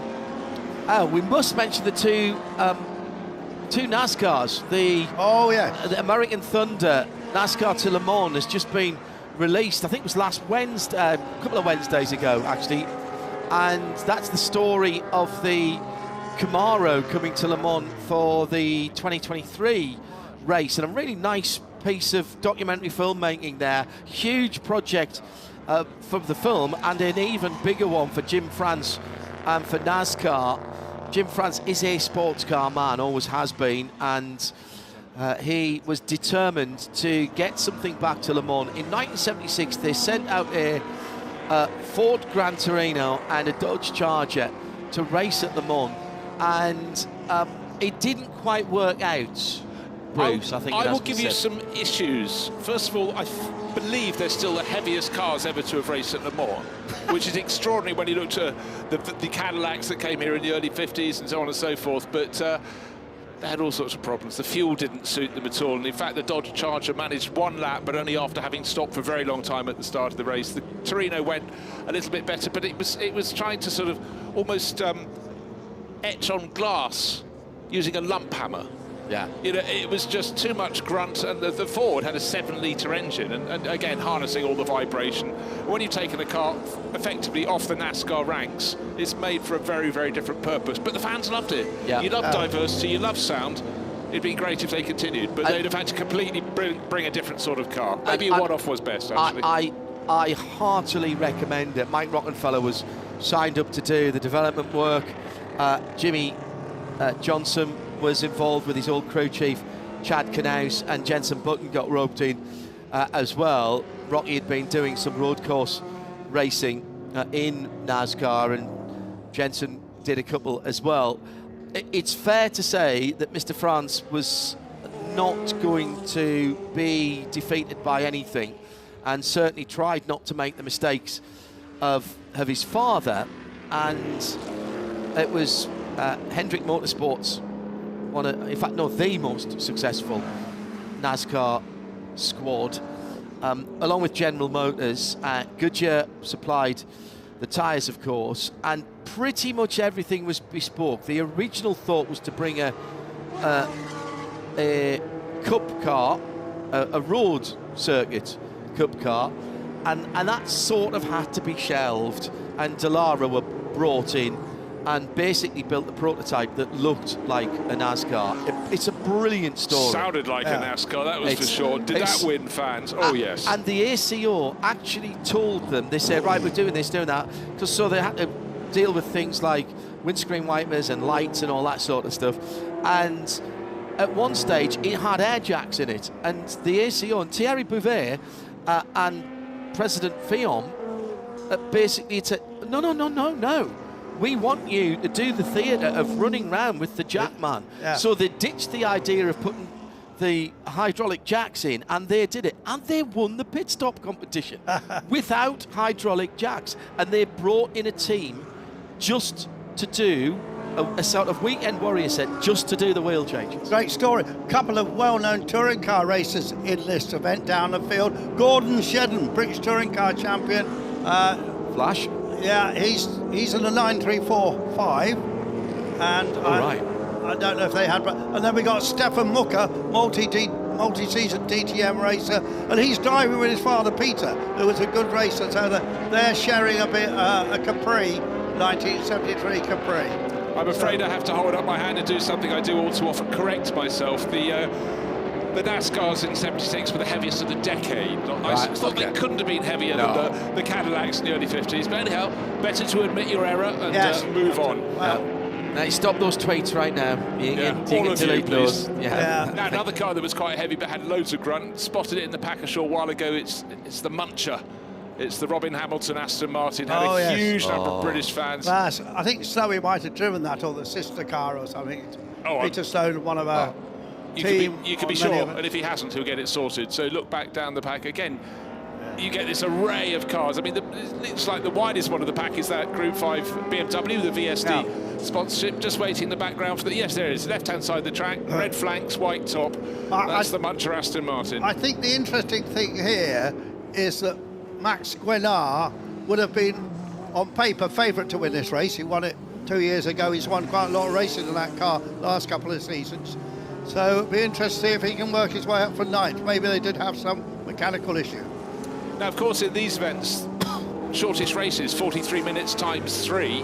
So issues like brakes that were traditionally a problem in an endurance race. And I'm just thinking again of that Paul Chase Gardner-driven Aston Martin. That really used to eat its brakes, thus its nickname, the Muncher. But if you can control it in about 45 minutes of racing, that should be fine. Still got to get an eye out. So what a weird shot you have. Suddenly a Ford RS 3100 lightweight Capri. Just behind it, a glorious little chevron. Then you've got the Dodge Charger, which is white with the gold roof. Let's hope that can go further than one racing lap this time around. So we are ready to get the 6th grid first event going. And stand by for action. We'll introduce you to another guest in just a moment. Oh, and the tracker's gone off, so let me quickly reset that. So let's get this one underway. 43 minutes on the clock. The safety car, the BMW, has pulled into the pits. There's a few of its, oh, not quite yet. There's a few of its newer brethren following in behind in the shape of the M1 Pro cars and the fabulous Group 5 M1 as well, and a couple of Batmobiles, the 3-litre CSLs, BMW and Porsche, the featured cars and partners this year. Felix Jorgens, excuse me, who has joined us. We'll have a quick word with him in the moment. If you can bear with us for a second, if you don't mind, Felix, we'll get the race underway as they come round with the Dodge and the Porsche and the Chevron and the Lola and the Mirage and the second Porsche K3. That's the Tim Pappas, Jerome Blake-Molen car, the Interscope black machine. You'll not miss that one. So the safety car driver. And we've already got cars coming into the pit lane, and that was the K30. Sorry, no, it wasn't. That's not the Pappas car. So the red one's coming in. It's the Interscope car that's Tim Pappas. That's the black car. Saw the front end of a Porsche diving in. Yeah, he's still there. The black and rainbow-coloured stripes on that car. So it comes to the line, and it's green, green, green, and we are racing. Let's see who gets the best start. The gold Taj on driver's left, but it is that bright yellow Porsche K3 935. But the Taj should have the braking performance going into the first corner, and it does. Gets through. Now the rest of the nearly 80 car field going through, and what's interesting is I can't see which Porsches dropped into the pit lane. They're coming up under the bridge. The Tosh went into the lead, and look how Maxime Guedard's come right through already, straight up into second place from 7th. I was surprised he was back there. Yeah, that is the number 51 Lawler T296, and already with headlights ablaze, streaming down to the Daytona chicane, the bright yellow K3 back into 3rd place. And hello to Felix, and welcome to our booth. Are you enjoying yourself? Absolutely. I mean, it's always a dream to be here. Everybody is enjoying it, and the weather couldn't be better, so I guess it's a dream of a weekend. And forgive me for saying this, but you're quite a young driver. What are you doing with this passion for older Porsches? I mean, I kind of grew up with it, had the privilege of growing up around it, and then I guess it just got more intense, and here we are now. Now, our notes tell us that you competed in the Little Bigmans back in the day. Is that... Clearly you were a bit shorter than you are now, because you're a bit oversized for that, Felix, if I may say so. That might be the case, yes. My parents back then gave me the opportunity to race in Little Big More back then, and I guess it was the starting of a hobby racing career. Did you win? Indeed, I tried my best. It is not to win, but to take part. So how long have you been racing now, Felix? It started 2 years ago, and now slowly coming more and more into rally sports, and now also historic racing. What is it about, particularly Le Mans, that attracts you, and particularly these cars? As I say, you're quite a young lad. These cars are from well before you were born. That's absolutely true, but I mean, we all know the Le Mans movie, and then it all started with a dream, and being able to drive here is like going back in time and living up this culture of historic racing again. Now, you mentioned doing some rallying, and actually there'll be people scratching their heads about that, because they'll be thinking about contemporary WRC and contemporary WEC and thinking rally cars and GT cars probably don't have a lot in common. But I presume that getting sideways and having cars that are moving around, as you will be with your rally cars, that's not dissimilar to some of these cars. They move around a lot more on the track than they do now. Yeah, I fully agree. I mean, it's all the culture and values we share in the end, and the reason why we all come together, and independent if it's rally or racing sports, I guess it's still the same heart which beats for it. Well, as it happens, the guy who's in 3rd place has done a lot of rallying. He's had some good results in the European Rally Championship. Emil Breitmeyer, they do run a team of cars in that. So there aren't that many people that have been successful in both genres. But of course, Vic Elford, a very famous Porsche driver and Formula One driver, but also competed and won in the Monte Carlo Rally. So yeah, there are a few people that can embrace both disciplines. And of course, here's a little question for you. I knew which Toyota driver was it who, I think he won a European coefficient rally when the San Remo was coefficient rally. Stefan Sarazar was a very good rally. There you go. Well, yeah. Well done. Very, very, very well done. And of course, at Le Mans, we did have a very famous rally driver flying backwards and forwards and practicing Le Mans on the PlayStation to come and race. Sebastian Loeb. Exactly right.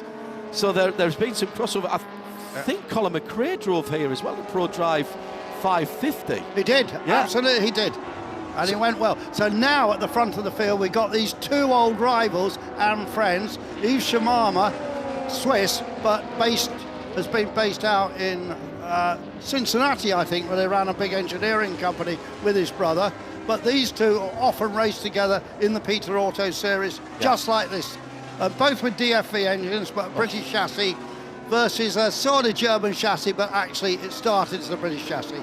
Absolutely fantastic racing down through the Forest Esses and out towards Tertre Rouge in what will be our final bit of coverage for today. We'll be back on Sunday with a run through some of the other plateaus that we haven't seen yet, but of course if you're here at the circuit, the racing continues all the way through the night, and here comes the opportunity.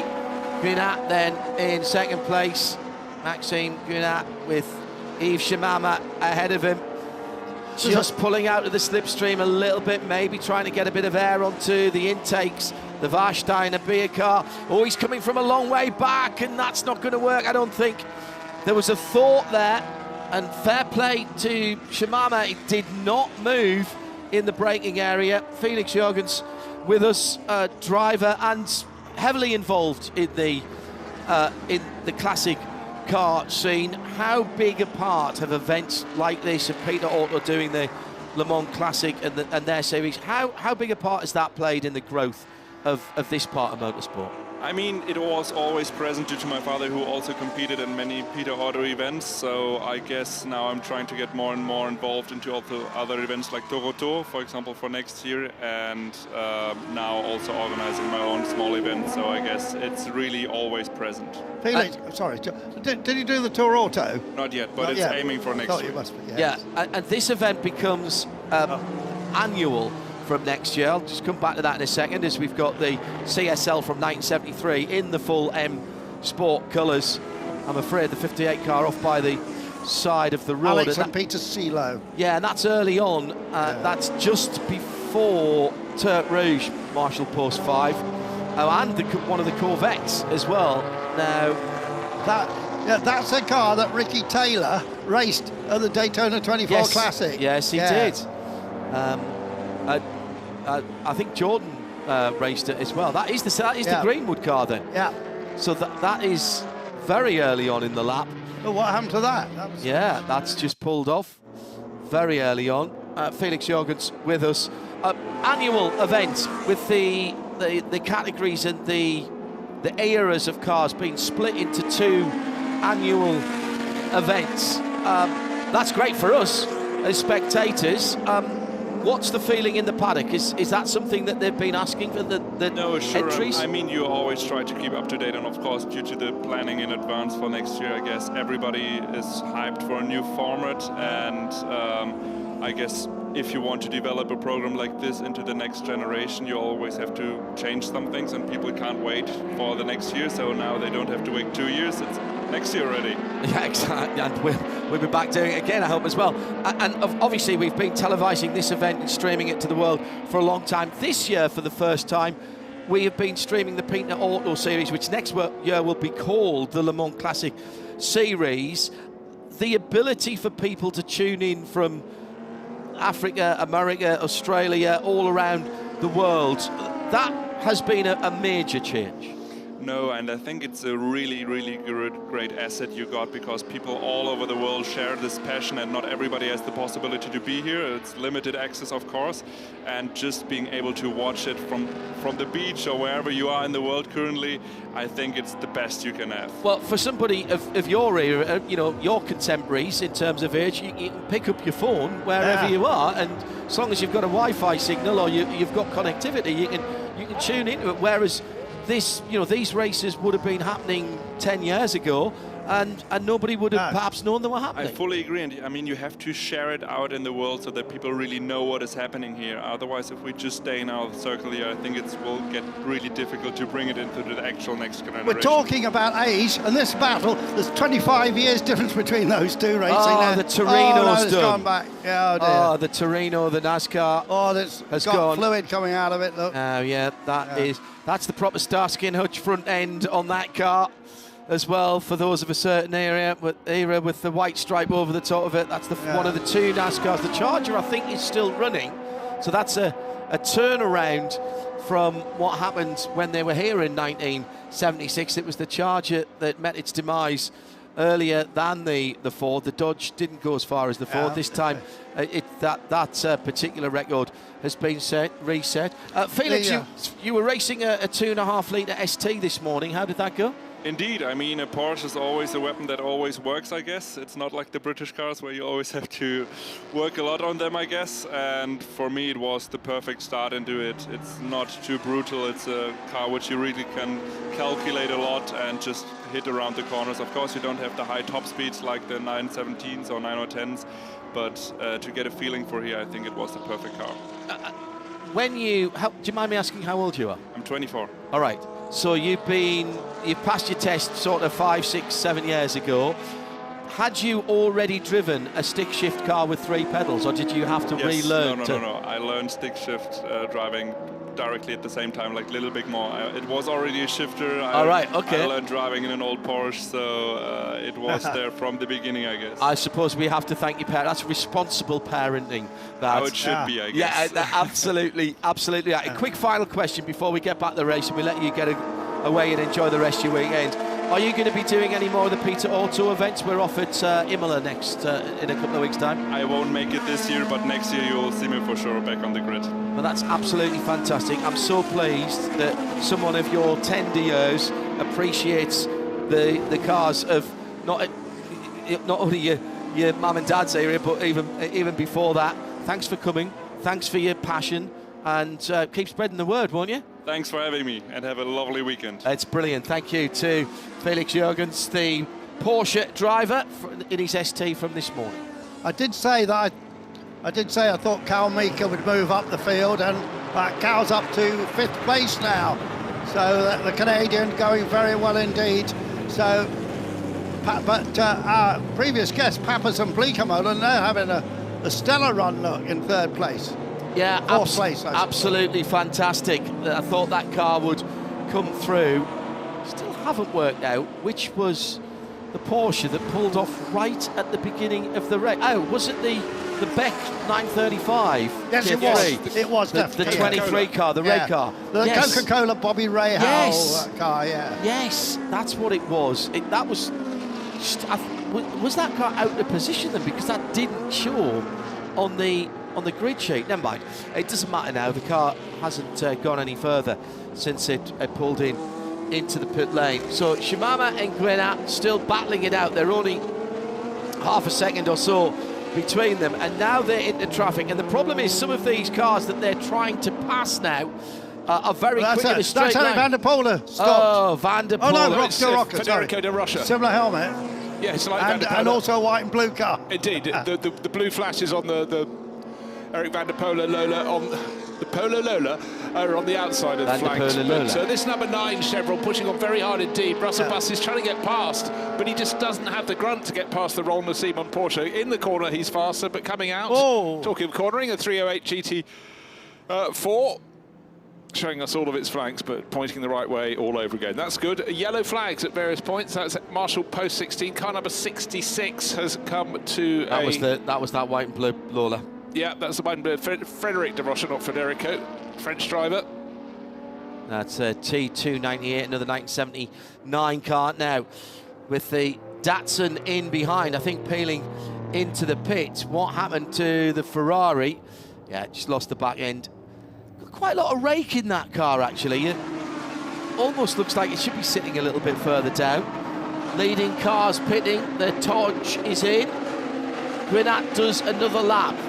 Well, this will be good for Grenat, because if it's clear he couldn't pass the Dodge, he was very close, he had the pace to catch it. Now, hopefully, from his point of view, he can build a second or two around this lap, which will give him an advantage when he pits. I think he was worried about something in the cockpit, wasn't he? Right. Something flapping around and off it goes. That's a great colour, that car, isn't it? Well, mobile phone. Was there a mobile phone? Yeah. Mobile phone fell out of his pocket in the car. Where do you want a distraction? Not around the circuit at the mall, but thank goodness, well, they found it. It might have been rolling around under the pedals. Yeah, I hope his wife doesn't call him now. So, here's the big question. Was that in the pit window? I think it might have just been. I'm not sure. I think that's tight. Tight. Well, definitely. The reason I think it wasn't stationary for very long at all, and he absolutely went herring away, so I think it was a bit before the pit window. I think you're right. I think it's going to have to stop again. Oh dear me. Well, as long as someone else answers the phone, I guess that's fine. Yeah. But Maxime Guénard was catching, and he was the quicker. And I just, I've always adored this car. Now and he's just put the fastest lap of the race in now that the court is out of the bottom. Exactly. This Group 4 Datsun 240Z, we saw quite a few road-going versions coming down, which are great to see. But according to their little board outside their garage, they said it was the first Japanese car to finish in the Le Mans 24 Hours, and that was back in 1973, or was it 75? I can't remember. It's the Castrol team car. No, that car's got back into the pits now. Well, this is the one that pitted straight in the end of the first lap, Andrew. They came in. Oh, I thought it was stopped. Yeah, it came in as in fact, before the safety car peeled off into the pit lane. They came in down the normal way. And I thought, that's a bit odd. Yeah. Now, Dan Eagling, Anthony Hancock. This is Sam Hancock's father, who sort of got a late call-up with this car, the Lola T296. Well, they were reserved, weren't they? They were reserves and got called in. Dan Eagling is really quick. Yeah. He's been winning races this season. Been very quick at Ginetta as well. What did he do before that? Sports 2000 a lot. I think right at the beginning he might have been kicked off in Clubman's, a category that gets long forgotten. Yeah, there you go. Not exactly. They've got, I think it's the 50th anniversary this year. Yeah, but I'm just saying there was a time. Andrew is on his high horse right now, or it's taken umbrage, but it was a formula that had some really quick drivers and some brilliant designers in it, but not known so much outside Great Britain. No, Max Mosley was one of them. Yep. And you know what? The bloke who beat Max Mosley to the championship is called Howard Heary, and he is still racing in Australia to this day, and he just won an event the other day, and he's still in the same car? He's close to my age. No, totally different. Okay. Yeah. My old boss, Ray Malik, and the Clubman's cars that his father and his brother produced as well. Ray's here this weekend, actually racing a continuation Bentley. We'll see him tomorrow, yes. Something different for him. Here's the Aston Martin. Robin Hamilton inspired car. Yeah. Paul Chase Gardner going solo in this one. And again, those blowers in the front just to keep the temperature down. Eric van der Poel, we mentioned him, just in front of the Busch twin brothers. Porsche 935 flaming away with his Mambo livery. Twin brothers, twin turbos. No, it's easy to remember. Little aid memoir for us. This is bonkers, the battle. Bonkers cars. 6th place. The word bonkers. And again, back to your earlier point, when you look at the tail of a Porsche, you'll find one underneath the K3 somewhere. Now, what's that they're going past? The number 41 car. That's the 9345. That was an interesting car. It was really Peter Gregg inspired that car.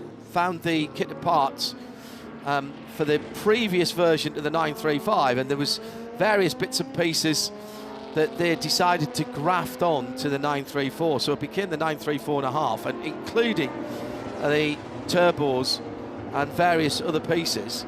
This is a cracking battle. Sorry, go on. No, carry on, sorry. No, sorry. It's going to say it's going to be a 3-car battle, because you've got Van der Poel clinging on, and then the far more powerful Porsche in behind, and then the really well-driven and very successful this year, the Candiani Rouvier car. It's a B36 Chevron. Yeah, it goes well. It caught them, and it's now seeing if it can get past the Busch brother. But wait till the Busch Porsche gets out of Tete Rouge and accelerates down the straight, and those twin turbos will just come kicking in. As long as he can hold on to that position through Tete Rouge. And let's not forget that Eric van der Poel has got Formula 1 experience and then had a terrific career out in American sports car racing. Oh, yeah. Drove for a lot of factory teams. But a lovely man. Drove for 333, more 333. Yeah, of course. Well, here comes the turbo power. There's nothing Eric van der Poel could do it. Whoosh and double whoosh. Yeah. The Busch whoosh. Very good. Now, will he be able to stay with it and then try and utilise the nimbleness of the Lola? Incredible amount of power from those twin turbos. I think we just saw Nick Padmore being inserted, didn't we? We did. In the split screen. 38 in the pit lane. Yeah, it's one of two 512 BBs. Lovely. And 38, that's the Olivier Breitmeyer, Father Breitmeyer, that is. We had him interviewed on the pit wall looking happy. He'll be loving this Ferrari too. But you corrected yourself earlier on. I'm just going to have to correct myself, Mr. Jollibee. This is the Ligier in this race, which finished second at Le Mans, not the earlier car. Right, it's just a pit stop. No, you did say that when we were just in the lead up to this race, so you were correct. Yeah. You had the safety net beneath you. Mike Cantillon there with the Irish colour scheme on his crash helmet. A lot of success, Mike, running in Formula 1, historic Formula 1 cars in the Masters Series, been the champion in that. At one time, Mike used to have a very big demolition company, but he sold it some time ago. Was it a knockdown price? Sorry, I couldn't. I was toying with something along those lines. Knocked down a lot of buildings. Yeah. The Frans Wunderlich BMW in the pit lane, the CSL from 1975, leader in its class, 31st, so well, better than halfway up the field. Absolutely incredible cars, those in their era, and still these little prototypes battling through. Yeah. And still Eric van der Poel in the white car, the white with blue stripes, into Indianapolis, third position. Our leader Jim just Farley in. still to get in that car.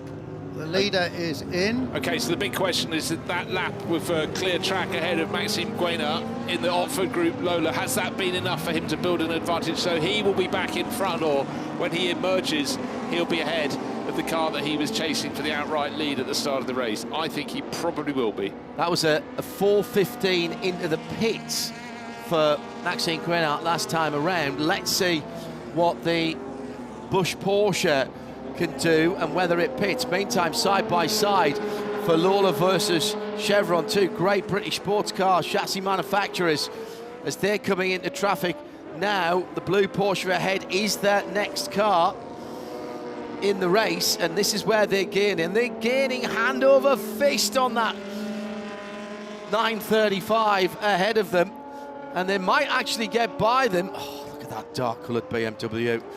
635 as they go through. Even the BMW M stripes look brilliant, and they're all pitting. And the car at the back of the pack is really interesting. It's the red and black Rupson sponsored Porsche. This is the car that was driven in the space of 12 months. Oh dear, well, number 4, Sebastian Glaser, M1, facing the wrong way.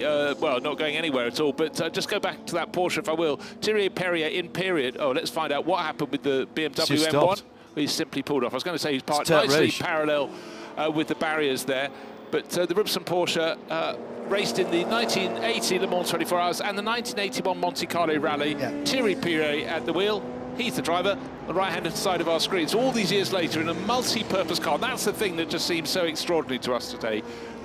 Interestingly, there are people now who are turning Porsche Carrera Cup cars into tarmac rally cars again. Yeah. And Porsche have been toying with the idea of making a GT4. There's been a sort of semi-works effort to turn a Cayman GT4 into a rally car as well. So Porsche beginning to get excited about their rally routes again. They, of course, produced the 992 Dakar. Mambo grapefruit juice is a sponsor there. But well, it's grapefruit juice with vodka, in fairness. Yeah, old Kramer car. What haven't we seen out there? The Golf. Mirage. Mirage Golf, yeah. And they didn't make the start. So problems for Chris McAllister. Oh, no, the other 512 BB. It's both of them that's had problems Sam now. Hancock, Alexander Wittweger car. The Prancing Horse Racing window strip there. So these are causing slow zones and yellow flags, or yellow flags only at the moment. Smoking a little bit. Yeah, exactly. That was either oil smoke or steam. Here's the our battle for the lead now. Todge was leading before the pit stops, and we wondred if the Lola would be ahead. Well, it wasn't when it came out, but it is now. Just took the lead at that very moment, and sliding as he comes out, fishtailing with the Lola, with the Formula 1 engine, and of course DFV 3-litre engine. Both of these cars, similar power units. Yeah, they're coming round. The next double yellows are just after Indianapolis, so there will be racing all the way down here. Who gets the run into Mulsanne? It is the number 51 Lola. That's on an outlap as well, so the tyres will have lost a little bit of temperature. Track temperature 34 Celsius, still 26 in the air, so very pleasant. Nowhere near. That's half of the Celsius track temperature that we had yesterday. It was a scorching 50 degrees for the rubber. Yeah, I'm just quite interested why the Yves Scamama in the Todge pulled alongside. I thought, well, pulled out. I thought he'd stay in the slipstream and see if he, having just been overtaken, if he could have hang there. I think he thinks he's got a bit more grunt. Yeah, or maybe he's just shouted. Do you know what? I left my phone in the car. It got under my feet. They are big mates, these two, because they race like this all season. They've had so many battles, and well, no one else in a position to challenge them because they are so much further behind, 40-something seconds back as third place car. And then the Canadian Carl Meeker, who works in the film industry, does special rigs for big films. He will inherit third place. Car in third place, listed with no pit stops as yet. That's what I was watching. Car number 43, which is the Rollner Lars Kern Porsche 953. Bert Schmidt. 935, let's not be back to front, Bruce. Yeah, confusing it with a 963. Dear me. Bert Schmidt's in the pit lane as well, waiting to go out. Meantime, these battles now are all the way through the top 10. Little 1s, 2s and 3s of cars, and the 9345 is out. So we can finish the story on the 9345 now that we're looking at it. So elements of the 935 grafted onto the previous car, and Peter Gregg went across with a team of Brumos mechanics and basically cherry-picked some bits and pieces, and they built a car specifically for the IMSA regulations that were about to change. And I think they built 8 of them to start with and brought them back to the States, and IMSA, having been very excited about this, took one look at them and said nope. So they'd had nowhere to race them. So they, somewhat miffed, I would have thought, knowing Brumos and Peter Gregg, would have said, where we're going to go and race them. So they went over to SCCA and raced them in Trans Am. They raced a pair of them in Trans Am, and one of their customers won the championship. And then the championship was taken away from said customer at the end of the season, and the championship given to a standard 934. So a bit of a story with that. They are very much sought after, and the genuine ones are very, very rare indeed, but not an unusual situation of specific Porsches built for the States. We had some in the Grand Am period, which were called GT Americas, actually, and I think there was only 22 of those built. Actually, should have asked Tim Palmas about that, because I think at one stage he had one. And they raced at the Nürburgring. A lot of them, bizarrely, were changed out of GT America spec and back into a more standard spec. And of course, the ones that are left are worth a fortune now. So is it a toy or is it a tosh? I always call it a toy. Well, I asked Steve Shamama. He says, I'm Swiss, and I call it a tosh. But if you're German, you'd probably call it a toy. So, who cares? Nice toy to have. But anyhow, I mentioned I thought there was a bit more grunt from Skimama's toy, or the engine at the back of it. Last lap he was looking, at this lap he's absolutely just blasted past down the straight. That was a new fastest lap of the race at a 4:07.289. Right, coming up on a fairly unusual car, the March 75S right in front of them, but they'll pick that off nice and easily. So the driver looking down in his mirrors, he'll spot one, and right behind a second. No question at all. Staying out of the way, it's a chicane. Is there enough space, though, for the second place Lola to get past? Yes, well done. I'm surprised that March has got a decent BMW engine, and he's won quite a lot of races back in the UK. So he's basically got a March what was the Formula 2 engine, BMW engine. Here's the Lars Kern Porsche. Lars Kern, you recognise the name if you are an automotive fan and you read the weeklies. Lars Kern is, up until recently at least, was the nominated Porsche driver to go and do road car Nürburgring record runs. Fastest ever. Yeah, he's been he's done slightly fewer of them recently. Nick Tandy's done a few, and one or two others have as well, as the B21 of 1972, the number 44 car, with a vaguely sort of BP livery on that car. That's had contact somewhere. Yeah, that front, the nose section is loose, and I guess he's just concerned about that. And again, when you run wide off the edge of the circuit, obviously you can just shake things loose, just those little clasp clamps. Yeah, and just to finish on Kernsey, yeah, so he was a factory test driver, effectively. Did a lot of those road car runs, and has been racing in the States quite a lot. I saw that. Yeah, and he's a very, very decent racing driver. Should have done it. He's probably thinking, I should have done that years ago. What was that? It was the number 49 moving slowly. Another Porsche that was in trouble.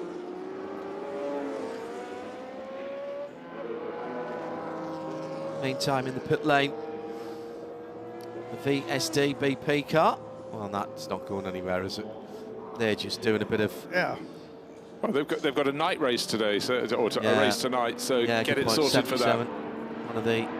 We talked quite a lot about the battle between Lola and Chevron, but of course, in the 2-litre sports car championship, there was an Italian challenger, and that was Osella. There are 2 or 3 Osellas in this race, and we've got a Japanese pair, and then the one, John, as you're pointing out, in 20th place. Number the 40. Chateau and Faucher. Yeah, that's a rather later one. That's 1980. You needed one from sort of about 72, 73. Arturo Mezzari used to drive them, among others. Wow. And they were very, very successful. But as I said, in came Alpine, and they just cleaned up. We haven't got any of the Alpines here, have we? No. What happened to those cars? That's the question you have to ask, isn't it? Okay, that's unfortunate BMW product placement. Oh, here's another unfortunate one. This is the Group 5 one. We see quite a few cars getting it a little bit wrong, but not quite fully wrong. Okay, we saw going to Tete Rouge. We saw a frustrated Maxime Guenard who got balked and seems to have dropped a couple of seconds behind Shimama now. Well, that's a gap. Well, he's going to have to really work the corners. It does seem he doesn't have the grunt of the race-leading Todge.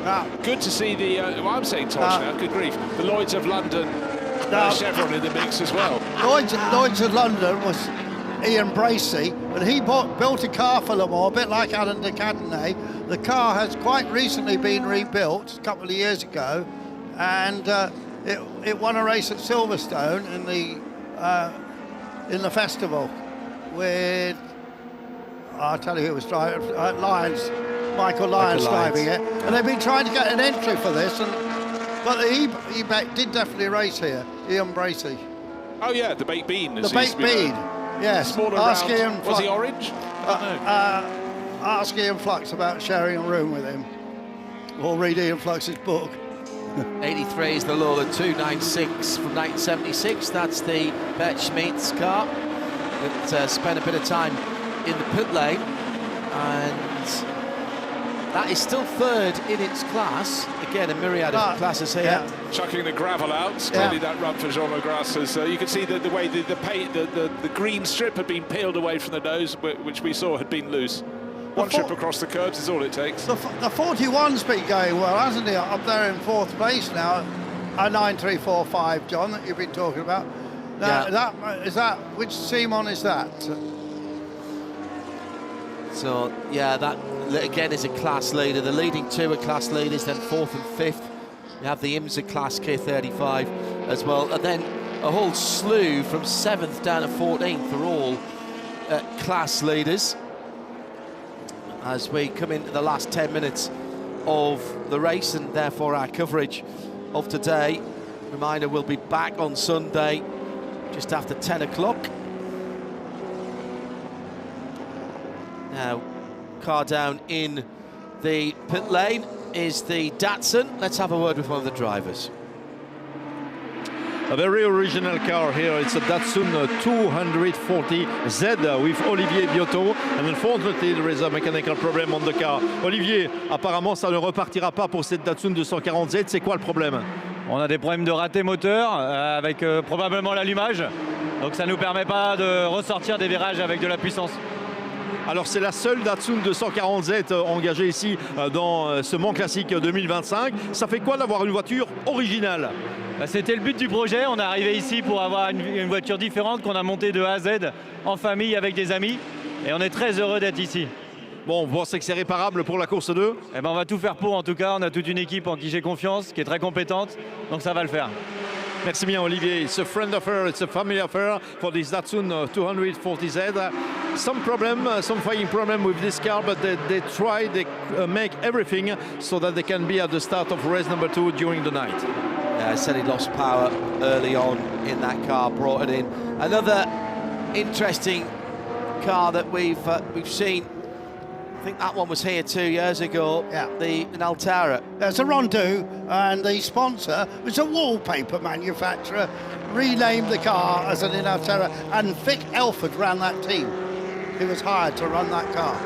Tiny little front wheels. Quite a lot of cars in period use these tiny front wheels, and they didn't often work as well as they wanted. They wanted the lower frontal area, but it didn't really help in terms with their speed a lot of the time. So what they gained with one hand, they lost with the other. That'll have a DFE in the back of it as well, I think. So that would have been like a C2 car, was it? Or yes, even it was before slightly, that? Yeah, semi-equivalent. Right.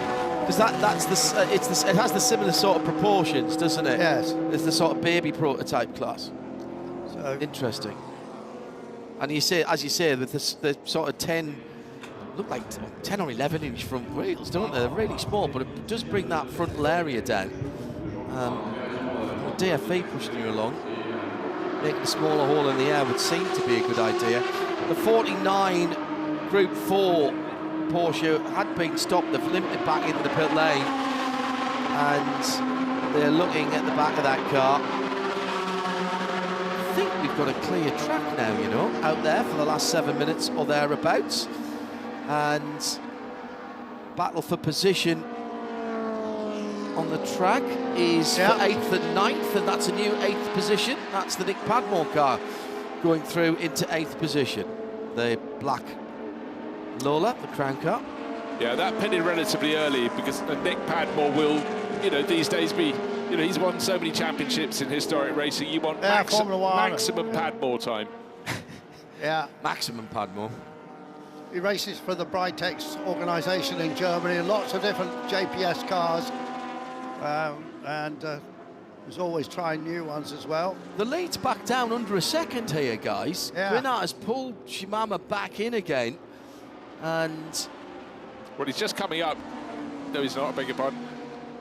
They're just coming out of Mulsanne and heading down towards Indianapolis and Arnage, so half a lap behind. We'll see if we can pick them up, and quite clearly, thank you guys listening in production. Right, I think traffic has helped and it's hindered. Yeah. I still think there's a bit more grunt, but maybe... Oh, here he goes. The lead's about to change. Well, I do not understand why Skimama tucked in behind that bright green Porsche 911, because that... And that's a new fastest lap of the race last time around by Grinard in his quest to get back to the lead at 4:06.001. That's 1.3 seconds quicker last time around than Skimama. So, again, traffic giveth, traffic taketh away. I mean, it may well be at this point in the race, the fuel load is lightening, but maybe the Lola is a little bit lighter on its tyres than the toy, or maybe Shimama pushed too hard, or maybe simply there was a missed gear change. There may also have been a bit of traffic, but when it gets to the corners, the Lola looks, which is number 51, just looks more nimble, but the grunt on the toy is something to be seen. We're coming towards the end of today, actually, and in terms of our broadcast, not of the racing here at the track, for those of you watching and listening. Just a big thank you to our production team, both in the truck and, of course, as always, our camera operators, audio engineers, techs, etc. It's been really, really good working with the team, and there's some very experienced people here who work on FIA WEC and all kinds of motor racing, and good to see some familiar faces from my time at WEC TV, particularly thanks to Natalie, who's been the little voice in our ears to make sure that we hit all the right pieces, and everyone in the truck.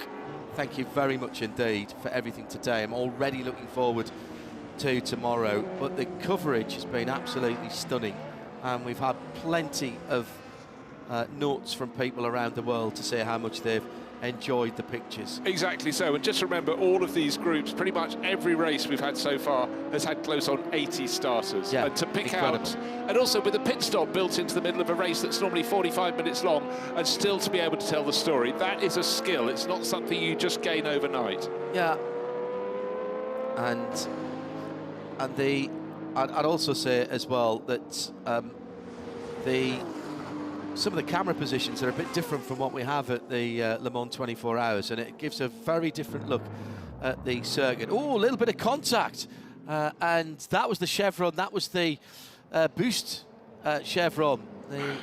Well, let's hope it wasn't boost, but again, some tight moments, and I've just seen a message on the bottom of the screen, and the car that's Yves Simama, 1 lap penalty for pit stop time infringement, and that's the one that's just lost the lead. Yeah. Let's head down to the pit lane. Here's Vincent. Another car start in the pit lane is the 83 Lola T296. Our Belgian driver Bert Smith will do it in English, we translate later. Bert Smith, c'est quoi le problème sur cette Lola? Ouais, le moteur a commencé à rater et je suis rentré pour réessayer et maintenant il ratatouille partout, dans toutes les vitesses. Alors quand un moteur ratatouille, qu'est-ce qu'on peut faire? Est-ce qu'on peut espérer trouver la faille et repartir tout à l'heure? Oh, ils doivent maintenant voir les allumages et si c'est quelque chose de simple, on sera de nouveau dehors, mais on ne sait jamais avec un moteur. Alors Le Mans avec une Lola T296, c'est comment? C'est une voiture qui connaît Le Mans. Elle a participé 3 fois au Mans, en 77, 18, 19. Et c'est le ultra de rouler ici. Hein. Yes, this car made 3 appearances at the start of the Le Mans 24 Hours in 78, 79 and 77 exactly. But some technical problem on this car. They hope to repair for race number 2. Et puis on va le faire en français également. On a une autre information par rapport à l'arrêt tout à l'heure de la toge d'Yves Simama qu'on avait vu dans les stands. Alors c'est assez cocasse. Le pilote Yves Simama avait son téléphone dans la poche de la combi et son téléphone est sorti de la poche durant le relais et se baladait entre l'accélérateur et le frein. Donc c'était pas idéal, ça a obligé Yves Simama à rentrer dans la voiture, à rentrer dans les stands et à retirer, simplement demander au mécanique qu'il retire le téléphone. Some information about the stop of the toge of Yves Simama earlier in the race. There was a problem with the mobile phone of the driver. He was in his pocket and then in the car, and it was at his foot with the pedal, so he had to come back in the pits just to pick this mobile out. Thank you, Vincent. Exactly as we had surmised, the racer tape on one of the BMWs not actually doing its job, and we also saw the number 33. 33, the Rouvier-driven Chevron B36 pulling off that Marshall Post 15, which is, where is that, John? That's down towards... That's just before the second chicane, exactly so. I've been pondering about the Kalmika car. Yeah. Because, you know, it's right up there. Ponder and I quickly, thought it was a 2-litre car, but flagging. that's another car with a DFV. All right, okay. And the T292, they didn't put many DFVs in them. We're going to get another lap here, gentlemen. So this isn't over. We can't be holding up. I'm afraid the 33 is stopped in a dodgy place. Rather inappropriate position. Well, it definitely means any overtaking manoeuvres down into the second chicane are banned for now. So really unfortunate on the final lap. Just ran out as the second place car went across the line. So we were 3 seconds away from a checkered flag for Maxime Guinat, and we'll have to continue to race then for another 8.5 miles in that T296, the 1979 car, and that's the gap back to second place. Just starting to get a little bit of darkness in the sky as the sun's beginning to set, and a little overcast. Actually, it's going to be a lovely sunset tonight. Any photographers around the circuit will be able to get some smashing pictures. You can just see the headlights beginning to cut through. Our cameras, as always, making it look a little lighter than it is, and this is the transition time from the daytime into the early evening, the gloaming, the twilight, and then the inky black night. Well, it's not really at this time of year, barely got dark at all a few weeks ago at the Le Mans 24 Hours, Bruce. No, exactly not. And if you're just joining us, we're working our way through the first day of the Le Mans Classic, and we're with the plateaus. We have 6 plateaus, the different age groups of cars. They all get 3 races. We go through the cycle, we go through the cycle, we go through the cycle. So they do get to race in all the light conditions, which is fantastic. But we started at the 3 youngest groups, so tomorrow we'll see the older cars. Yeah, and exactly. That's great racing amongst that. So I did wonder whether Shimama would have better off to come and do his proper pit stop, but I don't think during the summers I don't think he would. It was better to take the penalty. But you know, that's going to set him back. Well, I haven't. It's a 1-lap penalty. So yes. I haven't seen him be reported yet for that. No, it just said pit stop time infringement, or some words to that effect. Okay, sorry, I hadn't seen that. Let me scroll back down. He was one of about 6 drivers or 6 cars listed about 5 minutes ago, maybe not that much. But right now, the Oxford group, Lola, Jim Wallace's car, in period, Thundersport, Star, against some sort of bigger, more powerful machinery. Is it? 1 lap penalty, pit stop time infringement, and it includes the number 45 car. Yeah. Okay, which is running in 2nd place. It's the Warsteiner livery, Dodge, however you want to pronounce it. Yeah. Well, if it was backwards, it would be Jot, wouldn't it? Yes, that would be easier. Or Joe. No, hold on. Stop it. Saturday. Oh, that's how he lost it. Oh, did lucky boy.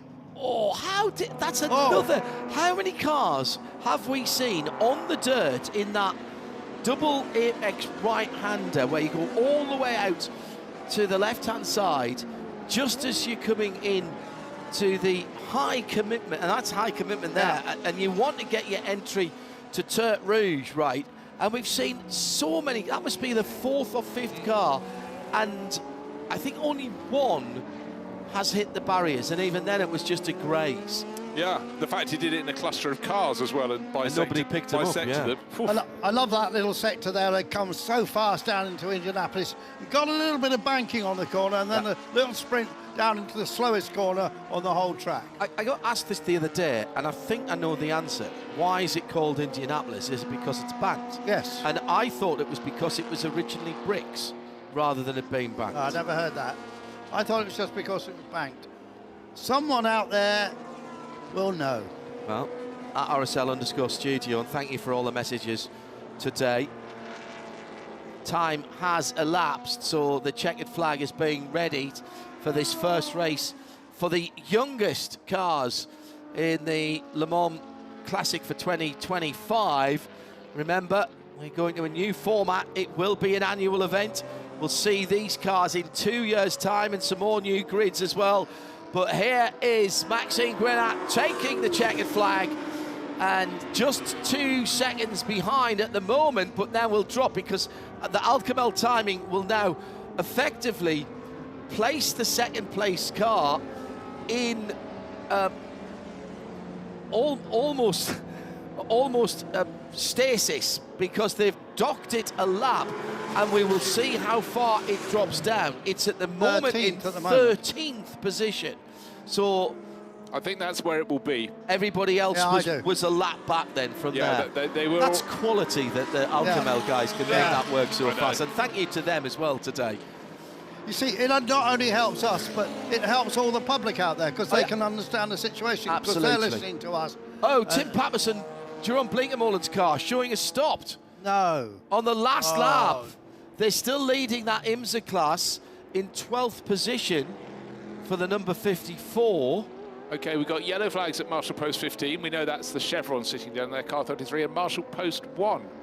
Well, that was where the BMW went off. Yeah, he's showing a stop, but I can't see it. I could see it just being pushed back into pit entry, so it got to the first corner. There's a slope, gone back down the slope, couple of marshals so pushing it in. So it started the last lap, but got no further. Yes, that would make sense. It's the first car off the lead lap, but it still finishes ahead of the toy of Simama. Yes, because it started the last lap first. Yeah. It started the last lap before the toy did. Right. And there's the confirmation. Get your bingo cards out. 23, 44, 45 was the car that came home in 2nd position. And the rest of them on the bottom of the screen there fleetingly. I don't think any of the other numbers were significant in the top. There may have been class positions, though, with the amount of classes that we've got here. So another cracking race, guys. Yeah, plenty to watch in that. Yeah. Still some battling on the final lap. Looking at maybe Nick Padmore will gain a place or two. A few arms up as people come across this finish line. So that gets, I reckon that gets the gold trophy for the most classes. I think that was 24 classes in that race. The prize giving might take a long time. Yeah, fortunately, that's not down to us, Andrew. We'll be sitting with our feet up somewhere. Yeah. Coming home, another one of the glorious Porsches. The big K3 turbos. That's going to be second place. This is the Breitmeyer car. Yep. Yeah, started on the front row. Well, got a little bit overtaken with the Cosworth-powered cars coming through and others people being docked a lap. Yeah, and how great is that then for Grenat and the Lola, because he's got a 2 3/4 minute gap now at the top of this plateau.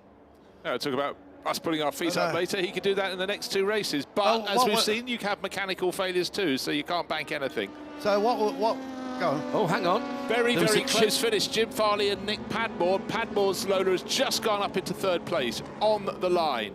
And they both were ahead of Mr. John B. Those 3 were swapping places. No, it can't have been. No, it can't have been. So Van der Poel drove the whole race, I think, didn't he? Oh, okay. Did Jim Farley not get in? Maybe do the next. Yeah, maybe do the next one. Because that's one of the beauties. You can choose which race you want to do. If you've got 2 drivers, you can do all in one, none in the next. And again, the top 5 are all class winners. The Cal Meeker car going slowly. Has stopped. That's the 75. And also the Bush car. Twins. Does no one want to finish this race other than Maxime Guénard, who's clocked it up with that huge victory? But a lot of the cars at the bottom end of the top 10 I think they've run out of trouble. fuel. I think this is a fuel. This is 11. We did an extra lap, didn't we? 11 laps for the cars at the front of the field, and that might have been just a lap too far for some of the cars in Plateau number 6, which has been won by an impressive 2 3/4 minutes. A mobile phone intervention, which has done that because the second place car across the line didn't do the pit stop in the right place. Well done to Maxime Guénard, who wins in the Lola T296 from 1979.